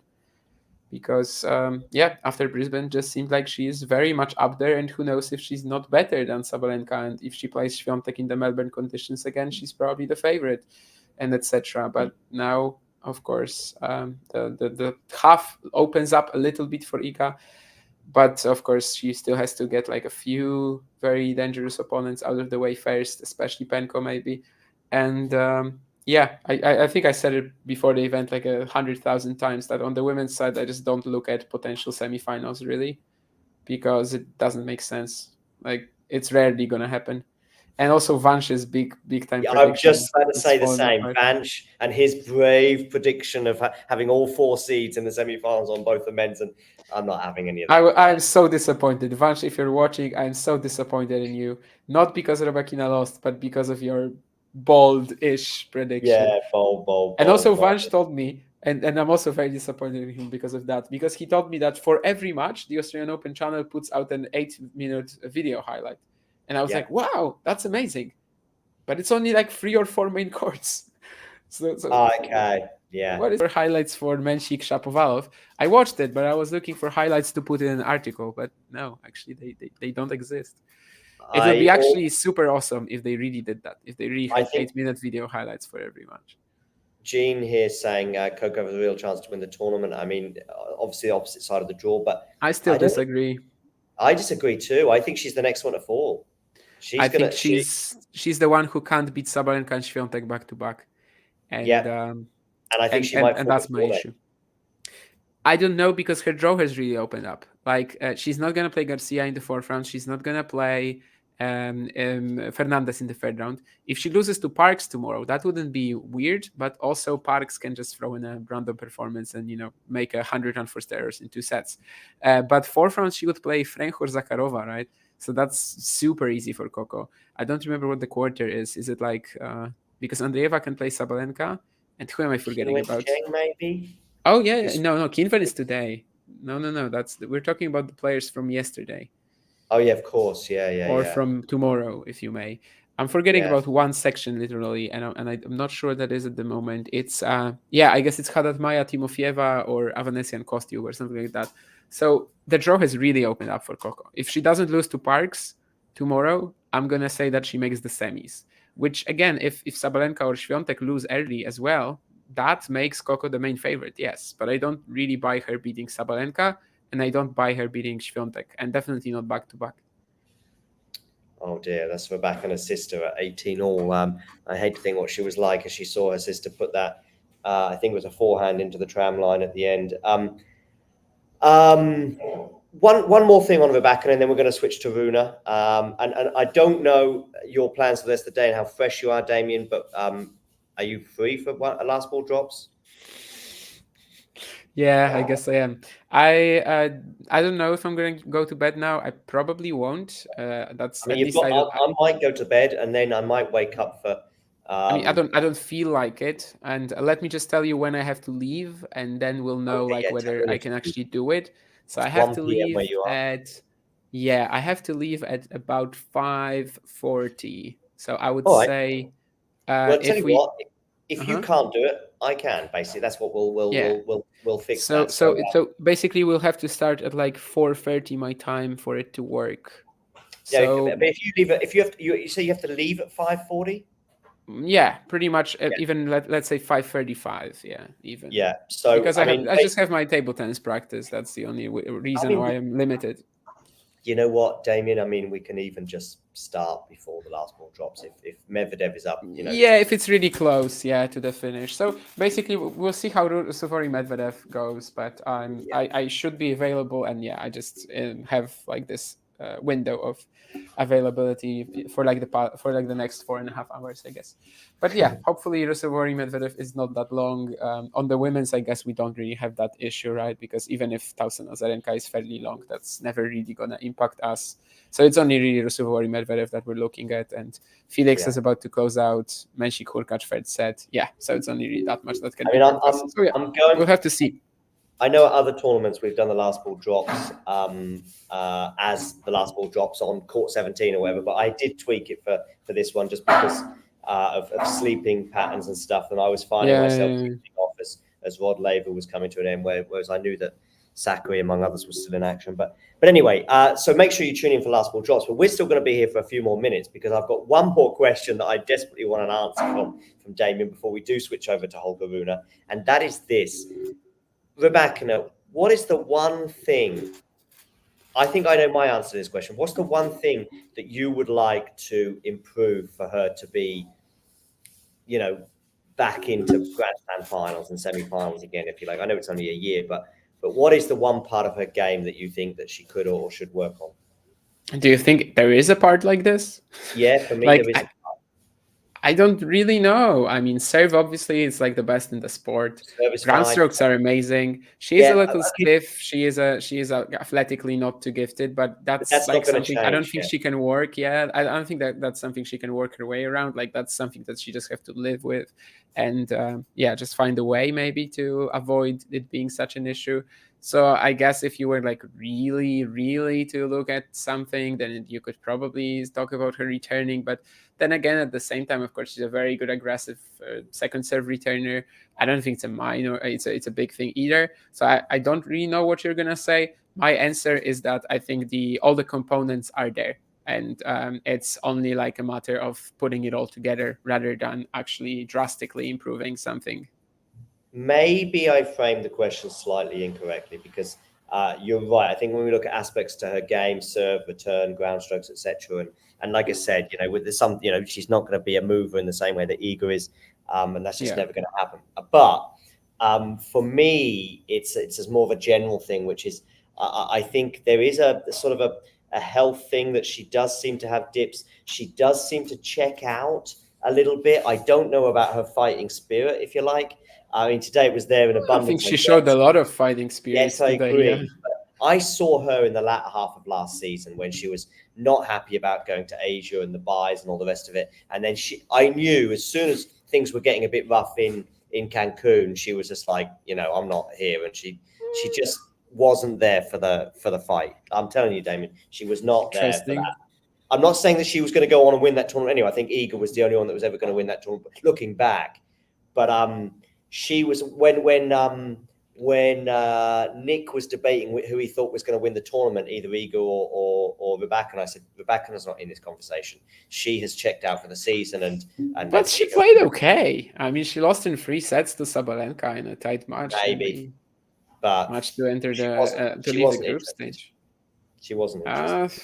I don't know. I mean, sure, she has been complaining about some stuff from time to time, but then again, in Beijing, she plays very well. She beats Sabalenka, so she's ice cool, and you wouldn't want anyone better than that. But she reminds me of a Formula One driver called Mika Hakkinen from the 90s. Going down to the final race of the season, you wouldn't want anyone else.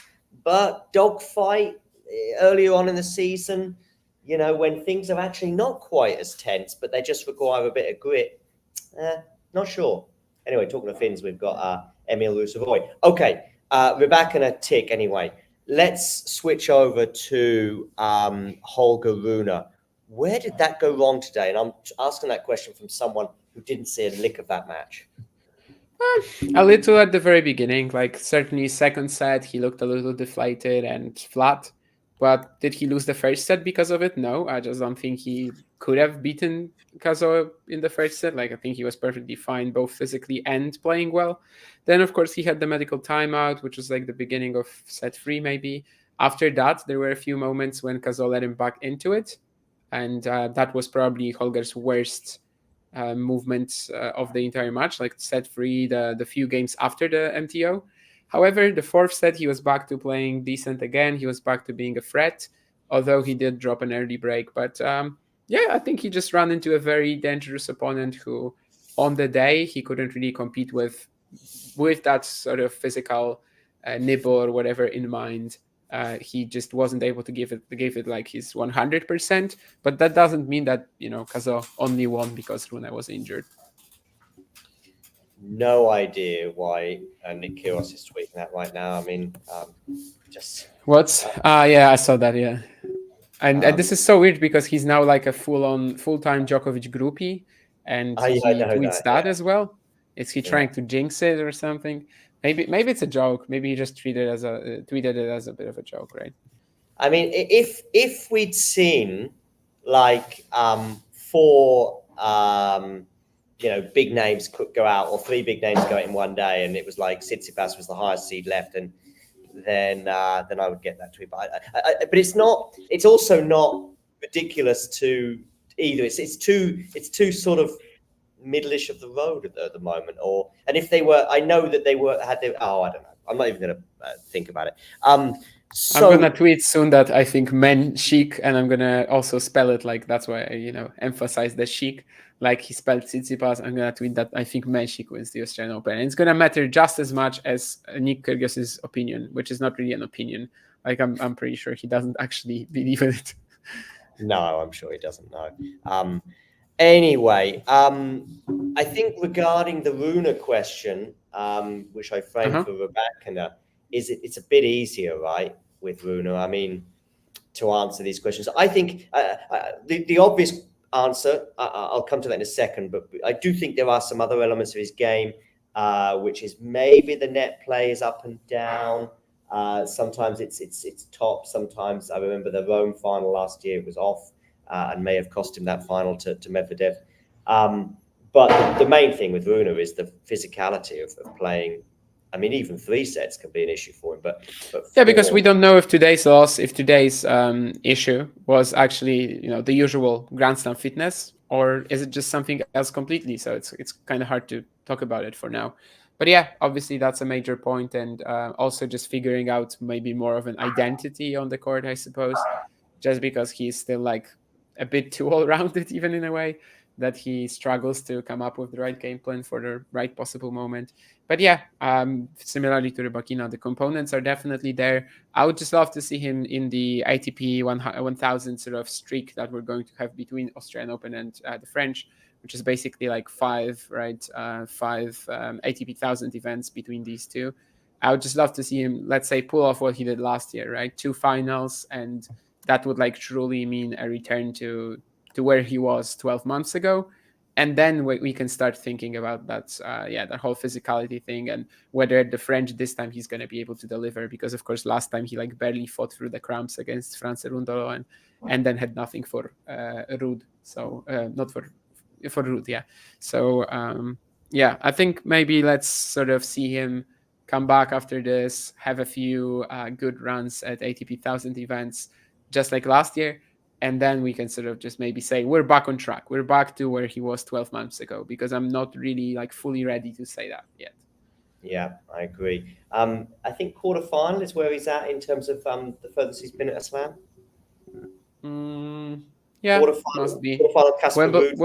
Wimbledon, twice the French, yeah. Twice the French, yeah.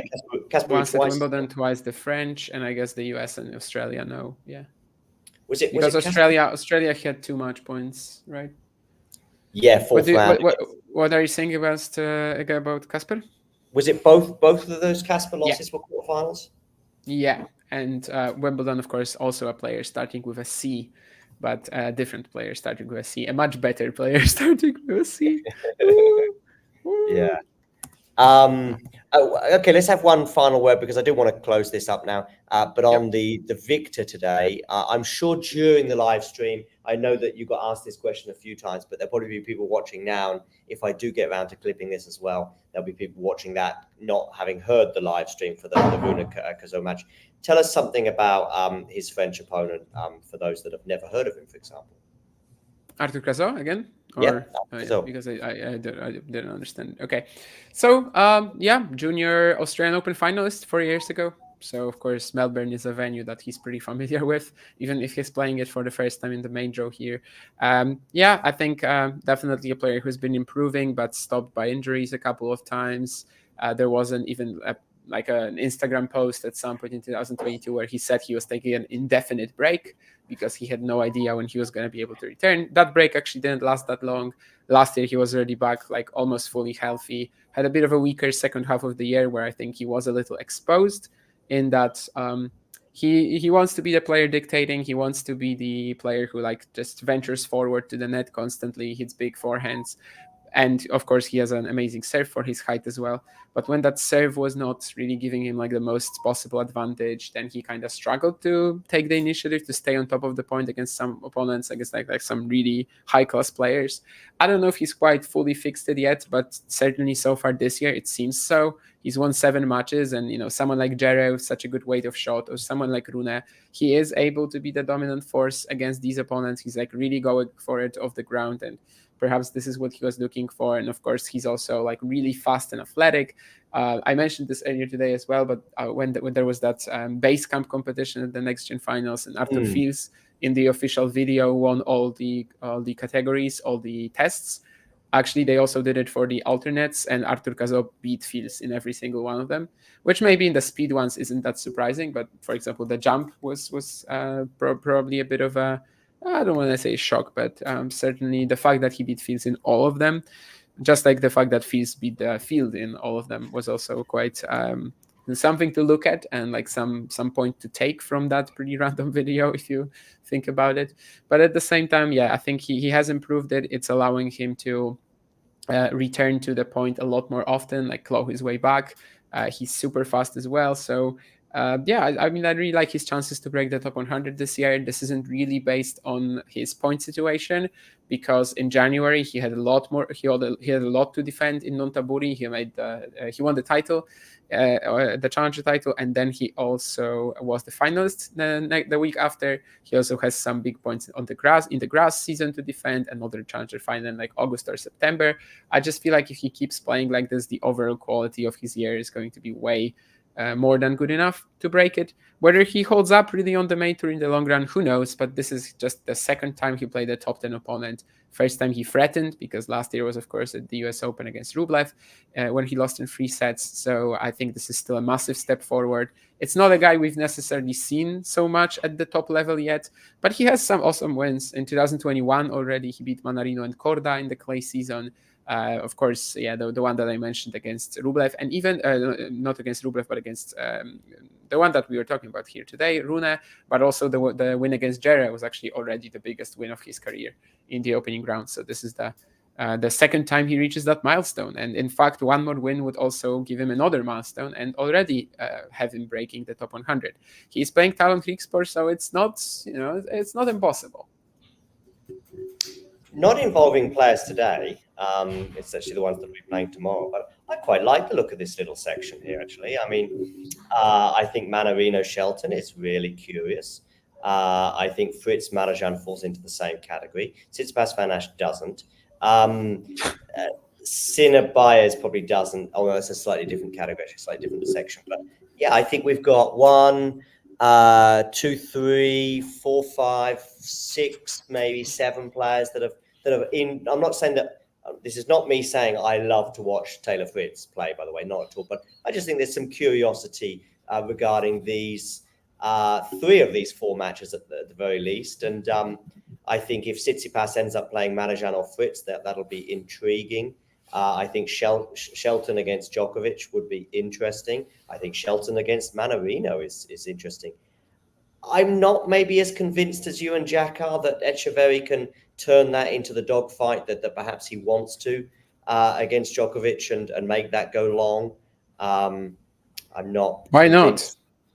Not? I'm just not convinced on a hard court that Echeverry can live with Djokovic.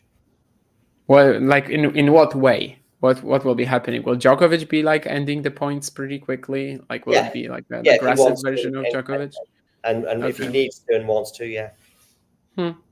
I don't know. Echeverry, it's like his main specialty to have these dogfights, I guess. So yes, I still like his chances. And even when they played in Rome, it was pretty long. Of course, it Echeverry's very much depends on the clay court, though, right? I mean, if this was on a clay court, French Open, I'd be much more intrigued. Well, he used to be amazing on clay and clay only, but I think over time he's gotten a lot better in hard courts, and it makes sense because like the heavy forehand, there's no real reason why it shouldn't be effective off clay as well.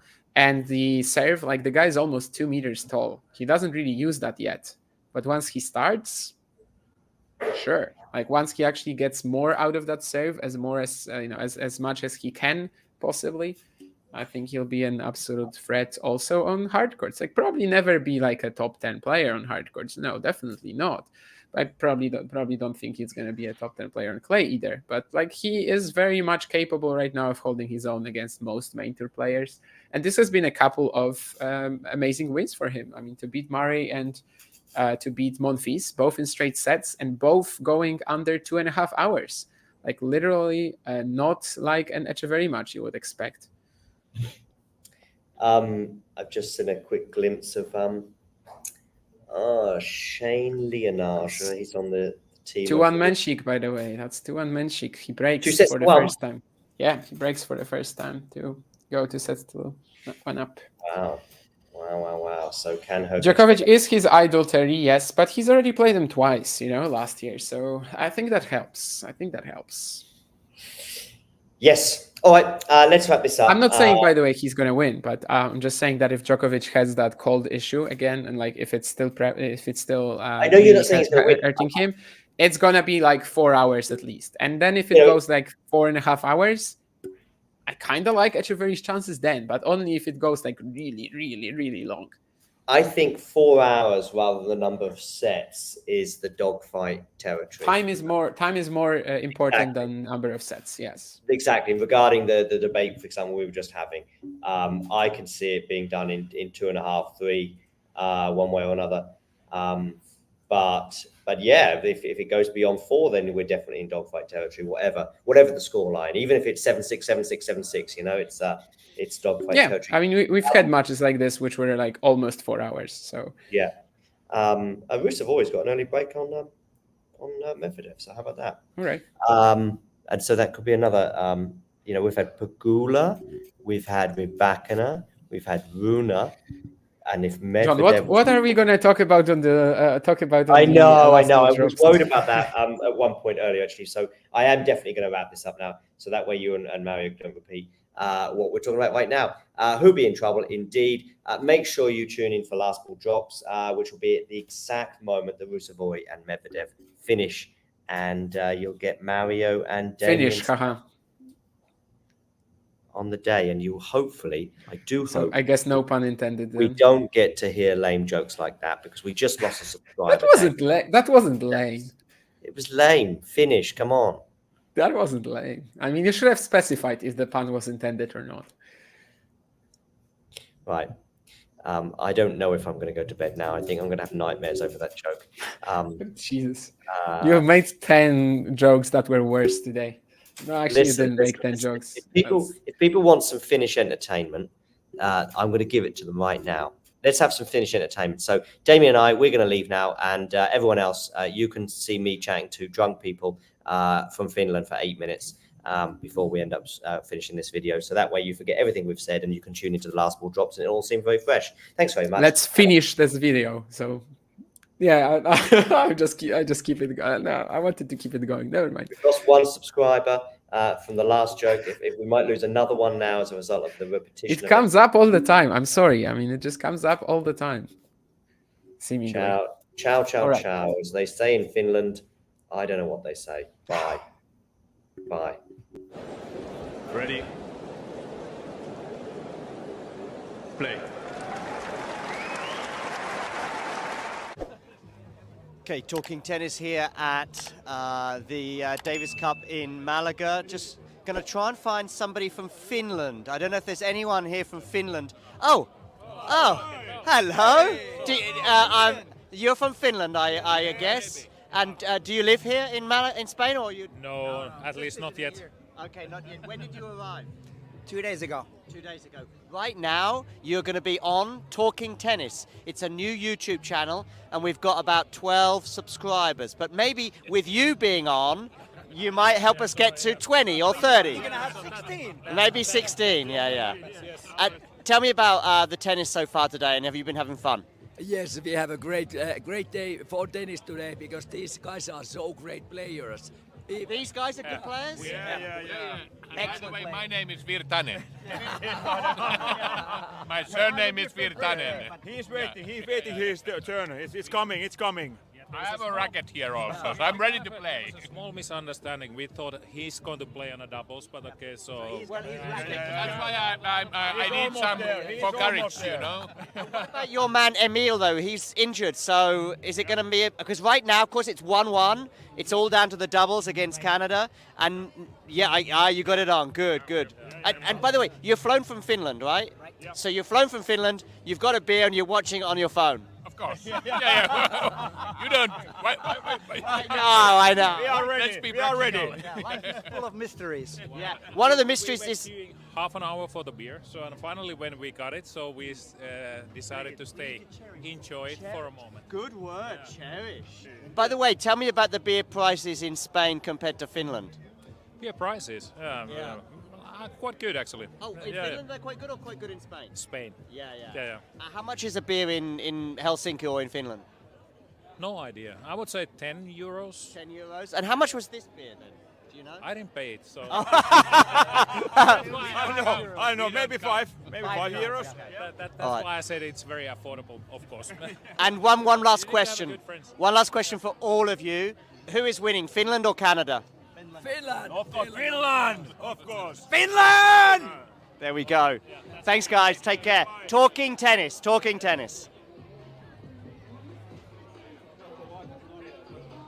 Finland? Español? ¿Habláis inglés? Okay. Why are you here today? I received the entries from the university. Oh, okay. But are you supporting Canada or Finland? Both. Oh, both. Very diplomatic, muy diplomático. ¿Cómo se dice en español? Diplomático. Yo hablo español, pero mi canal de YouTube es solo en inglés. Pero Tu nivel inglés tan bueno. And your English? No, I am Spanish, but Ah, you speak a little bit. Gracias. Hablamos. Finland? If you're from Finland, that's really what I'm really keen to find. So this is talking tennis. It's not live, don't worry. So if we make a mistake, we can edit it. But tell me about your day today so far. Oh, absolutely great. You know, we've been waiting for this for a long time, and now we're doing it. And it could happen. I mean, right now, 1-1. It may happen, but we'll see. Did you fly from Finland today? No, we've been here for the golf, and this is the main thing. So when did you arrive? When did you arrive? Sorry. They came Saturday. Saturday. Okay, Saturday. And you got here when? Here? Yeah. A month ago for golf. Yeah. Oh, you've been playing golf for a month? Yeah. And when are you going back to Finland? Oh, next Thursday. Okay, so this is the end of your trip. And it's lucky that Finland are here and they're making it happen anyway. And you had a good time? Very good. All right, thank you very much. Take care. Buenas. Okay, I'm just going to have one more. Let's go for one more, shall we? While my setup here is still working. Finland does Malaga. Okay, I think I finish. Okay, good. That's what I want. I want Finnish people. And you speak English? Yes. Yeah. Is there anybody in Finland that doesn't speak English? Everyone. Yeah, there are. Is there anyone in Finland that doesn't drink beer? No. No. Have you flown from Finland like today, or do you live here, or what's the situation? Yesterday. Okay. Yeah. And what time did you arrive? We arrived at 6 o'clock yesterday When are you leaving? from Finland When do you go back to Finland? next Sunday. Oh, you go Sunday. So Yeah. you're going to make the semi-finals, do you think? Yeah, no, I think not. You think Canada will No. win? Yeah, Okay. I don't know yet. We have been here 2 months. Oh, you've been here 2 months. Yeah. You have a nice tan. Yeah, yes. Okay. Yes, And yes. what have you been doing for 2 months apart from drinking beer? Garden and look after our house and so on. Oh, okay. Yeah, So you yeah. have a house here. Yeah. Anyway, and you having a good time? Yes, I have a very good time. Viva España, no? What? Live Spain. Yes. Wonderful. Thank you very much. And Talking Tennis, that's the YouTube channel, and you're going to be famous. Okay, yeah.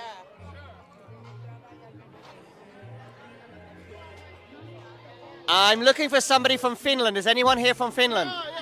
You're from Finland.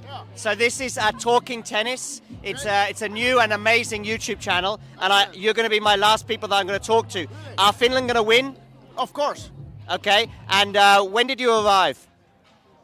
We live here. Oh, you live here. Yeah. Are you living in this famous village, it's near here and? Yeah, but that's the famous village where lots of Finnish people live, right? Yeah. Do you live? most southern town in Finland. And exactly, the most southern town. And this is a YouTube channel. Wow, you are playing, no? You're. He's beyond boring. Yeah, beyond board. Okay, good. And are Finland going to win against Canada? Yeah, we're kind of favorites now. Well, almost. I mean, the doubles. No Emil Rusevori, but the doubles now, you've got a chance. It's even better, Harri, hyvä Harri. Harri is one of the top doubles players. And Otto, he just won, so he's very hot playing and very, yeah. That's nice. And Otto has a huge game. So, he's going to be very good in doubles. Do you have a huge game? I do. Do you have a huge game? Of course, yeah. But only in the bars. Only in the bars here. Yeah. Wonderful. Beyond boring. Nice, beyond board, yeah. Wonderful, thank you very much. Thank you as well. You especially, thank you. Okay, I think we got a nice little finish touch there here in Malaga, the Davis Cup. So, over and out for now. But who knows? The finish might still be here in a day or two, and therefore be in the semi-finals. And we might get a bit more Finland mania here in Malaga. Take care, everyone. If you enjoyed this video, make sure you hit that like button. Don't forget to subscribe and click that notification bell so you don't miss out on all things tennis.